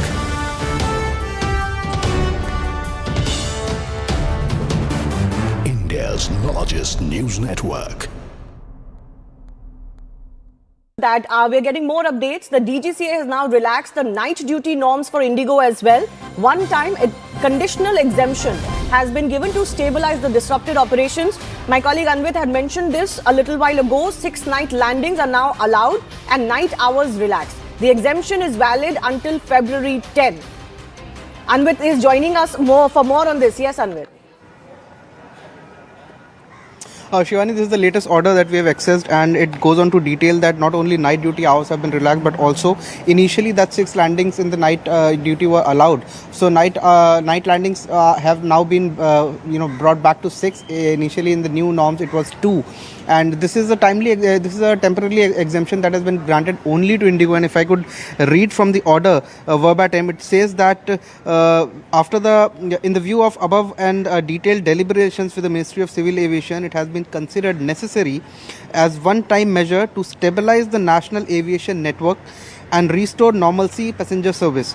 It says that DGCA in public interest hereby grants a temporary one-time exemption to Indigo to operate on its flight A320 fleet operations from the following provisions of the revised FDTL civil aviation requirements. Night duty from 000 hours to 5 a.m. in the morning, and for for operations encroaching night duty. So 6 night landings will now be allowed. Also, it says that the exemption is granted solely to facilitate operational stabilization and shall not be construed as dilution of safety requirements. Okay. It goes on to say that the exemption shall remain in force till 10th of February and subject to mandatory review every 15 days based on the operational Okay. data and compliance report submitted by the airline. So this exemption has clearly come into the picture, and the latest exemption that has been granted only to Indigo, and Ministry had made it clear it is the only purpose is to stabilize the network of aviation that has gone haywire in the country in the last few days. Yeah, but it will be seen as pretty poor when it comes like this at this stage. Sorry, Shivani, the message that's going out is that don't worry, if you can't follow a rule, we're going to remove the rule. No. And how on earth did the minister say that this is not going to affect the safety? For 2 months, it's going to affect the safety. Otherwise, why did you bring the rule in the first place? I think we can also look at it as firefighting that is going on right now. It doesn't look good, but something needed to be done to stabilize the operations, Anand. Yeah, because somebody has to resign, because the firefighting is because you lit the fire. No, fair enough. That accountability definitely has to be set. Can I go across to Chandu Reddy, who's a passenger joining us live from inside the Hyderabad airport? Chandu ji, क्या हाल है वहाँ पे? अभी क्या हुआ आपके साथ? नमस्ते मैडम, मेरा एक्चुअली फ्लाइट मॉर्निंग 10:40 को था। हाँ वो जी। 10:40 वाला रिशेड्यूल किया 2 बजे को। जब से 3 घंटा लाइन में खड़ी करके उन्होंने रिशेड्यूल किया है, फिर भी अपना जो गेट रहता है ना मैडम, गेट बार बार चेंज करे। अभी तक 3 बार चेंज किया उन लोग। क्या अभी क्या जो परेशानी गेट पे हो रही है सर आपको? हाँ मैडम, क्या परेशानी हो रही है सुबह से आपको? मॉर्निंग से हमारे को 10:40 से अहमदाबाद जाने वाला फ्लाइट कैंसिल करके 2 बजे तक भी हमारे को रिशेड्यूल करा है, फिर भी वो टाइम पे नहीं आया अभी तक। तो मेरे साथ बहुत लोग हैं, अहमदाबाद जाने वाला भी है, बहुत परेशान में भी है। Only Ahmedabad. Keep all the flights they're making reschedule every 10 minutes, 15 minutes. 6 time खत्म करो, चेंज कर दिया। 6 टाइम चेंज हुआ मैडम ये फ्लाइट, 6 टाइम इंडिगो। नीचे से ऊपर, ऊपर से This is a नीचे। horrible situation. चंदू जी, आप वहाँ पे एयरलाइन की तरफ से क्या कम्युनिकेशन मिल रहा है आपको? कोई है लोग वहाँ पे एयरलाइन के? कुछ नहीं बोल रहा, मेरा रिस्पॉन्ड ही नहीं दे रहा मैडम। 3 घंटा लाइन में खड़ी करके वो टिकट चेक करके थोड़ा लोगों को रिफंड बोला था, थोड़ा लोगों को रिशेड्यूल किया है। अच्छा, और क्या बोलना चाहते हैं लोग आपके आसपास? मैडम, आपके आसपास जो लोग हैं वो क्या बोलना चाहते हैं? वो कोई भी नहीं है, काउंटर खाली है। अभी हमारे को 134 फ्लाइट दिया है, दूसरा फ्लाइट इंडिगो का। रिस्पांस नहीं है वो लोग। किसको कुछ भी रिस्पांस नहीं है वो लोग से अभी। नो रिस्पांस नहीं है और टिकट बेचते जा रहे हैं। हाँ, टिकट बढ़ाते जा रहे हैं मैडम, कल से भी रिटर्न करने वाला है इधर। अवेलेबल नहीं है, फ्लाइट अवेलेबल नहीं है, टिकट बेशर्मी से बनाते जा रहे हैं। कुछ कीजिए आप थोड़ा। Accountability certainly has to be set. And Devesh, I want to understand from you. Chandu ji हमारे साथ बने रहिए. Devesh, I want to understand from you what is the kind of penalty that can be imposed on Indigo here. Yes, some firefighting is going on right now. Priority is to stabilize the operation. So whatever exemption is needed is being given. But accountability for Indigo first. I want to understand from you. What do the rules allow, or can it go beyond the rules?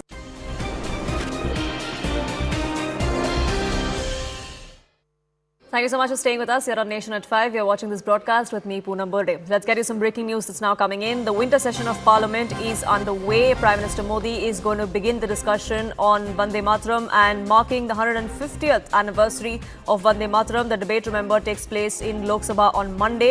Prime Minister Modi will be leading that discussion. Several other union ministers, including Amit Shah, will follow. Payal, my colleague, now joins us, getting us more details on that. Payal, what more can you share with us? How is this discussion going to go through in both houses of Parliament on Monday? Well, of course, it's a special discussion that the government is undertaking on the 150th anniversary of Vande Mataram, which clearly means that Prime Minister Narendra Modi will be the opening speaker in Lok Sabha on Monday. That debate will get underway at 12 p.m. in the afternoon and will go on for 10 hours. So Prime Minister will lead the Lok Sabha into the discussion as well. And on Tuesday, the discussion will begin in Rajya Sabha, in which Union Home Minister Mr. Amit Shah will be the opening speaker. And in the Rajya Sabha, when the discussion closes at the end of 12 hours, 10 hours, the last speaker will be JP Nadda in the Rajya Sabha, and Rajnath Singh will be the last speaker in the Lok Sabha. That's what we are given to understand. It's a very, very important discussion. a special discussion the government has undertaken, keeping in mind that is the 150th anniversary of Vande Mataram. So obviously we know who the top BJP speakers really are. And after this discussion takes place on Vande Mataram, you'll have a discussion which will follow on election reform. So the big update coming in 12 o'clock in the afternoon, Monday, Prime Minister Narendra Modi will tell the entire country of what the significance of Vande Mataram has been and why it means so much in the present day and age, and what it means for as an inspiration for the youth of the country. It'll be interesting to see who the speakers from the opposition ranks are that will follow and where the discussion goes. For the moment though, Payal, thank you so much for getting us the latest on that.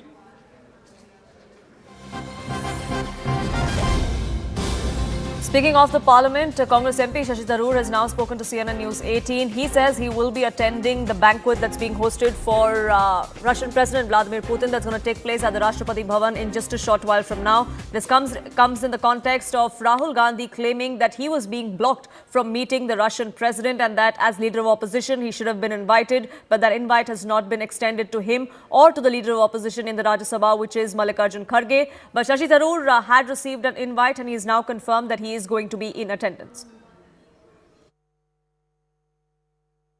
Diplomacy involves all sorts of things. Going to the airport is a gesture. Gifting the Gita in Russian translation is a gesture. Inviting the president for a private dinner at the prime minister. So all these are gestures. See, diplomacy is both symbol and substance. So the symbolic stuff we've seen. The substance, I'm sure, is taking place. We don't know what's going on, but they're all meeting and talking. You saw the defense minister was with their defense minister yesterday. So obviously the defense component of the relationship is very important to them. I think you have to understand that there is a lot happening, and we'll find out when the president leaves what comes out of the visit. But I think it's a very important affirmation of continuity in the relationship with Russia and an assertion of India's sovereign autonomy in a very turbulent and fractured world.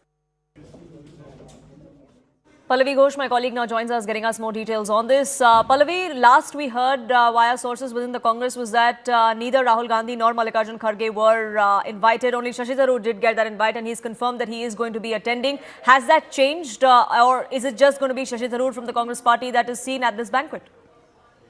Well, Poonam, just 5 minutes back when I spoke to the top Congress sources, they kept on saying that so far the LOP has not got any invite. Look, these invitations go out days in advance because there's a protocol which has to be followed. There are, there are arrangements which have to be made. There's an RSVP also. They are not just last minute or knee-jerk kind of invitations which are set out, because whoever gets an invite will also have to confirm his or her presence. When Shashi Tharoor being invited, and what we are being told, the invitation has gone to him because one of his diplomatic background, he's also been involved in diplomacy with Russia when he was involved in UN as well. And plus the fact is that he also headed one of the delegations post-Operation Sindoor.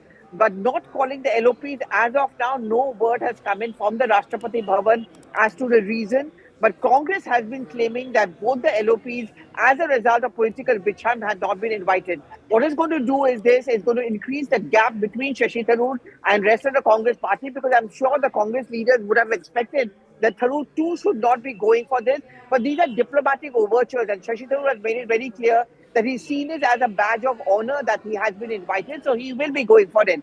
It's also going to increase the kind of confrontation between the government and the opposition, where Rahul Gandhi has already made this allegation against the government that they deliberately don't invite him or they don't allow him to meet the visiting dignitaries because he asked the tough questions of the government and the Prime Minister. Now, the invite to Shashi Tharoor has also been because he's visited several of these countries as part of the delegation, as leading the delegation in the aftermath of Operation Sindoor. He's engaged with the Russian side on multiple occasions in the past as well. That's something that has been kept in mind when this invite was extended to him. For the moment, Pallavi, thank you so much for getting us the latest on that front. Let's listen into that confirmation that came in from Shashi Tharoor about his attendance at the presidential banquet. जो राष्ट्रपति भवन में dinner समारोह है Putin के सम्मान में, उसमें आपको तो बुलाया गया है, क्या आप जा रहे हैं वहाँ? देखिए, विदेश कार्य समिति के अध्यक्ष के रूप में मुझे बुलाया गया है, तो मैं क्यों नहीं जाऊँ? ये तो मैं हमारे फर्ज से जाता हूँ। लेकिन सर, ये कहा जा रहा है कि राहुल गांधी एलओपी उनको नहीं बुलाया, मल्लिकार्जुन खड़गे को नहीं बुलाया, आपकी पार्टी नाराज है इस बारे में?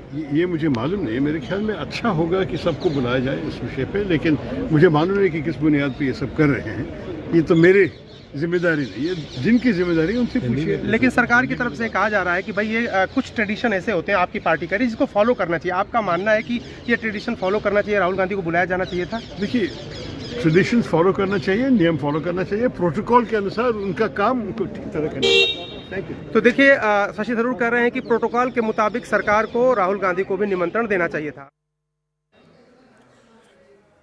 We'll see whether that controversy erupts any further, or if there is a gap that widens between Shashi Tharoor and the rest of his party, as we've seen on multiple other occasions. We'll keep a track of that and much more here on Nation at 5. But for now, it's time for a quick break.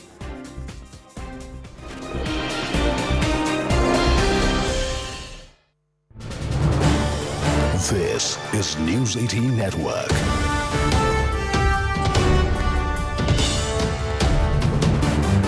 India's largest news network. That we're getting more updates. The DGCA has now relaxed the night duty norms for Indigo as well. One time, a conditional exemption has been given to stabilize the disrupted operations. My colleague Anvit had mentioned this a little while ago. 6 night landings are now allowed and night hours relaxed. The exemption is valid until February 10. Anvit is joining us for more on this. Yes, Anvit. Shivani, this is the latest order that we have accessed, and it goes on to detail that not only night duty hours have been relaxed, but also initially that 6 landings in the night duty were allowed. So night landings have now been brought back to 6. Initially in the new norms it was 2, and this is a temporary exemption that has been granted only to Indigo. And if I could read from the order verbatim, it says that in the view of above and detailed deliberations with the Ministry of Civil Aviation, it has been considered necessary as one-time measure to stabilize the national aviation network and restore normalcy passenger service. It says that DGCA in public interest hereby grants a temporary one-time exemption to Indigo to operate on its flight A320 fleet operations from the following provisions of the revised FDTL civil aviation requirements. Night duty from 000 hours to 5 a.m. in the morning, and for operations encroaching night duty. So 6 night landings will now be allowed. Also, it says that the exemption is granted solely to facilitate operational stabilization and shall not be construed as dilution of safety requirements. Okay. It goes on to say that the exemption shall remain in force till 10th of February and subject to mandatory review every 15 days based on the operational data and compliance report submitted by the airline. So this exemption has clearly come into the picture, and the latest exemption that has been granted only to Indigo, and Ministry had made it clear it is the only purpose is to stabilize the network of aviation that has gone haywire in the country in the last few days. Yeah, but it will be seen as pretty poor when it comes like this at this stage. Sorry, Shivani, the message that's going out is that don't worry, if you can't follow a rule, we're going to remove the rule. No. And how on earth did the minister say that this is not going to affect the safety? For 2 months it's going to affect the safety. Otherwise, why did you bring the rule in the first place? I think we can also look at it as firefighting that is going on right now. It doesn't look good, but something needed to be done to stabilize the operations, Anand. Yeah, because somebody has to resign, because the firefighting is because you lit the fire. No, fair enough. That accountability definitely has to be set. Can I go across to Chandu Reddy, who's a passenger joining us live from inside the Hyderabad airport? Chandu ji, क्या हाल है वहाँ पे? अभी क्या हुआ आपके साथ? नमस्ते मैडम, मेरा एक्चुअली फ्लाइट मॉर्निंग 10:40 को था। हाँ वो जी। 10:40 वाला रिशेड्यूल किया 2 बजे को। जब से 3 घंटा लाइन में खड़ी करके उन्होंने रिशेड्यूल किया है, फिर भी अपना जो गेट रहता है ना मैडम, गेट बार बार चेंज करे। अभी तक 3 बार चेंज किया उन लोग। क्या क्या परेशानी हो रही है सर आपको? हाँ मैडम, क्या परेशानी हो रही है सुबह से आपको? मॉर्निंग से हमारे को 10:40 से अहमदाबाद जाने वाला फ्लाइट कैंसिल करके 2 बजे तक भी हमारे को रिशेड्यूल करा है, फिर भी वो टाइम पे नहीं आया अभी तक। तो मेरे साथ बहुत लोग हैं, अहमदाबाद जाने वाला भी है, बहुत परेशान में भी है। Not only Ahmedabad. Keep all the flights they're making reschedule every 10 minutes, 15 minutes. 6 time खत्म करो, चेंज कर दिया। 6 टाइम चेंज हुआ मैडम ये फ्लाइट, 6 टाइम चेंज हो। नीचे से ऊपर, ऊपर से नीचे। Horrible situation. चंदू जी, आप वहाँ पे एयरलाइन की तरफ से क्या कम्युनिकेशन मिल रहा है आपको? कोई है लोग वहाँ पे एयरलाइन? कुछ नहीं बोल रहा, मेरा रिस्पॉन्ड ही नहीं दे रहा मैडम। 3 घंटा लाइन में खड़ी करके वो टिकट चेक करके थोड़ा लोगों को रिफंड बोला था, थोड़ा लोगों को रिशेड्यूल किया है। अच्छा, और क्या बोलना चाहते हैं लोग आपके आसपास? मैडम, आपके आसपास जो लोग हैं वो क्या बोलना चाहते हैं? वो कोई भी नहीं है, काउंटर खाली है। अभी हमारे को 134 फ्लाइट दिया है, दूसरा फ्लाइट इंडिगो का। रिस्पॉन्स नहीं है वो लोग, किसको कुछ भी रिस्पॉन्स नहीं है वो लोग से अभी। नो अवेलेबल नहीं है और टिकट बेचते जा रहे हैं। हाँ, टिकट बढ़ाते जा रहे हैं मैडम, कल से भी रिटर्न करने वाला है इधर। अवेलेबल नहीं है, फ्लाइट अवेलेबल नहीं है, टिकट बेशर्मी से बनाते जा रहे हैं। कुछ कीजिए आप थोड़ा। Accountability certainly has to be set. And Devesh, I want to understand from you. Chandu ji हमारे साथ बने रहिए. Devesh, I want to understand from you what is the kind of penalty that can be imposed on Indigo here. Yes, some firefighting is going on right now. Priority is to stabilize the operation, so whatever exemption is needed is being given. But accountability for Indigo first. I want to understand from you. What do the rules allow, or can it go beyond the rules as they exist on paper right now? See, the DGCA and the ministry has extraordinary power. The aviation industry is a very highly regulated industry. I will take back just about a month ago when the US government was in full shutdown, air traffic controllers had not been paid. The US FAA told all airlines, cut down your flights by 10%. The government, instead of relaxing this order, this editorial order, could have just as easily told Indigo, listen, you guys are not in compliance, reduce your flights by a minimum 10 or 20% and set your house back in order. Otherwise, we'll withdraw your Devesh, I don't understand why that wasn't done. Or if they had to extend the deadline, let's say, a little bit more, why was this not done? It is exactly what Anand just said. The government is repeatedly setting up these situations where they cave into business interests. It is not limited to airlines. And what is the signal sent? They say we have done it only for Indigo. Tomorrow Air India will say you did it for Indigo, now do it for me. Yeah. Follow that SpiceJet, follow that Akasa. It's just going to, this is only perpetuating a situation where corporations feel they can bully themselves into any rule that doesn't suit them. Let's bully the government into submission. Meenakshi ji, do you want to add something given everything that's happening, exemptions, withdrawals, of course passenger safety is an issue.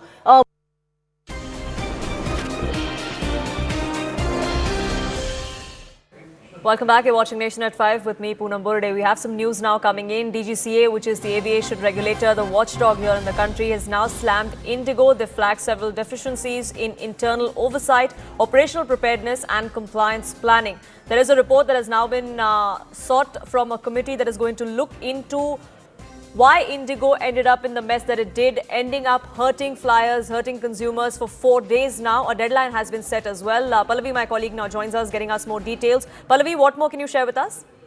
So it's a 4-member committee, and the committee members are essentially those who have experience in the aviation industry. The committee will have to submit its report within 15 days.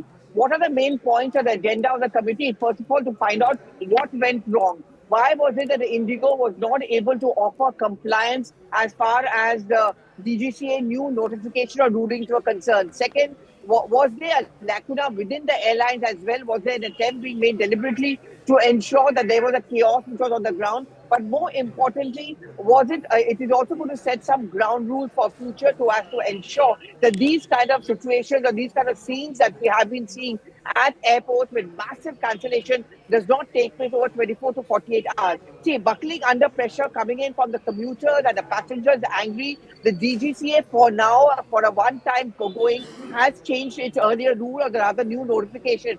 But this is something which they do not want to keep on for a long time.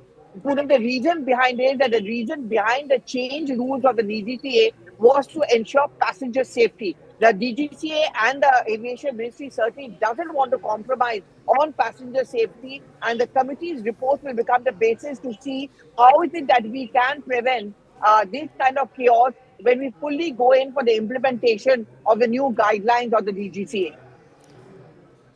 Well, it's important to ensure that there is no repeat of what transpired in the last 4 days, but it's also important to make sure that Indigo is held accountable for what happened, that Indigo has a price to pay for that, and that's something hopefully that the committee will also look into. Pallavi, for the moment, thank you so much for getting us the latest on that front. We'll keep a track of that and much more here on CNN News 18. But it is a wrap from my side here on this edition.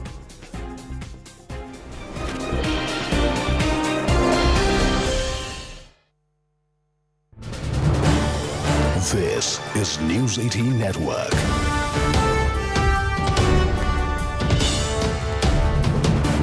India's largest news network. That we're getting more updates. The DGCA has now relaxed the night duty norms for Indigo as well. One time, a conditional exemption has been given to stabilize the disrupted operations. My colleague Anvit had mentioned this a little while ago. 6 night landings are now allowed and night hours relaxed. The exemption is valid until February 10. Anvit is joining us for more on this. Yes, Anvit. Shivani, this is the latest order that we have accessed, and it goes on to detail that not only night duty hours have been relaxed, but also initially that 6 landings in the night duty were allowed. So night landings have now been brought back to 6. Initially in the new norms it was 2, and this is a temporary exemption that has been granted only to Indigo. And if I could read from the order verbatim, it says that in the view of above and detailed deliberations with the Ministry of Civil Aviation, it has been considered necessary as one-time measure to stabilize the national aviation network and restore normalcy passenger service. It says that DGCA in public interest hereby grants a temporary one-time exemption to Indigo to operate on its flight A320 fleet operations from the following provisions of the revised FDTL civil aviation requirements.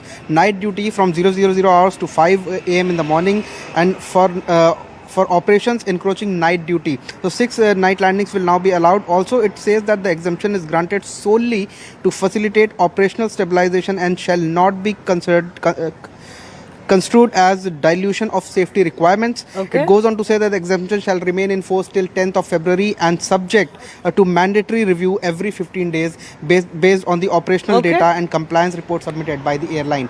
So this exemption has clearly come into the picture, and the latest exemption that has been granted only to Indigo, and Ministry had made it clear it is the only purpose is to stabilize the network of aviation that has gone haywire in the country in the last few days. Yeah, but it will be seen as pretty poor when it comes like this at this stage. Sorry, Shivani, the message that's going out is that don't worry, if you can't follow a rule, we're going to remove the rule. No. And how on earth did the minister say that this is not going to affect the safety? For 2 months it's going to affect the safety. Otherwise, why did you bring the rule in the first place? I think we can also look at it as firefighting that is going on right now. It doesn't look good, but something needed to be done to stabilize the operations, Anand. Yeah, because somebody has to resign, because the firefighting is because you lit the fire. No, fair enough. That accountability definitely has to be set. Can I go across to Chandu Reddy, who's a passenger joining us live from inside the Hyderabad airport? Chandu ji, क्या हाल है वहाँ पे? अभी क्या हुआ आपके साथ? नमस्ते मैडम, मेरा एक्चुअली फ्लाइट मॉर्निंग 10:40 को था। हाँ वो जी। 10:40 वाला रिशेड्यूल किया 2 बजे को। जब से 3 घंटा लाइन में खड़ी करके उन्होंने रिशेड्यूल किया है, फिर भी अपना जो गेट रहता है ना मैडम, गेट बार बार चेंज करे। अभी तक 3 बार चेंज किया उन लोग। क्या क्या परेशानी हो रही है सर आपको? हाँ मैडम, क्या परेशानी हो रही है सुबह से आपको? मॉर्निंग से हमारे को 10:40 से अहमदाबाद जाने वाला फ्लाइट कैंसिल करके 2 बजे तक भी हमारे को रिशेड्यूल करा है, फिर भी वो टाइम पे नहीं आया अभी तक। तो मेरे साथ बहुत लोग हैं, अहमदाबाद जाने वाला भी है, बहुत परेशान में भी है। Not only Ahmedabad. Keep all the flights they're making reschedule every 10 minutes, 15 minutes. 6 time खत्म करो, चेंज कर दिया। 6 टाइम चेंज हुआ मैडम ये फ्लाइट, 6 टाइम चेंज। नीचे से ऊपर, ऊपर से नीचे। Horrible situation. चंदू जी, आप वहाँ पे एयरलाइन की तरफ से क्या कम्युनिकेशन मिल रहा है आपको? कोई है लोग वहाँ पे एयरलाइन? कुछ नहीं बोल रहा, मेरा रिस्पॉन्ड ही नहीं दे रहा मैडम। 3 घंटा लाइन में खड़ी करके वो टिकट चेक करके थोड़ा लोगों को रिफंड बोला था, थोड़ा लोगों को रिशेड्यूल किया है। अच्छा, और क्या बोलना चाहते हैं लोग आपके आसपास? मैडम, आपके आसपास जो लोग हैं वो क्या बोलना चाहते हैं? वो कोई भी नहीं है, काउंटर खाली है। अभी हमारे को 134 फ्लाइट दिया है, दूसरा फ्लाइट इंडिगो का। रिस्पांस नहीं है वो लोग। किसको कुछ भी रिस्पांस नहीं है वो लोग से अभी। नो रिस्पांस नहीं, और टिकट बेचते जा रहे हैं। हाँ, टिकट बढ़ाते जा रहे हैं।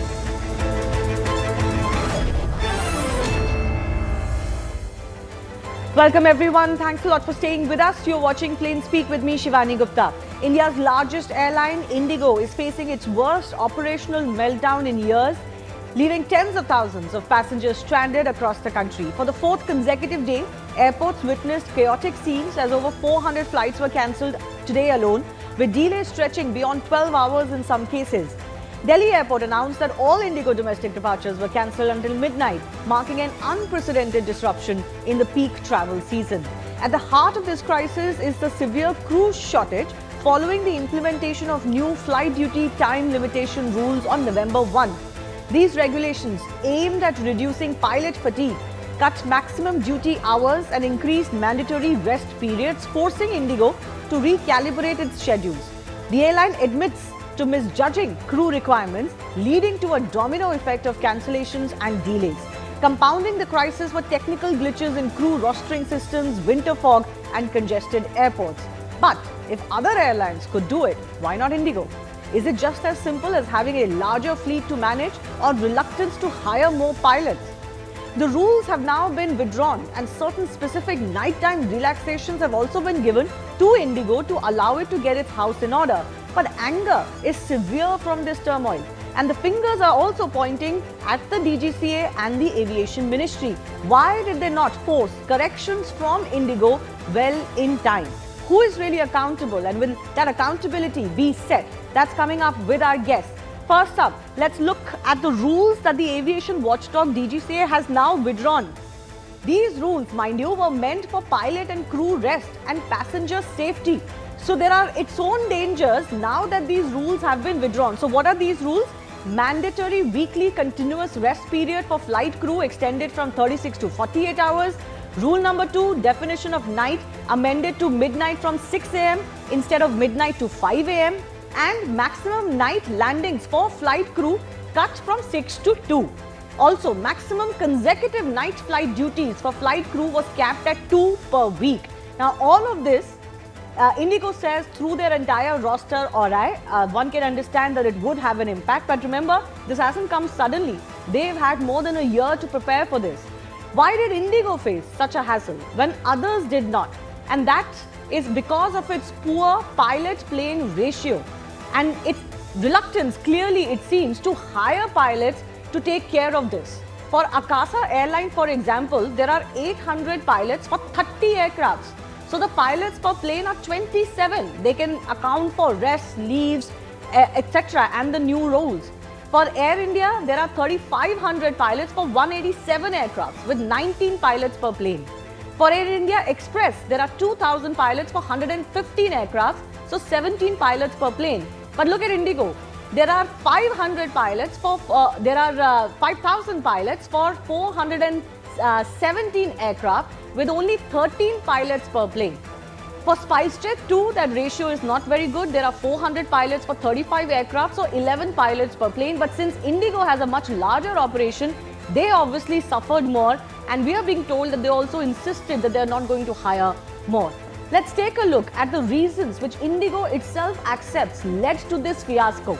So they say they misjudged crew requirement under new flight duty time limitation norms, but accepted that recruiting pilots would have squeezed thin profit margins. So they prioritized their profits before this passenger safety. They blamed it on the fact that Indigo conducts massive scale of operations with 2,300 flights a day. This was hit, according to them, because of this flight duty time limitation rule. Indigo maintains that because the largest number of aircraft is with them at 400, crew utilization levels were hit by flight duty time limitation. So they've kept blaming these new rules, but they're not as new as they're making it sound. They also accept that with Indigo's high frequency network, highest red-eye and night flights, that really led to them not being able to account for it. The airline found it difficult, it says, to manage crew shortages. But whose responsibility was it to either alert the system that they're not going to be able to handle, make contingencies for it, or cut down the number of operations they have, at least temporarily? But the larger question is, who's to blame for this flying freeze? Is it the airline Indigo alone? Aviation experts are hinting at its poor planning, majorly as the reason they failed to recruit or train enough pilots. They froze hiring and expanded its winter schedule without adequate crew. Or is it the DGCA as well that is to be blamed for the mess? Many are citing the aviation watchdog's oversight failure as it approved Indigo's expanded schedule without checking pilot availability. In all of this, ultimately the buck stops with the aviation ministry. That's where the ultimate responsibility will lie, because the ministry has to ensure both passenger safety but also ease of flying for passengers. It in fact reversed the FTDL order because of this situation today, which invited even more flack, because now they've opened up a Pandora's box about passenger safety. So after this turmoil, the rules have been relaxed. But will accountability be set? That debate is coming up with our guests. We'll also tell you more of what the aviation minister directives are now.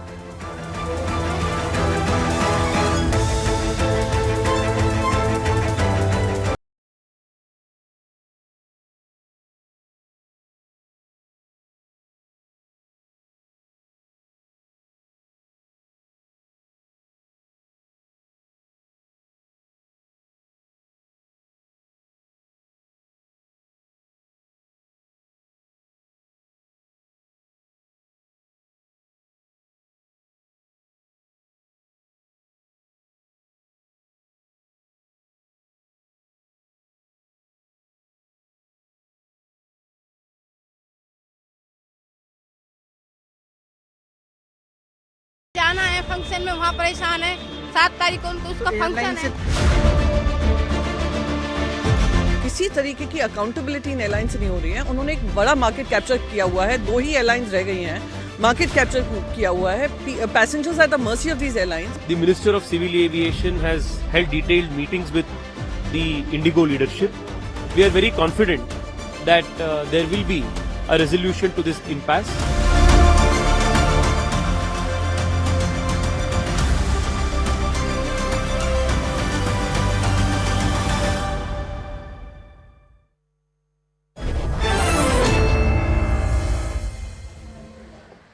Let's go across to our guest joining us. Sarosh Damania, aviation lawyer. Captain Ehsan Khalid is a veteran IAF pilot, instructor and examiner. Tushar Gupta, journalist. Pooja Tripathi, spokesperson of the Congress Party. And Shiv Khera, author and citizen voice with us. Can I just tell, for the benefit of our viewers before I begin, that the aviation minister has issued certain directives just a short while ago, in which is, of course, it has confirmed that the FTDL orders have been placed in abeyance with immediate effect.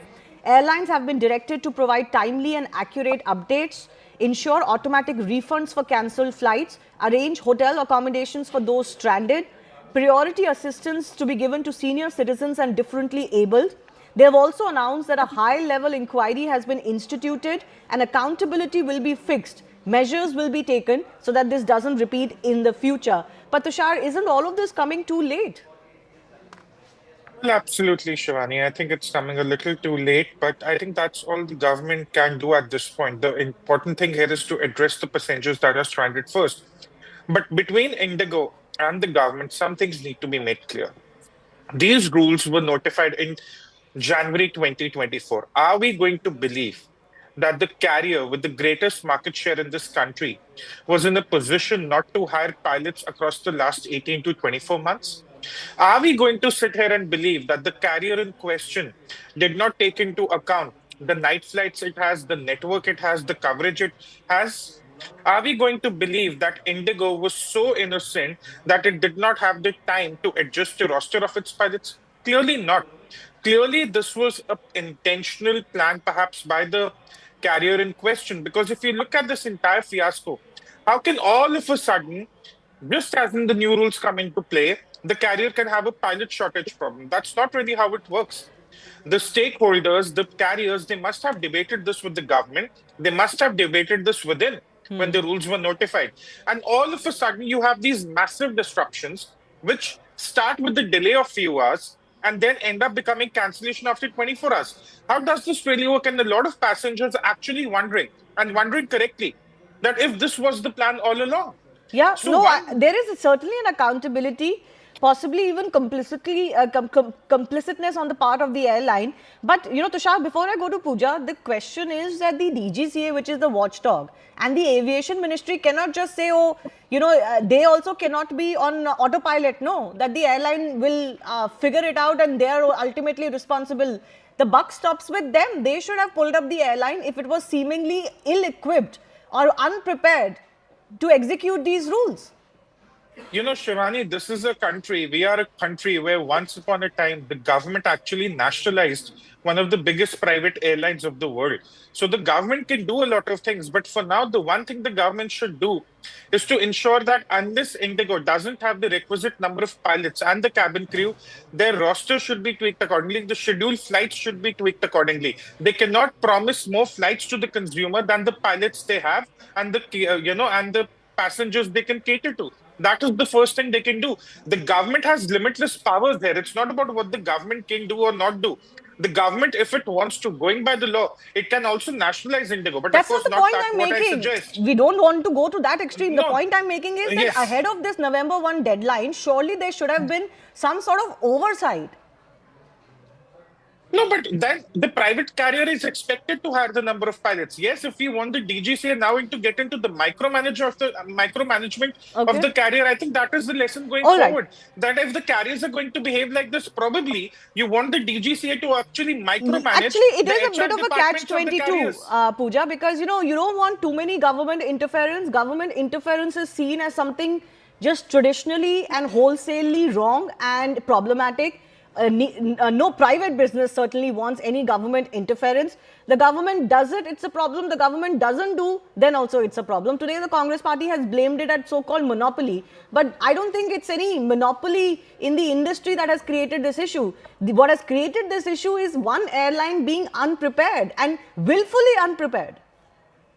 And that airline, Shivani, holds 60% of the market share, the major terminals. And that's why we are saying when power concentrates, fairness evaporates. Government is just a regulatory body, turned into a regulatory body now. And who is responsible for this disproportionate domination of Indigo Airlines? 23 months back. 23 months is a long time. And you could not follow the roster. And anybody with a basic brains would realize that this was intentional. This was fabricated and the chaos, and it was all on public. I saw a video of father pleading the Indigo staff for a sanitary napkin for his daughter who got his menses in the airport, stuck in airport. And I think this is an Indigo. Let's be very, very clear about one thing. Indigo doesn't give a damn about consumers' interest, doesn't give a damn about pricing. Today, I wanted to travel for a medical conference. The airline's cost is 1 lakh rupee to Hyderabad. Delhi to Hyderabad is 1 lakh rupees. And be it pricing, be it consumer handling, be it complaint redressal, nothing.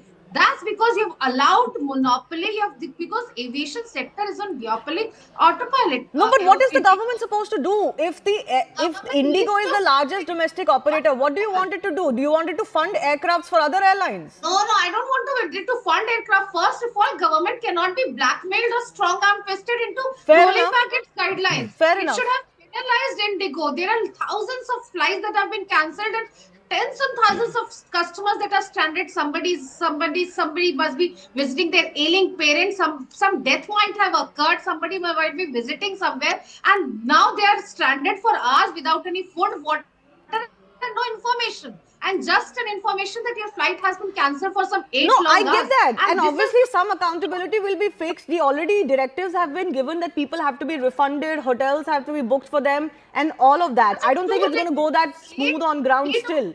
But Pooja, my question was, you blame quote-unquote monopoly. What does monopoly have to do with this, and what does the government do about it? Because Indigo was sharing, taking over 60%, so it could arm twist government into rolling back its guidelines. If this has been an earlier, scenario where there were many operational flights, and Air India being after Air India merger, they're only sharing some 28% of market share, and that's because government has no choice. That's where we are saying, and this is happening in every sector. Okay, but should the government then regulate how many airlines there are, who has how much market share? I'm not sure how the government is supposed to do so. It is a private business, it's a free market. The airlines will come up according to their own profitability. Some have perished, some have grown. I'm not sure what the government is supposed to do about that. Then it will be too much government interference if they start doing this. I don't think so. There can never be too much of government interference. I think there can be. What are you talking about? In India, we've been complaining about too much government interference from day one. You cannot let a corporate body which prioritizes profits over consumer interest run the reins. I agree with you. So let's say this situation has made itself clear now. There will be repercussions, hopefully very strong ones, and precedent set. But that monopoly issue is what I'm trying to figure out. What is the government supposed to do about it? But let's go across to our other guests as well. Sarosh Tamania is an aviation lawyer. Do you think this is a monopoly issue here? You could argue that Indigo got too boastful. They thought that they could disrupt 60-70% of the operations in India, and they will eventually get the ministry to buckle under pressure. Is that what happened? And if so, what was the government supposed to do about this? Understanding government policies and how the governments have been historically acted, the airlines are so used to getting leeways or so used to getting extensions, as if for anything, all government deadlines are always given extensions. So I think they took the DGCA and the government very lightly at the time of planning at the time of when the new scheme was rolled out. They thought that they might very easily get an extension. But accordingly, the government was very stringent this time. They did not allow for extension, and that is why when the fiasco happened. But the DGCA stepping up now, rolling out the policy, giving some direction, it is very late. They should have done it on day one. When the first day, we are on the 5th day of the fiasco, and the fiasco still continues. Even in spite of the flights are cancelled. People are still stranded for 6 hours at the airport. Did it solve the problem? See, because Indigo being a private body, they can do their own planning, rostering, whatever. But understand, aviation is still one of the most regulated sectors in the private system also. Pilots are certified by the DGCA, their rosters are given to the DGCA, the DGCA knows the schedules, the DGCA permits how many flights the airline can fly. No, so this is what I was getting at. That oversight may not be looked at as government interference. That oversight is necessary.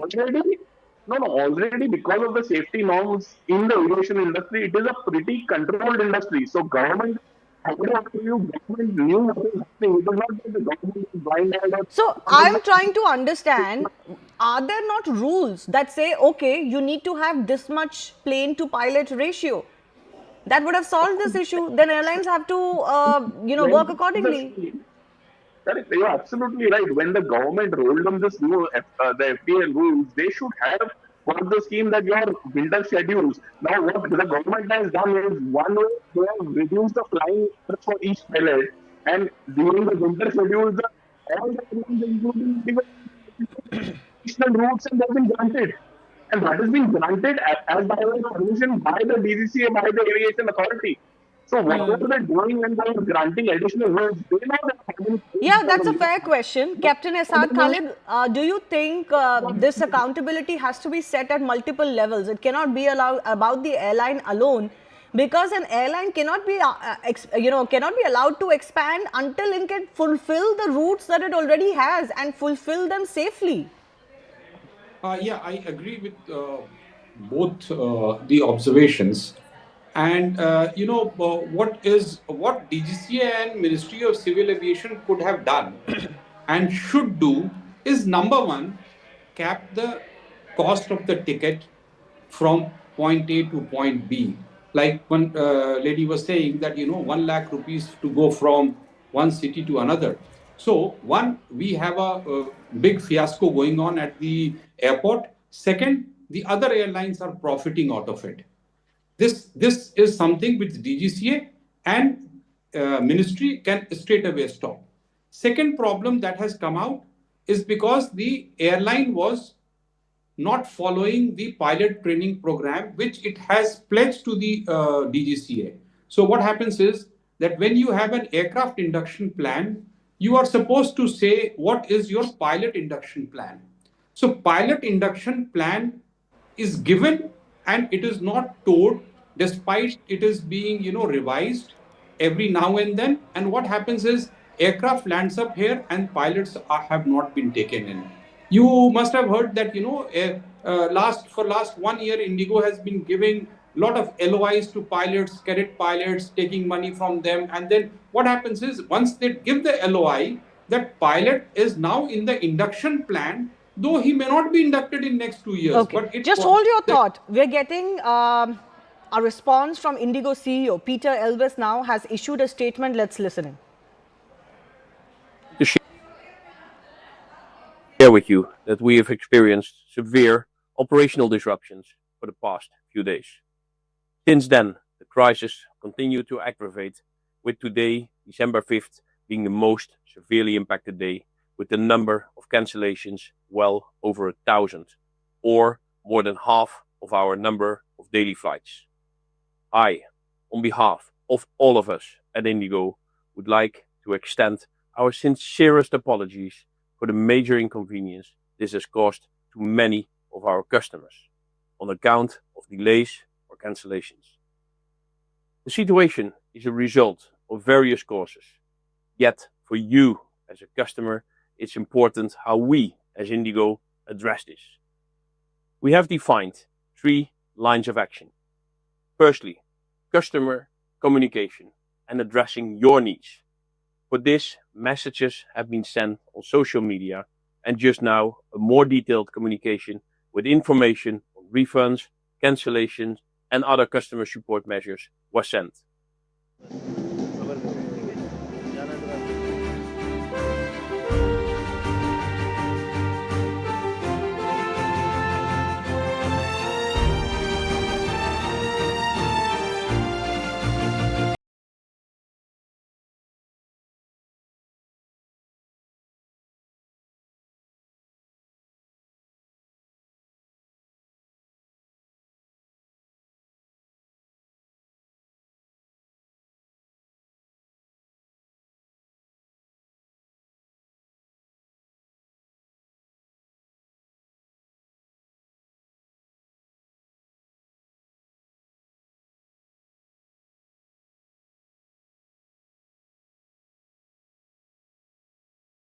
Viewers from Raisina Hill, the Prime Minister's cavalcade making its way to Rashtrapati Bhavan for the ceremonial welcome to President Vladimir Putin. As you know, the President of Russia landed yesterday at 7 o'clock in the national capital. He was received personally by Prime Minister Modi, a gesture that completely surprised and overwhelmed, in fact, the Russian delegates and, of course, Mr. Putin himself. Commentary to that effect was made public, thanking, in fact, the Prime Minister for his exceptional gesture of warmth and, of course, goodwill. Now, of course, viewers, the day will unfold in a barrage of meetings, declarations, agreements. There are huge expectations, and some of those expectations are set to redefine goals and targets and the very nature of the relationship with Russia. It is, of course, a long-standing relationship, viewers, that dates back decades, but it is going to be cemented and given a new direction, a reset, many people are calling it. Why? Because it will lead specifically to transformation in the nature of the association, making it more broad-based, making it more aligned to India's relationship with other powers like the United States that cover many, many different bases. So we're expecting cooperation, agreements, and all sorts of other joint cooperation in many fields besides the traditional energy and defense, which has dominated transaction between the two countries. Let's go straight across to Akanksha. Akanksha, this ceremonial reception will kick off the functions today. Most of them, of course, will go into the business end. That's where it all begins today. Yesterday, a 3-hour, 40-minute meeting with Mr. Putin, private dinner, conversations. There's the Prime Minister draped in a shawl with the EAM next to him on his right. There's a big Russian delegation that has come through Akanksha. Just give us a shape of that and, of course, what is expected today. Right. And the fact that President Putin is on his first state visit since the war began in Ukraine is speaking volumes of the kind of importance and mutual trust that these time-tested allies that Moscow and New Delhi share. The fact that Prime Minister broke away from protocol, went and received his very good friend right at the tarmac, the fact that they shared the car ride back to Prime Minister's residence, where he was also hosted to a private dinner, all of that combined with what we are going to be witnessing tonight, where President Srimati Draupadi Murmu will be hosting the Russian president to that state banquet.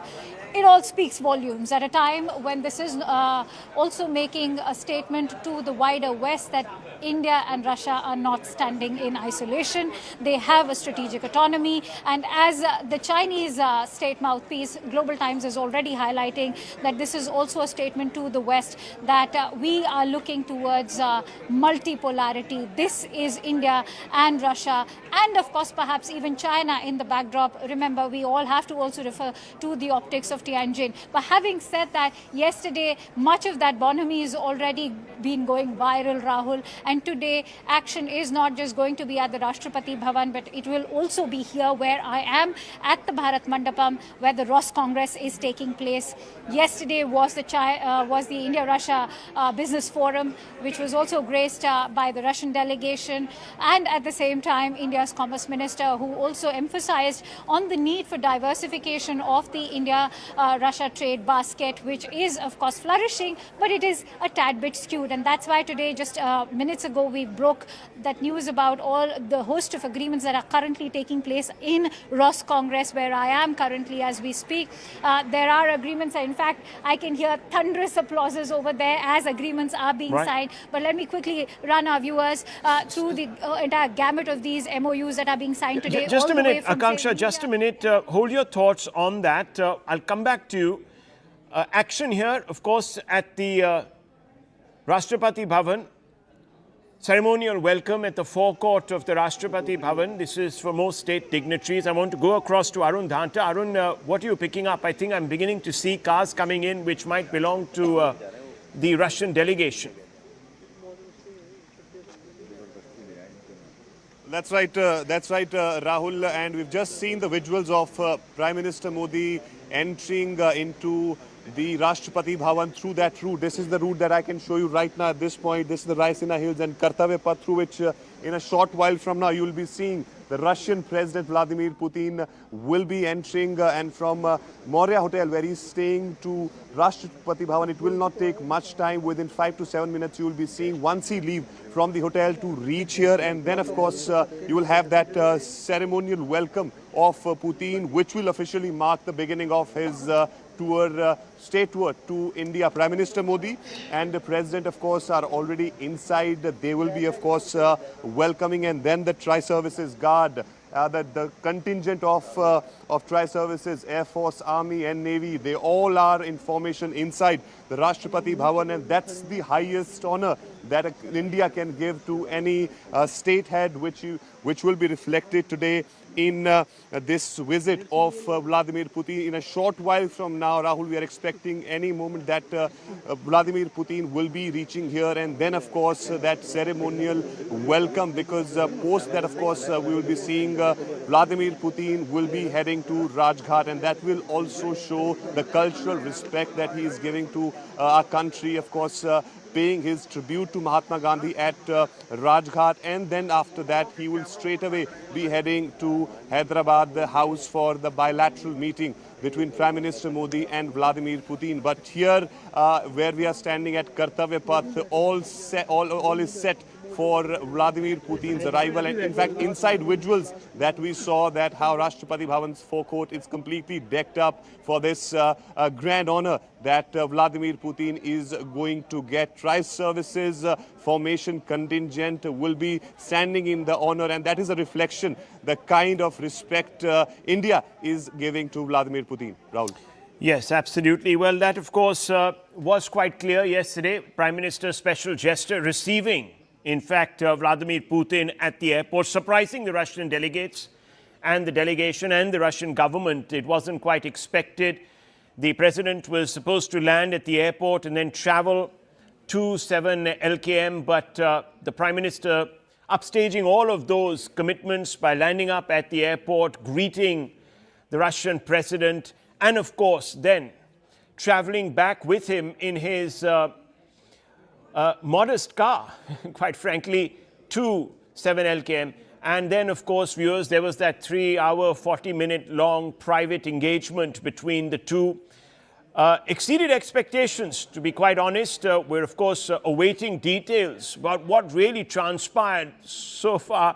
Very tight-lipped, but at the Ross Congress, there has been a lot of development. Akanksha was talking about that. I'll bring in Siddhant in just a few moments, but Akanksha, I just wanted a quick update from Rashtrapati Bhavan, but back to you.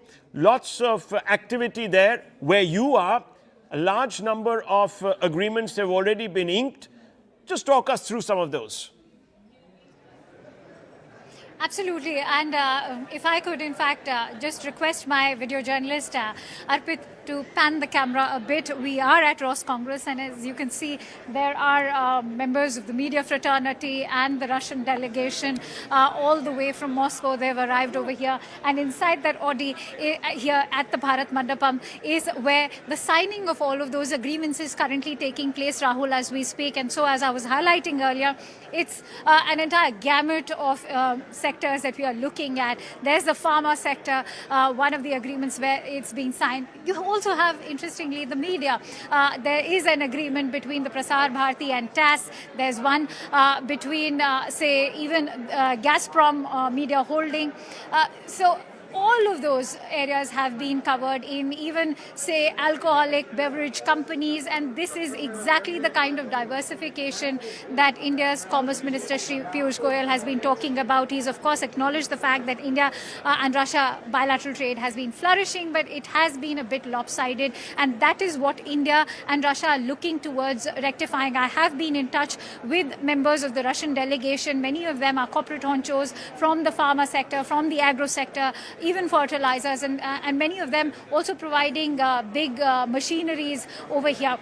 They are looking to invest in India. Now, given that Russia has been deeply impacted by Western sanctions, so their banking sector has also been deeply impacted, which is why rewiring of the money pipes is extremely important if you talk about bringing in the rupee-ruble settlement. And that is something that has been going back all the way to the 1950s. But ever since the war in Ukraine began, Russian banking system has been heavily sanctioned. And so there has been this hesitation within Indian traders to invest in Russia and vice versa. So the rupee-ruble system, say the financial digital payment system where we will be linking it through RuPay, will ensure that there's a smooth transaction between both the countries. Which will build and there is no isolating, more commercial bridges of an bridges. anti-dollar bloc, which is what US was fearing. Okay, just stay on with me. I want to bring in Tatiana Kukureva, senior journalist from Moscow.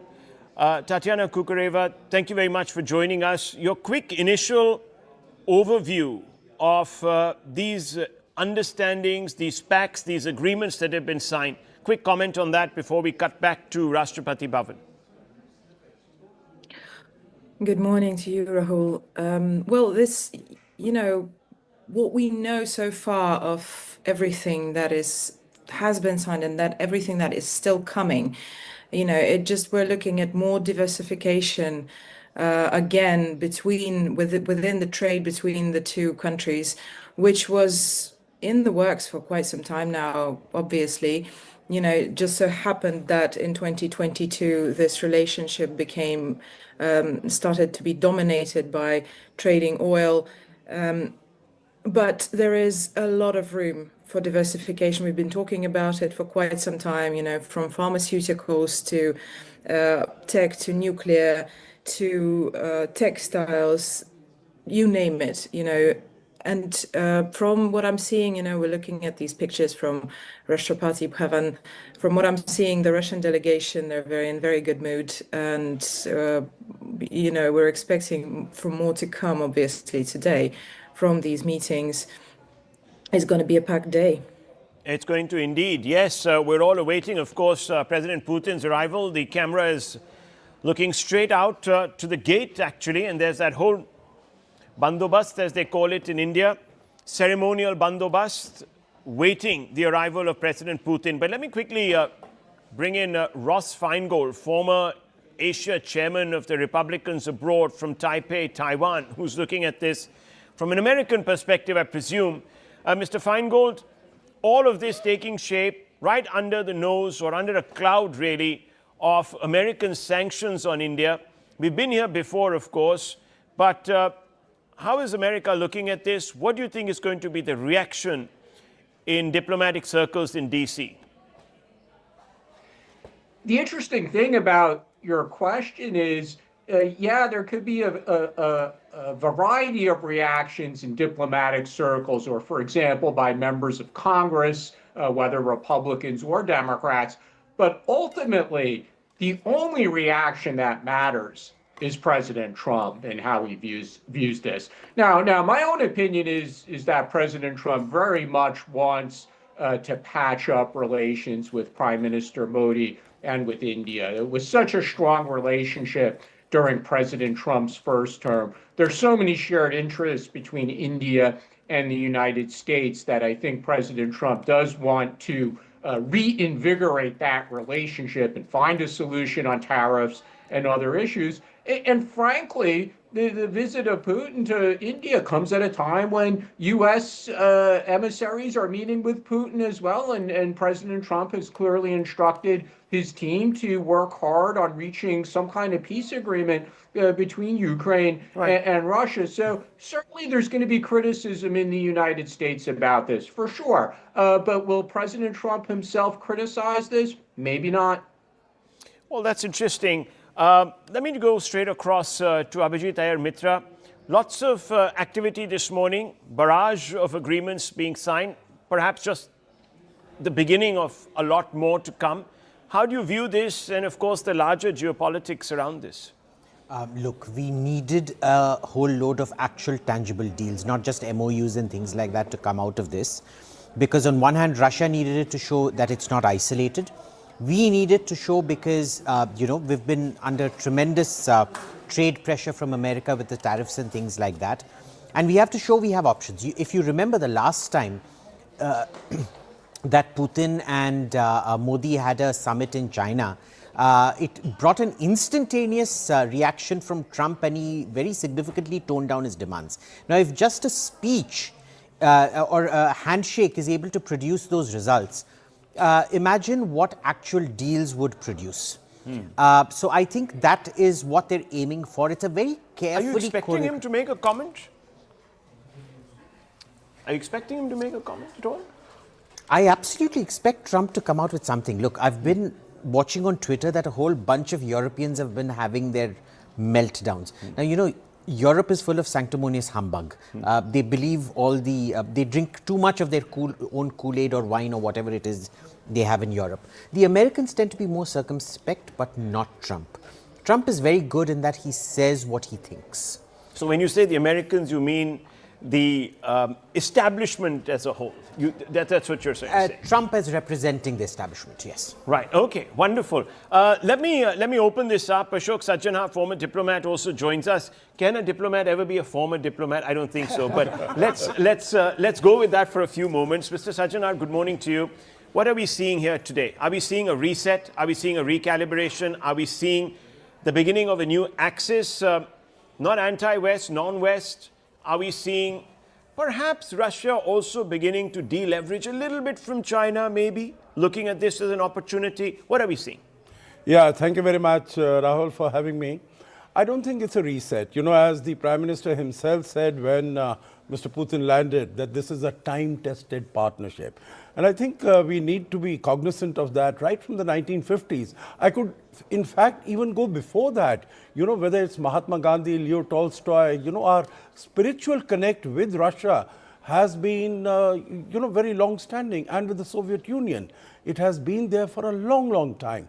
But if you were to look at, more contemporary times from 2000 onward, when Putin just became from a prime minister, he became the president. And yes, you can see the visuals of the Russian President Vladimir Putin entering the Rashtrapati Bhavan. The route you can see he's on Kartavya Path right now, entering, of course, towards the Rashtrapati Gate. You can see the entire convoy of the vehicles of Vladimir Putin. He's just entered. He's on Kartavya Path going towards Raisina Hill. And the next stop, of course, is the Rashtrapati Bhavan. The gate is opened there. The big gate is waiting for. You can see this convoy of Putin right now on your screens, and Prime Minister Modi and President Draupadi Murmu along with the External Affairs Minister S. Jaishankar are already inside a red carpet welcome for Vladimir Putin here in the Rashtrapati Bhavan's forecourt, and this will mark the official beginning of his state visit to India. We've just seen the vehicles and the convoy of Vladimir Putin entering on Raisina Road, and now just enter the Rashtrapati Bhavan. These are the visuals that you can see of the convoy of, and in fact, a motorcade was also accompanying this convoy, the car of Vladimir Putin, in which he is traveling, and then you will of course be seeing that ceremonial welcome for which Prime Minister Modi, President are already inside. My colleague is sort of suggesting that this is going to now kick off the business end of the state visit. I just want to ask you, Mr. Sajjanar, yesterday you had a 3-hour 40-minute meeting between the Prime Minister and President Putin, his private dinner. I'm sure they must have squared their sights. No, absolutely. I definitely, meaning, of course, you can say that, it was a freewheeling discussion. There was no set agenda, etc. But of course, all the items are there in the minds of both the leaders, and they would have discussed them and they would have ticked them off. Okay, as far as S-400 is concerned, what is it? What are the possibilities? What can we do? What about S-500? It has not been tried and tested. Of course, Russia is very interested in Su-57. That's a 4.5, fifth generation aircraft platform. What is it that, how is India looking at it in terms of the mobility agreement? So do you think they would have gone into all of these nitty-gritties? Well, not the nitty-gritty, but the broad contours of what is possible as far as the two sides are concerned. You would remember, Rahul, as far as mobility, because that is something that is coming on the agenda, in my view, for the first time, except for the initial discussion when Prime Minister Modi was the chief guest at the Vladivostok Far East Economic Summit that took place in 2019. At that time also it was thought that, this huge long border that Russia has with China, and there is this possibility of, some intrusion, some incursions, and you want Indians to come in.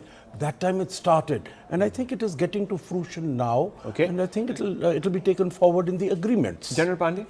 Yeah, I think one of the very top agenda on the table would be possibly talking about Ukraine-Russia thing, which is how it is progressing, and the polarization which is taking place, and how maybe India may be able to leverage, or Russia may be able to use Indian position do to you leverage. think there would have been, those are the pictures that we're all waiting for. I'm sorry to have cut you off, General Saab. We'll pick up on that, Doctor. Look at these pictures, important pictures today, because the world is watching, isn't it? The world is watching, Doctor. The world is watching, the West is watching very closely. He's already said that Europe is having a meltdown. Trump will be waking up or going to sleep, and you know what happens in the late hours with Trump. He can get a bit twitchy on Twitter or whatever, Truth Social and so on and so forth. We've been walking on eggshells the last 70 years, been made to. I think time has come for us to make Trump walk on razor blades, which is what, as you said, when he wakes up, he's going to see these pictures. And I dare say, yes, General Saab is correct that there's a lot on the agenda. But ultimately, I think Modi would be whispering in Putin's ears, "Bas seedhe camera mein dekhte raho, haste raho, Trump sunega." Well, they did put on a show in Tianjin, General, did they not? They put on a big show. I'd like to go to a balanced view about Indian way of doing things. We are not here possibly to excite others. This red carpet system has been put on for Xi, put on for Trump, has been put on for Putin every time he has come, and anybody else who has got a very special relationship. The Prime Minister made it clear this is not so against West or anti-West or anti-America. This is about. Correct. But unfortunately, what happens is that people on the other side get excited about this thing, and they draw unfair contextual arguments and stuff like that. I think when you look at what is happening in terms of tariff sanctions to us from the US, or the European meltdown. Possibly like to see it from the perspective. Well, that's that what's happening to handshake them. this morning, viewers. There's already familiarity. They've already met, they've spoken, they've had a frank and free exchange. Someone said here on the panel, Mr. Putin is now going to, of course, inspect the guard in just a few moments. There's going to be a ceremonial welcome. Band will play, the tri-services band will play. We've already heard the gun salute. And that's the photo op, the mandatory photo op, before I think there's going to be some sort of yes, you wanted to make a point. Because the good diplomat is here, I'd like to maybe extract an opinion from him, because last couple of days has been really troubling as far as diplomacy is concerned. You've seen these hypocrite ambassadors, I have no other words or phrase to describe them, of UK, Germany. They've written that article without realizing the fact that their hypocrisy, we also get internet out here. We can see what you guys are doing. You not only were buying more Russian oil and energy than we were, and when you had the sanctions, tariffs slapped on us, not you, and then in order to nip us in the bud, when Trump slapped sanctions on the Russian oil majors, you got exemptions from Trump. That's right. You continue to buy oil. I mean, look. And you have the temerity to write that article here on Indian soil. I would like Sajanji to comment on that.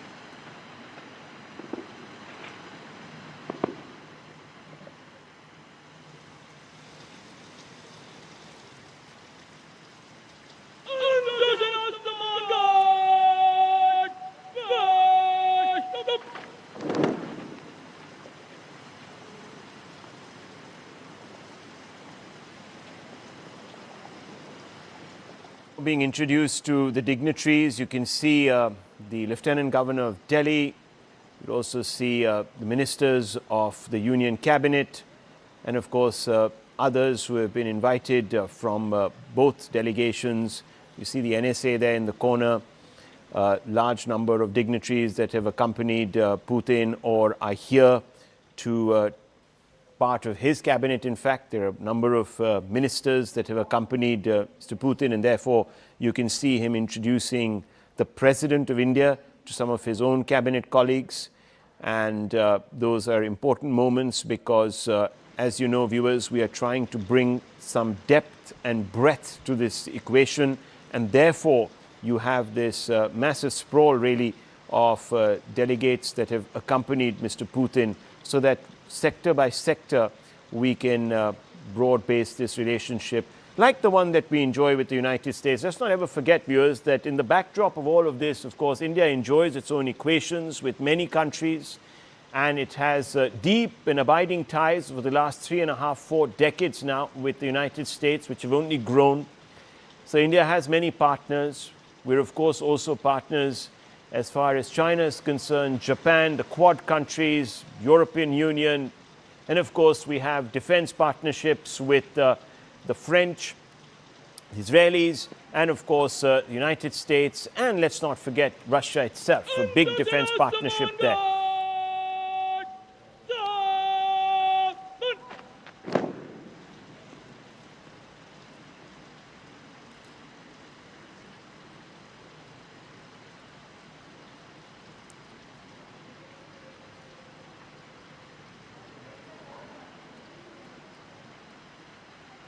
The forecourt of the Rashtrapati Bhavan looking absolutely splendorous this morning. India does the ceremonial receptions brilliantly. There's a lot of verve there. There's also, of course, a lot of heritage that is weaved into the tapestry.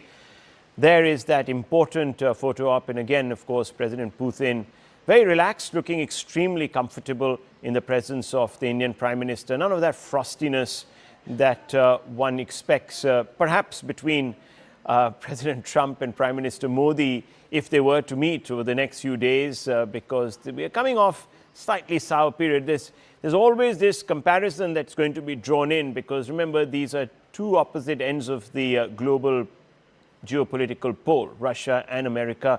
One time, of course, the United States had ascendancy globally, and that was just when Putin came in during the late 90s after the collapse of the Soviet Union. And then, of course, when Putin took charge, Russia was in a shambolic state, really, economically. After that, of course, it's really pulled up its socks. And credit must be given to President Putin. And now, of course, he's going to get into that car, that limousine, and he's going to be taken to Rajpath. The Samadhi, in fact, of Mahatma Gandhi. And that is, of course, something that all visiting delegates, all visiting dignitaries, all visiting heads of state always go to Rajghat. It's a very, very important part of that, because obviously, viewers, founder of the modern Indian state, in manner of speaking, Mahatma Gandhi is, and it's always been an influence really over a large number of leaders. Obama himself is somebody who carried works of Mahatma Gandhi in his pocket, famously. Also, of course, yesterday we saw the Prime Minister giving a copy of the Bhagavad Gita, in fact, to President Putin yesterday in that lovely meeting that they had one-on-one. But coming back to you, Mr. Ashok Sajjanhar, these are important pictures. Of course, the optics are all there for the world to see. But this relationship, and one must bring in this caveat. Look, every country will exert influence, dictate terms, and possibly even outcomes. They'll also, of course, bend morally to try and twist the environment in their favor, and perhaps also their interests. India has to accept this, doesn't it? India has to accept that there's going to be pushback, there are going to be others who are going to try and play them. And this really is something that geopolitics is sort of infused with, isn't it? No, absolutely. You're very right, Rahul. I think the silver lining as far as the situation today is concerned is that India is in a much more powerful position. whether it's economically, when we are talking about just about even 10 years ago, we are the 10th or the 11th largest economy, and many people talk of those times as the fragile five. There was, as far as the policy paralysis, and there were scams, coming out of cupboards every, week or 2 weeks or something. So the governance was in shambles quite a bit. But now, over the last 10 years, we have become the 4th largest economy, 3rd largest, soon to be. So our possibilities of standing up to these pushbacks has increased. The other, I think, is also leadership. The other is vision. Because I think through this Ukraine crisis, Russia-Ukraine conflict, and the pressure that has been put on India, the coercion that has been put on India, number one, to criticize or condemn Russia for its attack. Number two, to stop taking this oil. I think India has displayed a spine of steel, which I think the Russians didn't expect it, the world didn't expect it. And so India has really come of age in terms of, occupying its power, of its position of power and strength on the global stage. And that is what we are seeing here. Because, the visit even otherwise would have been. But this, the show of all this pomp and glory and, all these frills and whistles and everything, it shows that India is committed to this partnership. We've been speaking about it's a time-tested partnership. It's a very, important pillar of our foreign policy relations with the Soviet Union and with Russia. But here, under these changing global situation, the turmoil that is taking place. And maybe one point also I could mention, you see, this is not, Rahul, the first visit of President Putin to India. He's been to India during Mr. Modi's tenure 4 times. That's right. I mean, you've had this reciprocity. No, but the point I want to know, reciprocity is there. Yeah. Point I want to make is Mr. Modi never went to the airport to receive him earlier. This is the first time he's gone to receive him. So I think we really need to look at it as to what has changed over these 11 years. He went to receive Obama in 2015. Donald Trump in 2020, Sheikh Hasina in 2017, whatever. Yeah. We can talk about. But for Mr. Putin, this is the first time he has gone. So there's an assertion, you're saying. Absolutely. There's an assertion of our autonomy. There's an assertion, decision-making. Is that what you're saying? Yeah, I think I'll like to give a credit to Prime Minister Modi for one simple thing, that he's changed the protocol paradigm. He set a stage for a new system of going and receiving the way it has never been, protocol was never broken in the Indian system. But to leverage the position, and actually if you look at our country today, besides being the 4th economic power now, right, we don't have much to technically offer as a leverage. But diplomacy has been combined so beautifully, a personal connection. So when you're talking about Trump comes, what happens? I'm very sure Prime Minister Modi will be able to manage the similar situation, so that to reach out he'll have to also go to the airport, because everything will be measured. All the optics will be measured. I'm sure he will do it. Okay. I'm sure he will do it. So Ananya is joining us. Ananya Bhatnagar joining us from Rajghat, where we are expected President Putin to arrive shortly. Ananya, over to you.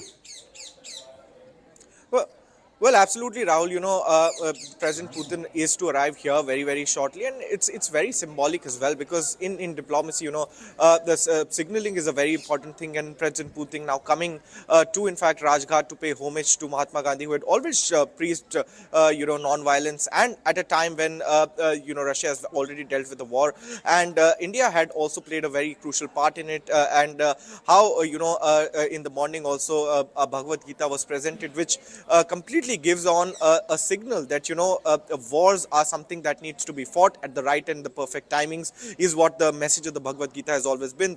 Shri Krishna has always given that, and that is a kind of messaging that this diplomacy could show. Not only that, President Putin's visit to Rajghat could also show a message of peace and non-violence, because it was Mahatma Gandhi who always preached non-violence, and definitely now President Putin visiting here also gives out certain kind of signals. He will be arriving here very, very shortly. Okay. All the routes have been blocked, and Well, a we'll proper come channel right has back been to you the created, moment security. we get visuals of President Putin coming through. That's going to happen very quickly. If the roads are all blocked and sanitized, that's going to happen very quickly. But Mr. Iyer Mitra, yes. So, you have to admire, Modi's double messaging out here. You give somebody the Bhagavad Gita, what is it? It's internecine warfare between two sets of brothers. Now, Putin has always claimed the Ukrainians are our brothers. So, this is literally like Krishna handing the Bhagavad Gita over to Arjuna, saying, well, if you're going to fight your brothers, you better know why you're fighting your brothers. Number one. Number two, he's taking him, now see the many ways of spinning this. One is every visiting dignitary goes to Rajghat to pay homage. But you can also spin this another way and say, this is Modi taking him there because Gandhi said lots of things about non-violence, but he also said given a choice between cowardice and violence, I will choose violence any day, every day. So, you can pass this off as to the West. I'm sure Modi will get on the call with President Trump and tell him, see, I gave him the Bhagavad Gita and I told him all about peace. I took him to Gandhi's grave and preached peace to him. Peace, yes. And in the car, in the Aureus, he'll be telling Putin, see, this is what it says when you want to kill your brothers, this is what you need to do. And Mahatma Gandhi said this, no cowardice. Okay, we're going to go straight across now. We're going to exit coverage for just a few moments because there has been massive convulsions in the aviation sector, viewers. I know this is a very jarring transition, but we have to update you. India's largest airline is facing its biggest operational meltdown in years and passengers are bearing the brunt. Indigo has cancelled 550 flights and delayed hundreds more. 550 just yesterday, viewers. That number, in fact, has exceeded today because all flights have been grounded by Indigo till midnight today. This is a very, very big announcement by Indigo. And what it tells you, viewers, are the perils of duopoly. Perils of duopoly, perils of the aviation sector not serving the people who spend a lot to travel using airlines. Remember, viewers, Indians pay by far the greatest amount from salary perspective. 17 days of their salary goes if they have to travel by air. In America, 1 day's salary goes if you buy a ticket and travel by airlines. So that is the commitment that the Indian consumer has to the airline, but the airlines do not reciprocate. Indigo, being the worst transgressor, occupies a huge space. 70% of all traffic goes on Indigo, 20% goes on Air India. Between them, they have 93% of the market. Very little give back to passengers, very little give back to consumers. All Delhi flights at the airport cancelled of Indigo. They had a huge amount of time.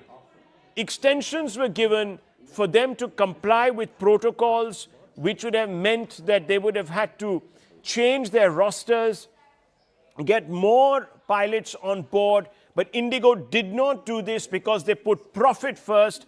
And let's, for just 30 seconds, viewers, rail against also the DGCA and the Government of India, because the Government of India should have really stepped in. All this time, should never have allowed for a duopoly to build. This is now cross sectors.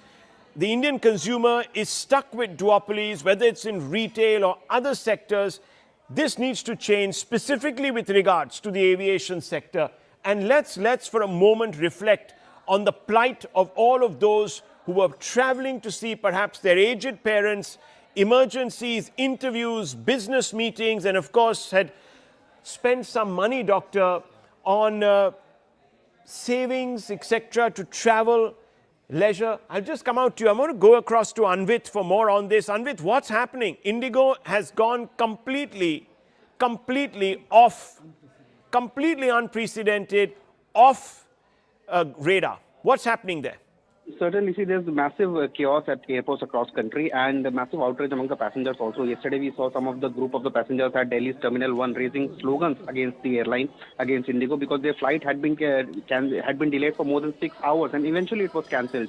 There was no information with the passengers. It's not just the shortage of pilots and crew that that the aircrafts could not be operated, but also on ground there are not adequate number of employees of Indigo to address passengers who had reached airports. There was chaos. There were huge lines at the airport. People did not have even places to sit. The images that came out from the airport were passengers were totally clueless which counters to go to. Counters were overburdened with passengers, and there were hardly any employees of Indigo to address their queries and address their concerns as to whether they will be able to fly. Some had doctor's appointments, some were attending marriages, some even had court cases to attend. We spoke to some of the passengers, and they said, in fact, one of the passengers we spoke to was stuck in Pondicherry. He had to come to Delhi, and he had to take a bus to Chennai and then come back to Delhi. But where is the civil aviation minister? Just because he belongs to the TDP that is propping this government doesn't mean that he gets such a long leash. Anvit. Certainly. See, Minister, as we spoke to his staff, they also said that yesterday he had taken a detailed meeting. DGCA also we have spoken to. They have said that they are continuously looking at the situation.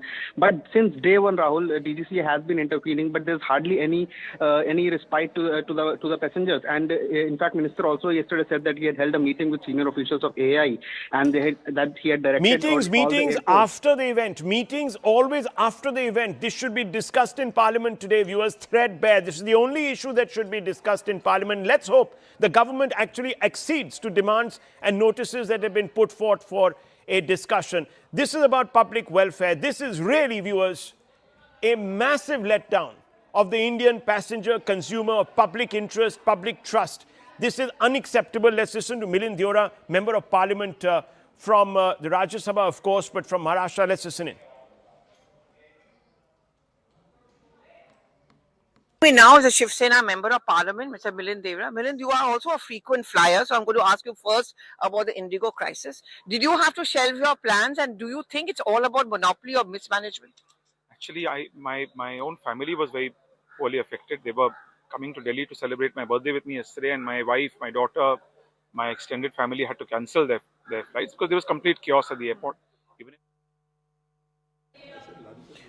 Well, okay, we are back now to this very important state visit, viewers. So we're flitting between stories. I know it's a bit catatonic, but do indulge us because there's a very important human catastrophe of monumental levels also taking place. So we're going to be going between these stories. But what are we seeing right now? And I'm going to go straight across to my colleague who is at Rajghat, Ananya. Ananya, over to you. The President Putin following in the footsteps of a large number of world leaders at the Rajghat, at Gandhiji's Samadhi. Well, absolutely. President Putin's cavalcade has just reached the Rajghat, where he'll be paying homage to, in fact, Mahatma Gandhi. Remember that it not only signifies how he's following the footsteps of world leaders, but also a very, very important diplomatic message after India had played a very crucial role as far as the Russia-Ukraine war is concerned. And Bhagavad Gita being gifted to President Putin right in the morning also somewhere or the other signified a soft diplomacy, where it is very, very clearly mentioned, and the message the Bhagavad Gita is when the wars have to be fought, they have to be fought for dharma, and that is something, that is a kind of messaging that could have been given by India by showing its support. And it's a very significant visit, Rahul, because a 27-hour visit of the Russian president, a very, very close ally of India. Many deals could be on cards, and many developments could actually follow. But at this moment, President Putin has reached Rajghat, where he'll be paying homage to Mahatma Gandhi, who also had a message to say that non-violence is something and peace is something that is the utmost priority. However, when the wars have to be fought, they have to be fought. Yes, indeed, they have to be fought. But viewers, this is symbolically very interesting because Abhijit Iyer Mitra put this into a slight geopolitical context, and full marks to him for being inventive. Mr. Iyer Mitra, go back to that very important observation that you were making. I don't know if it's true. I don't know if that is, in fact, even a factor, because we know that from Gorbachev onwards, everybody is sort of visited. Most Russian visiting dignitaries do land up. But there is an important symbolism here. Optics do matter, after all. Optics always matter because, remember, you always portray your own actions in a very positive light and try to portray everybody else. And that is diplomacy in a sense. So remember, even when America does exactly what Russia has done in Ukraine, be it bombing Kosovo, be it bombing Bosnia, regime changing, trying to regime change Syria, succeeding in regime changing Libya and things like that, they always portray it as, advancing freedom and democracy. It's always about the greater good of mankind and God knows what, even though they leave a right royal mess wherever they go. That is what they say. Now, why shouldn't we have our own narrative? This is our narrative. It can be interpreted in any way. Not cowardice, bravery to who you want to send the right message. Peace, turn the other cheek. Jump off a cliff as Gandhi advised the Jews of Europe when they met Hitler, to other countries. Great. Not an era of war. Doctor, we do forget that the Prime Minister was one of the first to actually have coined that phrase, which led to, of course, a breakthrough in a very important summit. No, absolutely. And Abhijit, although he's given two symbolisms, one of Bhagavad Gita, I wonder who Dhritarashtra is when we're talking of. It's not Trump who's blindfolded. No, but it was Biden. Maybe Biden. Yeah, definitely. It was Biden. And he fixed the age. Into it. Yeah. No, but I think the fact also is that I think a few years ago, it was some Russians who wanted to ban Bhagavad Gita or its distribution Hinduism in Russia. is banned in Russia. So, so I think it's maybe some kind of an eye on that Prime Minister has done that. But as far as Mahatma Gandhi, visiting his Samadhi is concerned, I think this is a rite of passage that every foreign visitor has to go through. I don't believe in what Mahatma Gandhi said. He was a hypocrite when he talked about Jews jumping off the cliff. What else is that but cowardice, in the face of, the biggest aggressor you could think of, and so many other things. But so it's a symbolic, I would say, asinine thing that everyone has to put up. Yeah. Okay, well, strong words. I'd much rather he'd gone to Netaji Subhash Chandra Bose's statue at India Gate. Yes. Well, look, there will always be, viewers, in our argumentative democracy, I hate that word though, but nonetheless, in our democracy where opinions are free and, of course, not always fair, but free certainly, viewers, there will always be points of views. And, of course, there is some merit in that. Why not ever Netaji Subhash Chandra Bose, General? Yeah, I think I'll go with Dr. Anand, what he said. It's a matter of protocol. These are all always laid out. These are sequential events which you have to gone through. In today's environment, these things were leisure events, possibly about 10 years or 20 years back. But in the 21st century, where protocol consume too much of our time, but yet people are following through. If you look at Trump, we're just talking, the ambassador was mentioning, if case Trump was there, he would have just been rushing through the entire thing. He doesn't like to have protocol, and that is how maybe even we need to evolve. When Trump did go to Ahmedabad, for example, on that trip, he did go to the Gandhi Ashram. But you look at 2.0 Trump, he's maybe that's what made him such a peacenik. Maybe when he went to Gandhi Ashram and saw the simplicity and the powerful message, he quickly decided that war is not for him. Peace was more what agreed with his constitution. Yeah, I think what we're dealing here is India has had to deal with Putin as well as Rasputin. And by Rasputin, I mean Trump, not just symbolically with all the revelations stumbling out of his cupboard. The fact of the matter is that it's actually, ironically, Trump that has shown us the way. It seems horrible, the wordplay, but, transactional. Every relationship from now on of every nation is no longer who's a friend, who's a trusted friend, Russia is transactional with us. We've purchased $130 billion worth of Russian oil in the last 3 years. For us, yes, our trade is not as high as it was. Okay. But the fact of the matter is every nation is transactional. Let me bring in Tatiana Kukareva on that point. Tatiana Kukareva, yes, the optics are great, but will they translate into outcomes which will also, of course, at some level balance this equation? India has, of course, I won't want to use the word obliged. It's obliged itself, but it has also helped out Mr. Putin by securing oil, procuring oil from Russia, arms, this, that, the other. But it hasn't really been reciprocated in the form that India would have liked. Will that change from here on? Well, Rahul, let's not forget that by buying Russian oil, India has not just obliged Russia, but also all of the countries that have enjoyed buying oil at the same price. It's true. Because we all remember, this is economics 101. You take away a huge producer from the market, what happens to the price for the other producers? They go up. Yeah. So this is, in a sense, the general kind of, it displays the whole situation from a very different perspective. I believe it was actually Minister Puri who first said that, India essentially bail out the whole world by taking... Look, that is well understood, and that's why I said it also obliged itself, no doubt. But fundamentally, I think we're at that point now in our relationship where we need it to become more broad-based and fairer, I think, between the two partners. Do you think that's actually going to happen? Are we going to see that transition, that pivot?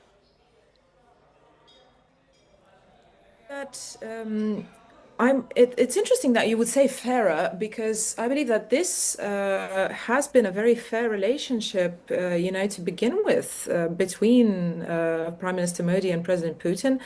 It is very kind of at face value for both of them, because you said that, it's been said on the panel that Trump has shown us the way in a way. What he did, I believe, was, as he always does, simplify things. In the meantime, the relationship between Moscow and New Delhi has always been quite fair, and it has always been a relationship of equals. And this trend, I believe, is going to very much continue. We're going to see those accords signed today. We're going to see all of the details. We'll be able to finally discuss what has actually been signed. But this has been a very frank, honest, and at face value relationship. Would we go with that characterization, General? I will not agree. Look, after 1971 or rather in last about two and a half decades, I think India has been giving back the whatever gratitude, in terms of whatever Russians have done or Soviets have done for us. We have been actually giving back to them in kind, in terms of relationship and everything. You look at this issue of Sindoor, and that is the time when there was a certain very eerie silence which came about from Russia, because China was actually they were locked very, very closely to China, and this equation, they didn't come out very overtly and openly about supporting India in so many words, as much as, but maybe, they were taking a call with Prime Minister having said that it's not an era of war. So I think we need to read words, but I think in this relationship, in last about 2.5 decades, India has given far much in terms of relationship to Russia than it has actually come from that side. In spite of the geopolitical constraints, wherein we need to lean towards the West so that our, linkages are broad-based, right? We should just not get stuck. You look at COVID, you look at Ukraine war. Every disruption with one pipeline has got major issue for our weapon program, I was looking at Russian imports. China exports a lot to Russia, actually. Lots of other things that we export to a large number of other countries. Very quickly, you wanted to make a point. I have to take a break Just as to echo what General said, the Nehruvian model was that, yes, there are friends, there are enemies. And we learnt it the hard way in 1971, General, you mentioned. Most of our Arab allies sided with Pakistan. Yes. In fact, it was Israel who helped us. Yeah. So, this is what the Trumpian world has said. There are no friends, there are no enemies, only people you interact with. Okay. Transact. Let me very quickly take a break here. We'll come right back. Good question and a good discussion. Remember, viewers, a huge disruption, air travel today. Indigo really letting down consumers. We're going to be tracking that story. We're back in just 2 minutes. Don't go away.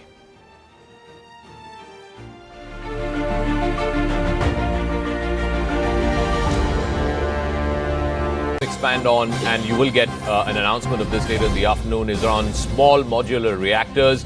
Russia's state-run nuclear corporation Rosatom has now announced that it has delivered the first consignment of nuclear fuel for the initial loading of Unit 3 at the Kudankulam nuclear power plant in Tamil Nadu. The fuel delivery marks a key milestone in the ongoing construction and commissioning of the plant's next reactor unit. There are 6 units that the Russian side was supposed to build. 2 of them are operational now. This is the nuclear fuel that's been now confirmed for the 3rd unit. there are now units 4, 5 and 6 that need to be commissioned as well. So this is something that you will hear about when those intergovernmental agreements are signed later this afternoon. Here in our studios, Lieutenant General D.P. Pandey, security analyst, is there. We have Abhijit Iyer Mitra, senior fellow from the Institute for Peace and Conflict Studies, and Anand Raghunathan, professor and familiar face here on CNN News 18. Welcome, gentlemen.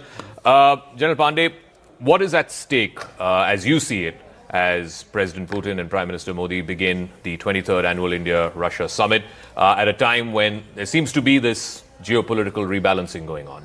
Yeah, I think firstly, a lot of people are putting focus on defense deal and trade facet, how to overcome, bridge the gap of trade gap and all, but I look at it in this whole shifting of geopolitics in not only in the region, but more importantly in the world stage.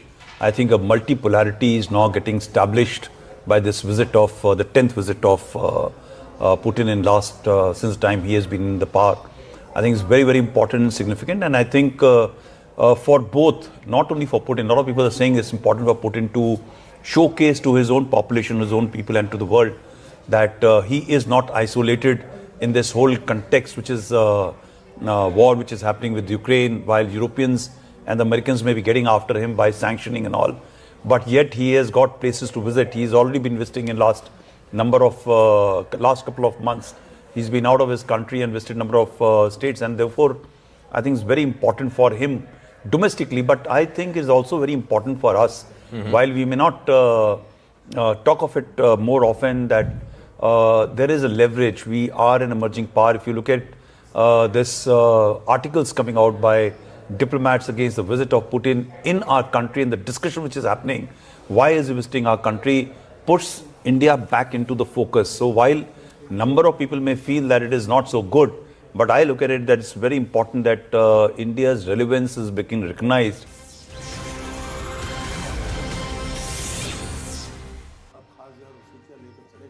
Here's headlines this hour. It's the top of noon. Russian president receives a ceremonial welcome at the Rashtrapati Bhavan and now visits Rajghat. The bonhomie continues. High octane optics, but will they translate into outcomes? The billion dollar question, viewers. Putin's day 2 centers on key bilateral talks with defense, trade and energy in focus. About 10 intergovernmental agreements and 15 MOUs expected. Russia's Rosatom sends first nuclear fuel shipment for Tamil Nadu's Kundakulam Unit 3, delivery timed to Putin's India visit.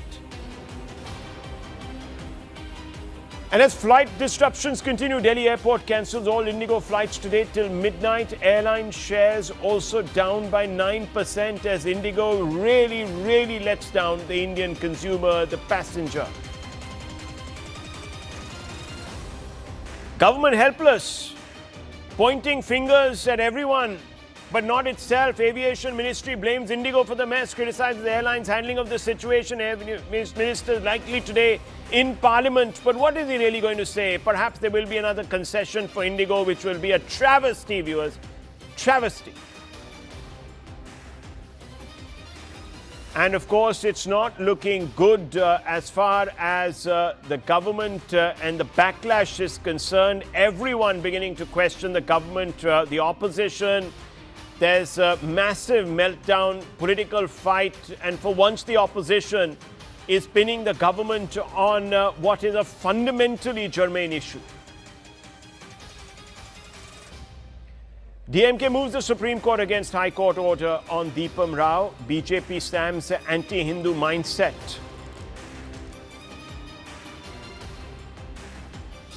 And there might be some good news for those who are taking loans and have to repay them. The RBI slashes the repo rate by 25 basis points to about 5.25%. And as I said, bonanza for those who have taken loans. Their interest rates might come down.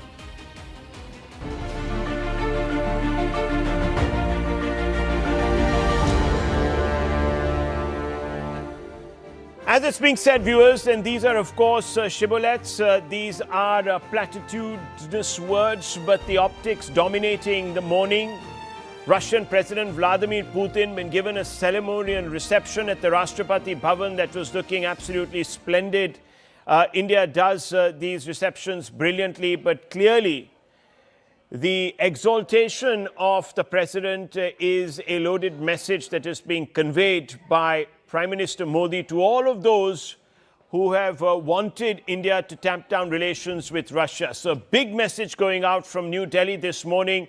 President Putin also visits Rajghat. Some people are interpreting this as a subtle messaging to Putin that he should adopt Mahatma Gandhi's peaceful ways and perhaps get off his warlike soapbox. But all of that, of course, are the optics. Whether they will now translate into outcomes as the business leg of this visit gets underway at the Hyderabad House, where we are going to have intensive meetings between the two delegations, of course, led by Prime Minister Modi on the one hand and President Putin on the other. And I want to go straight across to Siddhant for more on this. Siddhant and Akash also joining us. Akash, plethora of agreements.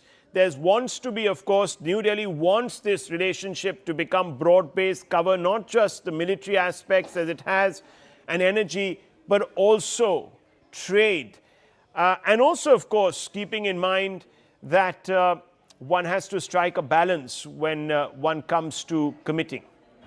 Akash. Oh yes, Rahul, you said, not just military, but military is also one important aspect. And, I was just talking to the colleagues here, the reporters here, and, we were thinking about the sort of equipment and platforms we have in the armed forces today.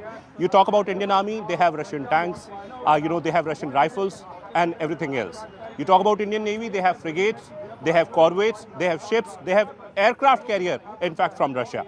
You talk about Indian Air Force, they have Su-30 MKI and in fact the other aircraft that they have used in the past, and also the MiG-29 from Russia. So India has relied and India was dependent on Russia at one point in time, and even now when we are focusing on Atmanirbharta, we know that how recently we have in fact imported our last frigate from Russia. At this point in time, in fact, when it is about air defense, so we are looking forward to the additional batteries of S-400, in fact, the additional missiles to the existing batteries, and also the S-500. Then there are talks about Su-57, Panchir mobile defense system, and a number of other systems as well.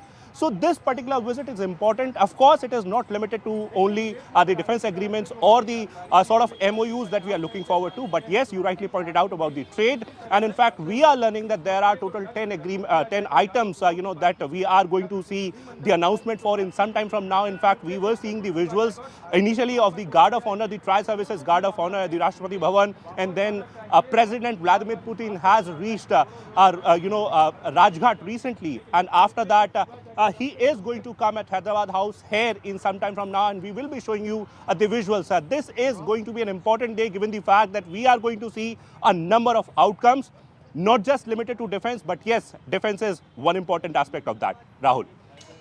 Well, there you see Prime Minister Modi now waiting for President Putin at the Hyderabad House. That's the front porch, after which, of course, the two leaders will go in. There will be a photograph with all the flags and the other regalia.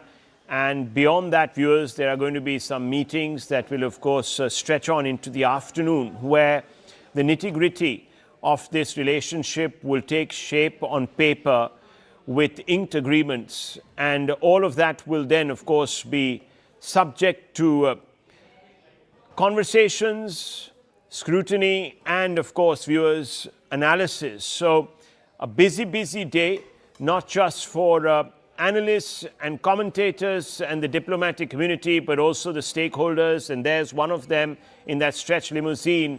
And you're going to see President Putin appear. The Prime Minister is going to then lead him into the Hyderabad House. Mr. Sajjanhar, this is the business end, isn't it? What happens really? Yeah, this is the business end. But of course, what we've seen before that has been the setting. And in fact, when the leaders are meeting, there are also businessmen and diplomats who've been doing their own work. It's not that, it suddenly sort of, magically falls onto the table for them to sign when they are there after their parleys are over. So we had all these ministers. For instance, the defense minister came before Mr. Putin arrived. He had his meeting with Raksha Mantri, and now there is also the Foreign Minister Sergei Lavrov also came in. We also have this provision of the 2+2, which is the Defense Minister and the Foreign Minister of both the countries interacting. That having been said, I think Rahul, you've been discussing as to whether all these photo ops and all this, the atmosphere that has been created, is this really going to lead to something substantial and substantive? I think the indications are very, very promising. Indications are very positive in my view, because Mr. Putin has traveled here with 7 ministers. That's a large number of ministers from a country to accompany the president. Number 2, there are more than 100 CEOs, as we understand, have accompanied Mr. Putin.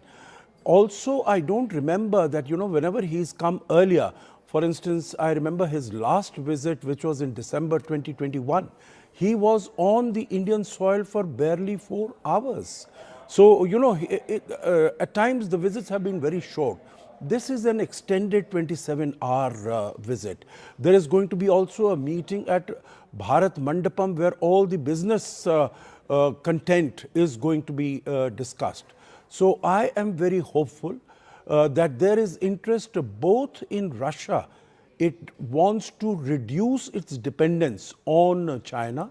For India, it is very important because we want to reduce the trade deficit that we have with Russia. So I think that it is going to be a win-win situation if the trade element, the trade component of the relationship also grows to be as significant and as major as our defense component is, as our nuclear energy component is, and as also our fossil fuel, oil energy trade is on this side. Okay, so let me just go straight back across to Akash. Akash, are we expected now to see major movement in other sectors besides defense? But first, give us a quick overview about the defense sector itself, India's expectations from it. Remember, this meeting is taking place in the backdrop of Operation Sindoor and the success of Russian equipment that India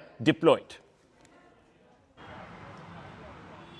Oh yes, S-400 was very much deployed and in fact shot down multiple aircraft, that was revealed later by the Indian Air Force chief. And right now, we are of course, awaiting the additional batteries announcement. But recently, DGCA approved around 300 missiles. And we are expecting that this would somewhere be finding a mention in the sort of statement that we are expecting in some time from now, Rahul. Other than that, Su-57 is of course one big ticket agenda, that both the leaders are expected to discuss, and they must have discussed. Yesterday, in fact, Raksha Mantri met his Russian counterpart and, at Manekshaw Center, and in that particular meeting, we have been given to understand there are a number of things were discussed, and Su-57 was one of those things.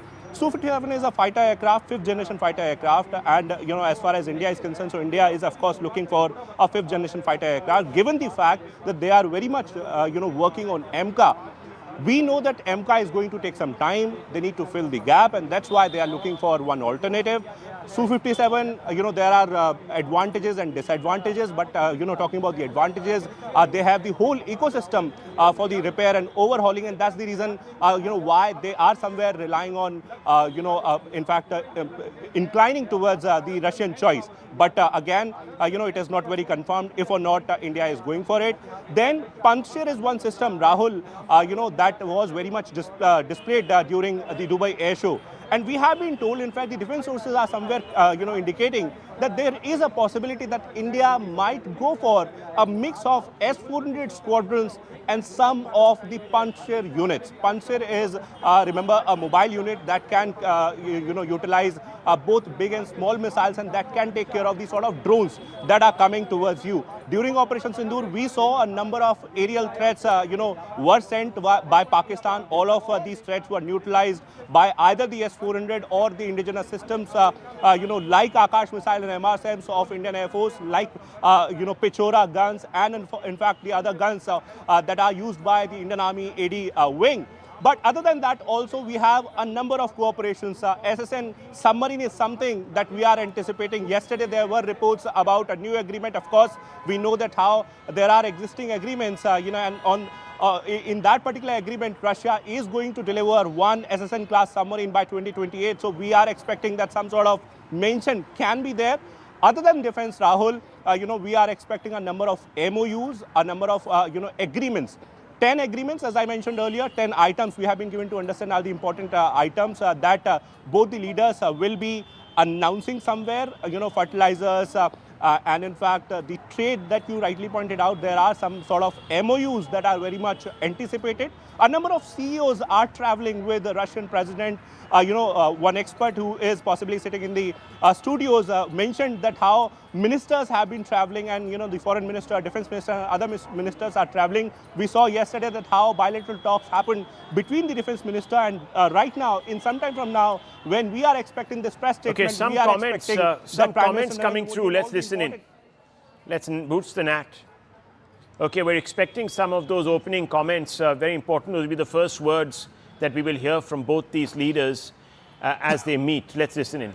जब आपने कार्यभार संभाला और भारत की आपकी यात्रा पहली हुई, उसको आज 25 साल हो गए, और उस पहली यात्रा में ही स्ट्रेटेजिक पार्टनरशिप की एक मजबूत नींव रखी गई थी. Ваше превосходительство, дорогой друг, я очень рад этой возможности встретиться с вами и поприветствовать вас и вашу делегацию в нашей стране. Начиная с вчерашнего дня, представители вашей делегации провели очень много мероприятий, заседаний с своими коллегами с индийской стороны. И мы видим очень много результатов и соглашений по окончанию нашего саммита ежегодного. Поэтому я уверен, что наш саммит станет весьма успешным. И ваш нынешний визит, уважаемый господин президент, имеет по-настоящему историческое значение. Ровно 25 лет назад вы впервые посетили Индию в качестве президента Российской Федерации и заложили основы нашего стратегического партнерства. मेरे लिए पर्सनली भी खुशी की बात है कि आपके साथ मेरे परिचय को और संबंधों को उसको भी 25 साल हो गए हैं. Для меня лично тоже это важное событие, потому что мы знакомы с вами 25 лет. एक्सेलेंसी, मैं मानता हूं कि ये जो 2001 में आपने जो भूमिका अदा की, एक विजनरी लीडर कैसे सोचता है, कहां से शुरू करता है और संबंधों को कहां तक पहुंचा सकता है, इसका एक उत्तम उदाहरण भारत रशिया के संबंध है. Уважаемый господин президент, ваша роль, начиная с 2000 года, за последние 2,5 десятилетия, свидетельствует о вашем дальновидном и твердом руководстве и о том, как развивать двусторонние отношения. И это хороший пример для других отношений, как индийско-российские отношения развиваются. एक्सेलेंसी, यूक्रेन के संकट के बाद हमारी लगातार चर्चा होती रही है. आपने भी समय समय पर एक सच्चे मित्र के रूप में हमें सभी चीजों से अवगत कराया है. मैं समझता हूं कि विश्वास बहुत बड़ी ताकत है, और आपको मैंने अनेक बार इस विषय की चर्चा भी की है और विश्व समक्ष भी मैंने रखा है. विश्व का कल्याण शांति के मार्ग पर ही है.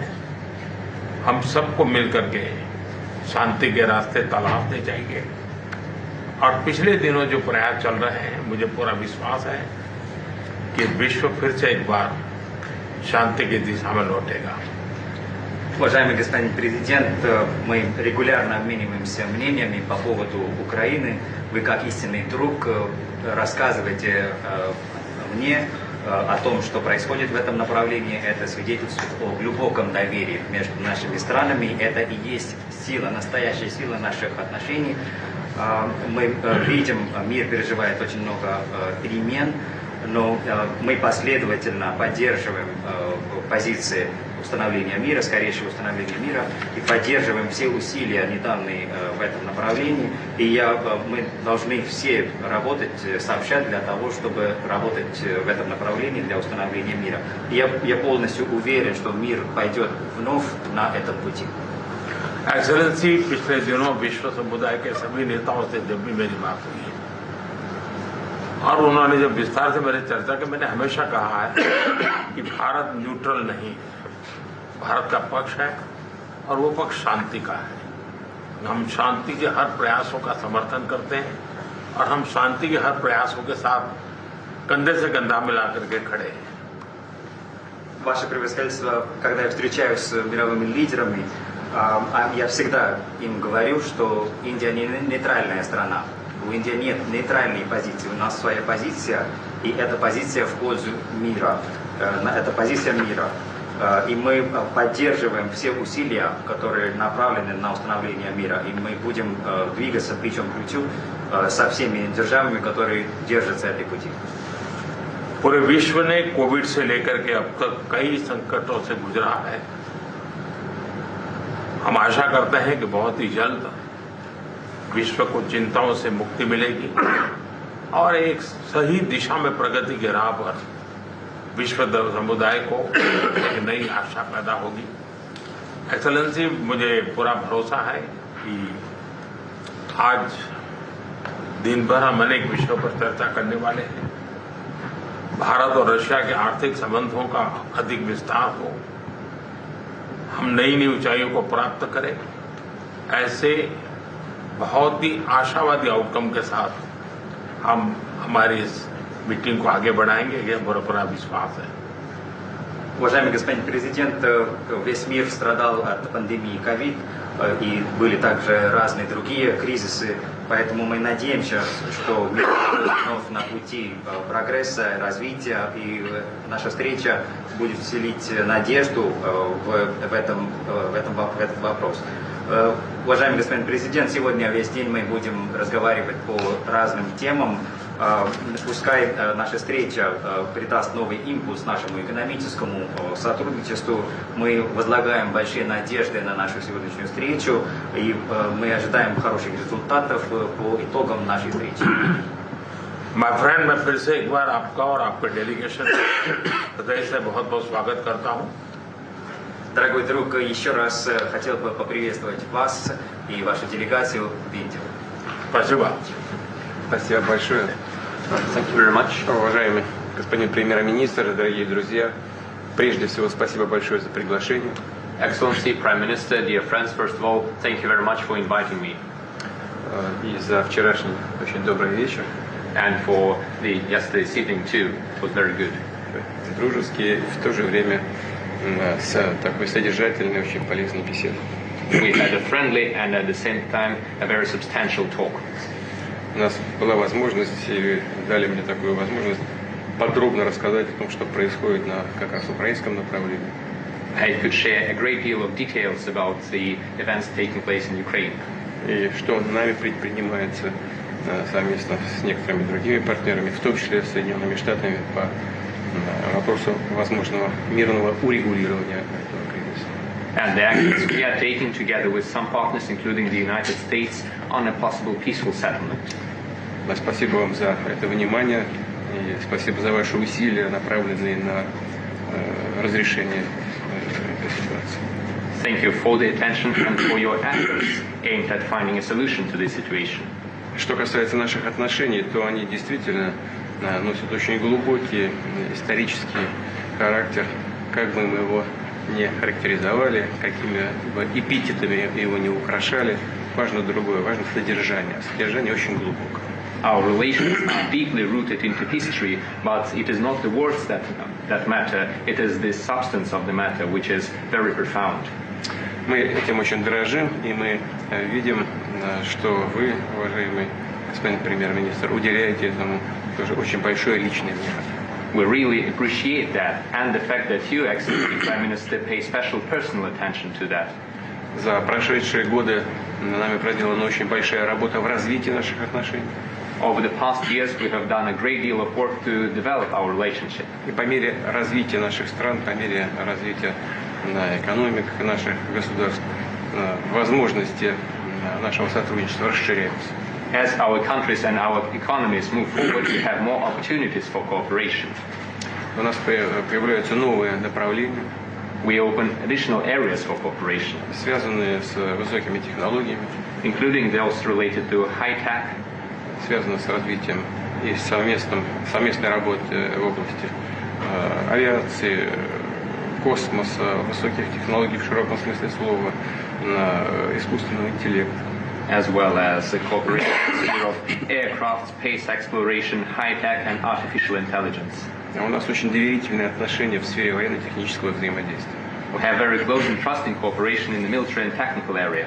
Мы намерены двигаться по всем этим направлениям. And we are planning to move forward in all of these areas. Это только лишний раз подчеркивает уровень, характер и доверительность наших связей. This once again underscores the level and the trust of our relationship. Наши команды очень хорошо поработали в преддверии этого визита. Our teams have done a great work before this visit. Подготовлен целый ряд документов солидных. They have prepared a great number of documents for us. У нас есть возможность на чем-то остановиться, что-то обсудить дополнительно. We have an opportunity to talk in more detail about some of them. И уверен, что мы сегодняшний рабочий день завершим с хорошим результатом. I am sure that we will have a very fruitful working day. Спасибо. Thank you very much. For the first time, now we know what actually transpired yesterday in that 3-hour, 40-minute meeting. And I'm going to get all our experts, Ms. Kukareva from Russia and Mr. Sajjanhar from New Delhi into this conversation. President Putin, Mr. Sajjanhar, making some important revelations, saying that they actually had gone into the nitty-gritties of the situation in Ukraine and, of course, the peace efforts. How do you see this very frank sort of revelation coming from President Putin, making clear that there were no elephants in the room that were not addressed, so to speak? No, absolutely. I think what stands out in my view from both these very short interventions that have been made by the two leaders, that the Russia-Ukraine conflict came straight center as far as their pronouncements are concerned. When Prime Minister Modi was speaking, his first, he didn't speak about the bilateral relations. His first element was Ukraine. And similarly, it was for Mr. Putin. I think that is understandable because they know that the whole world is watching. And they know that the world will be seeing. Because, bilaterally, of course, these two countries can continue to do what they want to do. But what is important is whether there is going to be some push as far as this is concerned. So I think as far as Prime Minister Modi, he made his point of view very clear. But a very nuanced point of view by the Prime Minister. Did not take any sort of a position that would have given America any bragging rights or suggest that America had any pressure. Very, very non-judgmental statement saying that it's wrong, and he obviously addressed this to the West and the Western capitals. Wrong to say that India doesn't take sides. It does. We're on the side of peace. That's right. India is not neutral. Yes. I think that's the the exact word. Yeah, that's the point that he made. We are not neutral. And we support all efforts as far as peace is concerned. Globally, yes. And this is what President Putin also said. Of course, he did bring out that the Americans have been involved. He did point out to the American effort, and he said that we are also willing to get towards peace. And then both the sides mentioned about bilateral ties also. But I think the cherry on the pudding, if I can say, is what everyone was really looking for was Ukraine.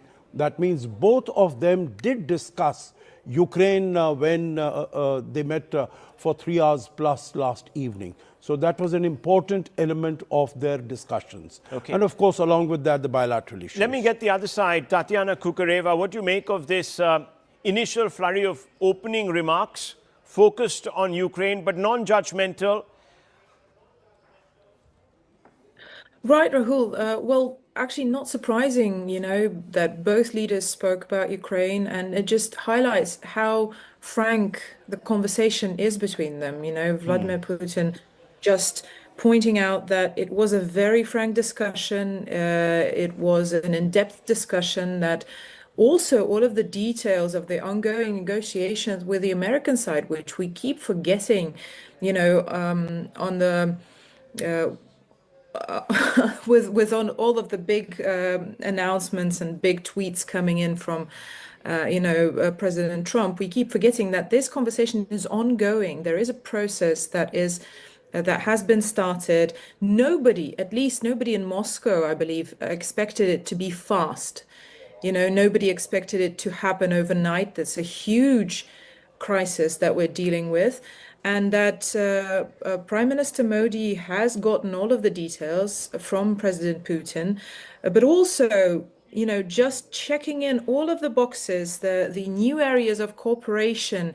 We were all listening closely, obviously, that from high-tech aviation, so that means that there's going to be extensive discussions on those jets, but also AI, something that we hadn't discussed, I believe, on these panels, and that's something that India has a lot to offer, and Russia as well. So that's very interesting in terms of future cooperation between the two countries. Yeah, so the commitment you're saying to broad basing this relationship coming through there. Very interestingly, and this is something that President Putin referred to, he thanked Prime Minister Modi for the efforts that Prime Minister Modi is making, perhaps behind the scenes, we don't know, in trying to narrow the divergence over Ukraine, Doctor. Significant. Yeah, well, first of all, I think it was very well-crafted disclosure after the meeting. I think we pressed all the right buttons, including the button that would send Trump into convulsions looking at these images. But may I, with my layman knowledge, disagree a little when we say, or when Prime Minister Modi says that we've not been neutral.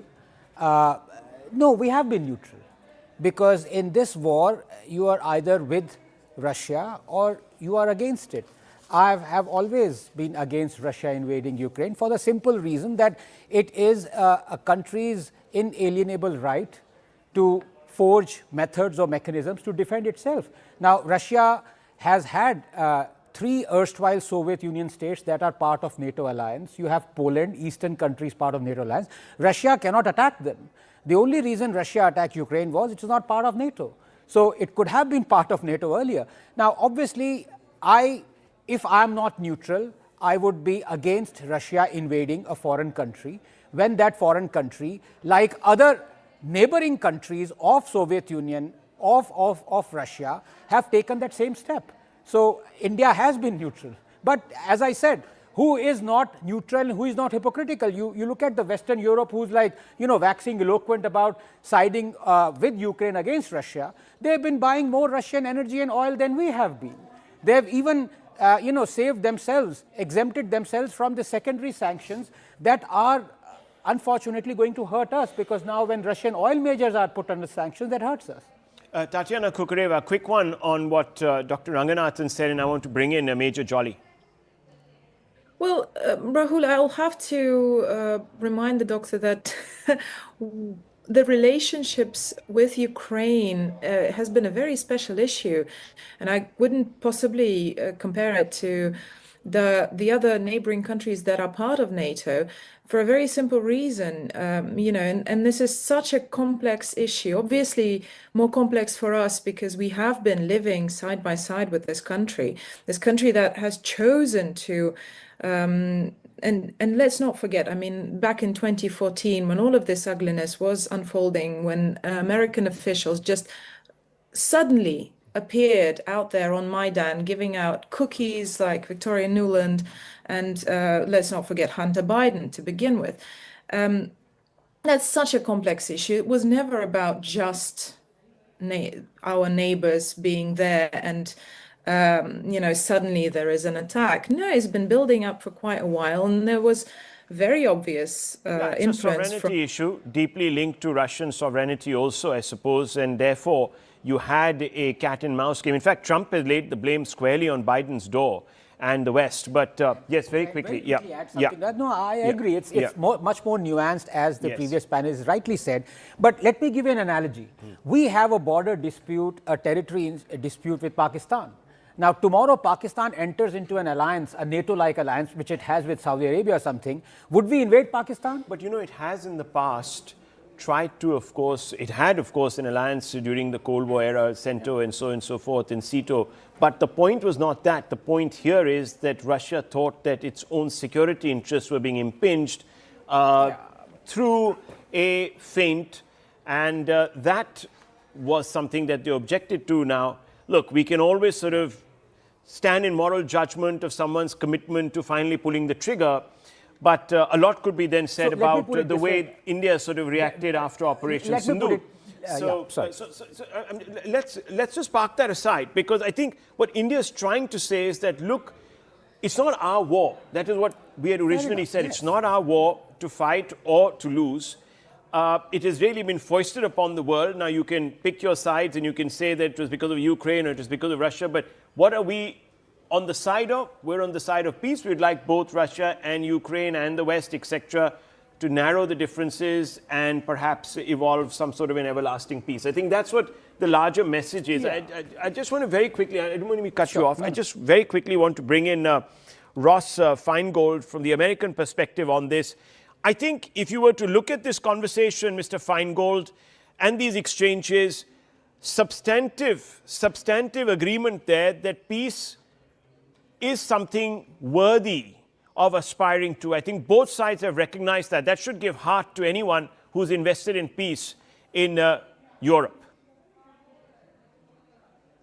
Yeah, that's certainly the case, but clearly there's different views on how to achieve that. The Europeans would prefer that Ukraine recovers its lost territory. An increasing number of people in the United States and obviously President Trump feel that's unrealistic and it will only prolong the war. And that's why President Trump's peace plan basically would require Ukraine to acknowledge that some of its territory is occupied by Russia. But bringing this back to President Trump, we know his focus is on commerce and trade, and he's shown this willingness throughout his term in office this year, since he came back into the presidency, to be involved in conflict resolution. And I think that surprised a lot of people around the world. He does get criticism for that, but I think he also deserves some credit for that. So although a lot of the conversation about Putin's visit to India is about differences that it shows between India and the United States, again, I think President Trump really does want to restore an extremely close and positive relationship with India, and whatever remarks he might make today on his social media account, I don't think that changes the trajectory, which is that President Trump does seek a close relationship with India. Right. I mean, look, I think those are non sequiturs there. And I agree with you. I want to bring back Tatiana Kukureva as well as Major Jolly. Major Jolly, first to you, because you haven't had an opportunity to express your point of view. Where do you come in after you heard the opening remarks? Hi, thanks, Rahul. So, while I think the world as well as India wants to bring better peace, but these are very critical moments for India as a country as we place ourselves as one of the stakeholders in multipolar world. While we should always propagate peace, but it is time to, there's no harm in taking stand actually. You have a friend who's been with you for decades, your entire defense equipment comes, energy is coming from there. The kind of leverage that Russia gives to India in terms of transfer of tech, support, I mean, it's unmatched to anybody else in the world. So why not say, yes, while we want peace, but we do stand this side. And just to, a little quote on what Dr. Anand was saying about if Pakistan was a much weaker state and India was much bigger, and they carried out terrorist attack, we would have conquered them long back ago. It is just that the balance of power is not so that we can easily go and just take away the territory. So yes, I mean Russia-Ukraine is a very complicated state, and as Tatiana said, it's been going on for decades now. Yeah. So for us to try and offer a solution, it will be I don't know, reaching out way ahead of what our understanding is. Yeah. But I would still say that in favor of leveraging, in favor of being supporting of our decades-long friends, we should say that we stand with Russia. Well, at least optically, Doctor. Yeah. No, go ahead. As I said, I mean, I don't mind India's position at all. I mean, in fact, you could say in one sense it's walking on eggshells, but it's being supportive of its friend Russia. At the same time, it doesn't want to antagonize the rest of the West because we do a lot of trade with them. Yes. But the fact of the matter is, Ukraine did not attack Russia. As the Major said, if Pakistan were to attack us, then we would certainly conquer them. That analogy doesn't hold. But at the same time, let me also say this. It is the prerogative of any country to find ways and mechanisms to defend itself. Now, of course, Ukraine may feel threatened with a much larger neighbor, as many other countries did. All it's done is it's taken its inalienable right to defend itself. And Russia also, as I said, I mean, I accept there's a nuanced position. I mean, there is territory of Ukraine that Russia thinks it is ours, just like, Pakistani territory that actually is ours. But the fact of the matter is, we are not neutral out here. We could have gone one step further and explained the pros and cons of this battle. For example, we could have said, look, I think this part of what Russia has done is fine. This part of what Ukraine has done is fine. For simply saying that we want peace is, I'm afraid, neither here nor there, but then I'm not a diplomat. Maybe that's why Prime Minister gave Mr. Putin the Bhagavad Gita. Maybe there's that to it too. But just a minute, I'll just take a very short break. I want to come back because I want to pick up from where we left off with Mr. Sajjanhar and Ms. Kukreva on whether there is also, of course, a little bit of pressure on Moscow or a realization that it also needs to diversify its own interests. So we'll come back to that question just after this short break. Stay with us, viewers.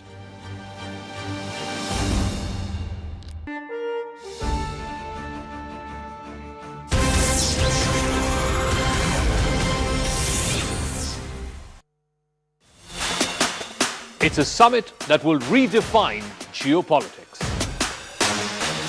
Two leaders, one visit, every moment counts. Every deal, every word, every step decoded. Your front row seat to a headline-making trip from Moscow to New Delhi. We've got it covered.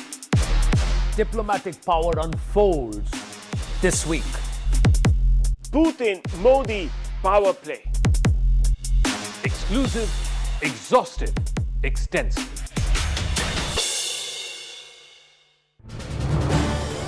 This is News 18 Network. This is the first in 4 years, and for that matter, the number of signed agreements is such large, 25. There is a lot of expectations because India is the biggest population in the world, the third largest economy very soon.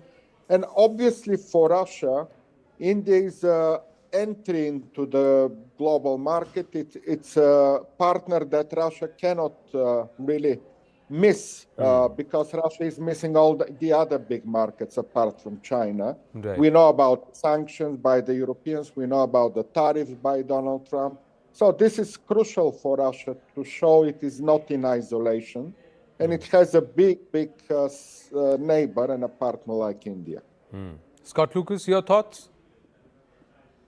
Oh, I think Professor Popovsky is right that from the Russian side of this, the Kremlin side of this, a lot of this is to try to display that Russia is not isolated, even though it largely is in much of the world because of that invasion of Ukraine, that full-scale invasion about to enter its 5th year. Russia also needs money. Russia has serious economic issues about trying to maintain that invasion economy. And that, of course, is why you'll get a big emphasis from Russia in terms of trade, in terms of technology, in terms of manufacturing.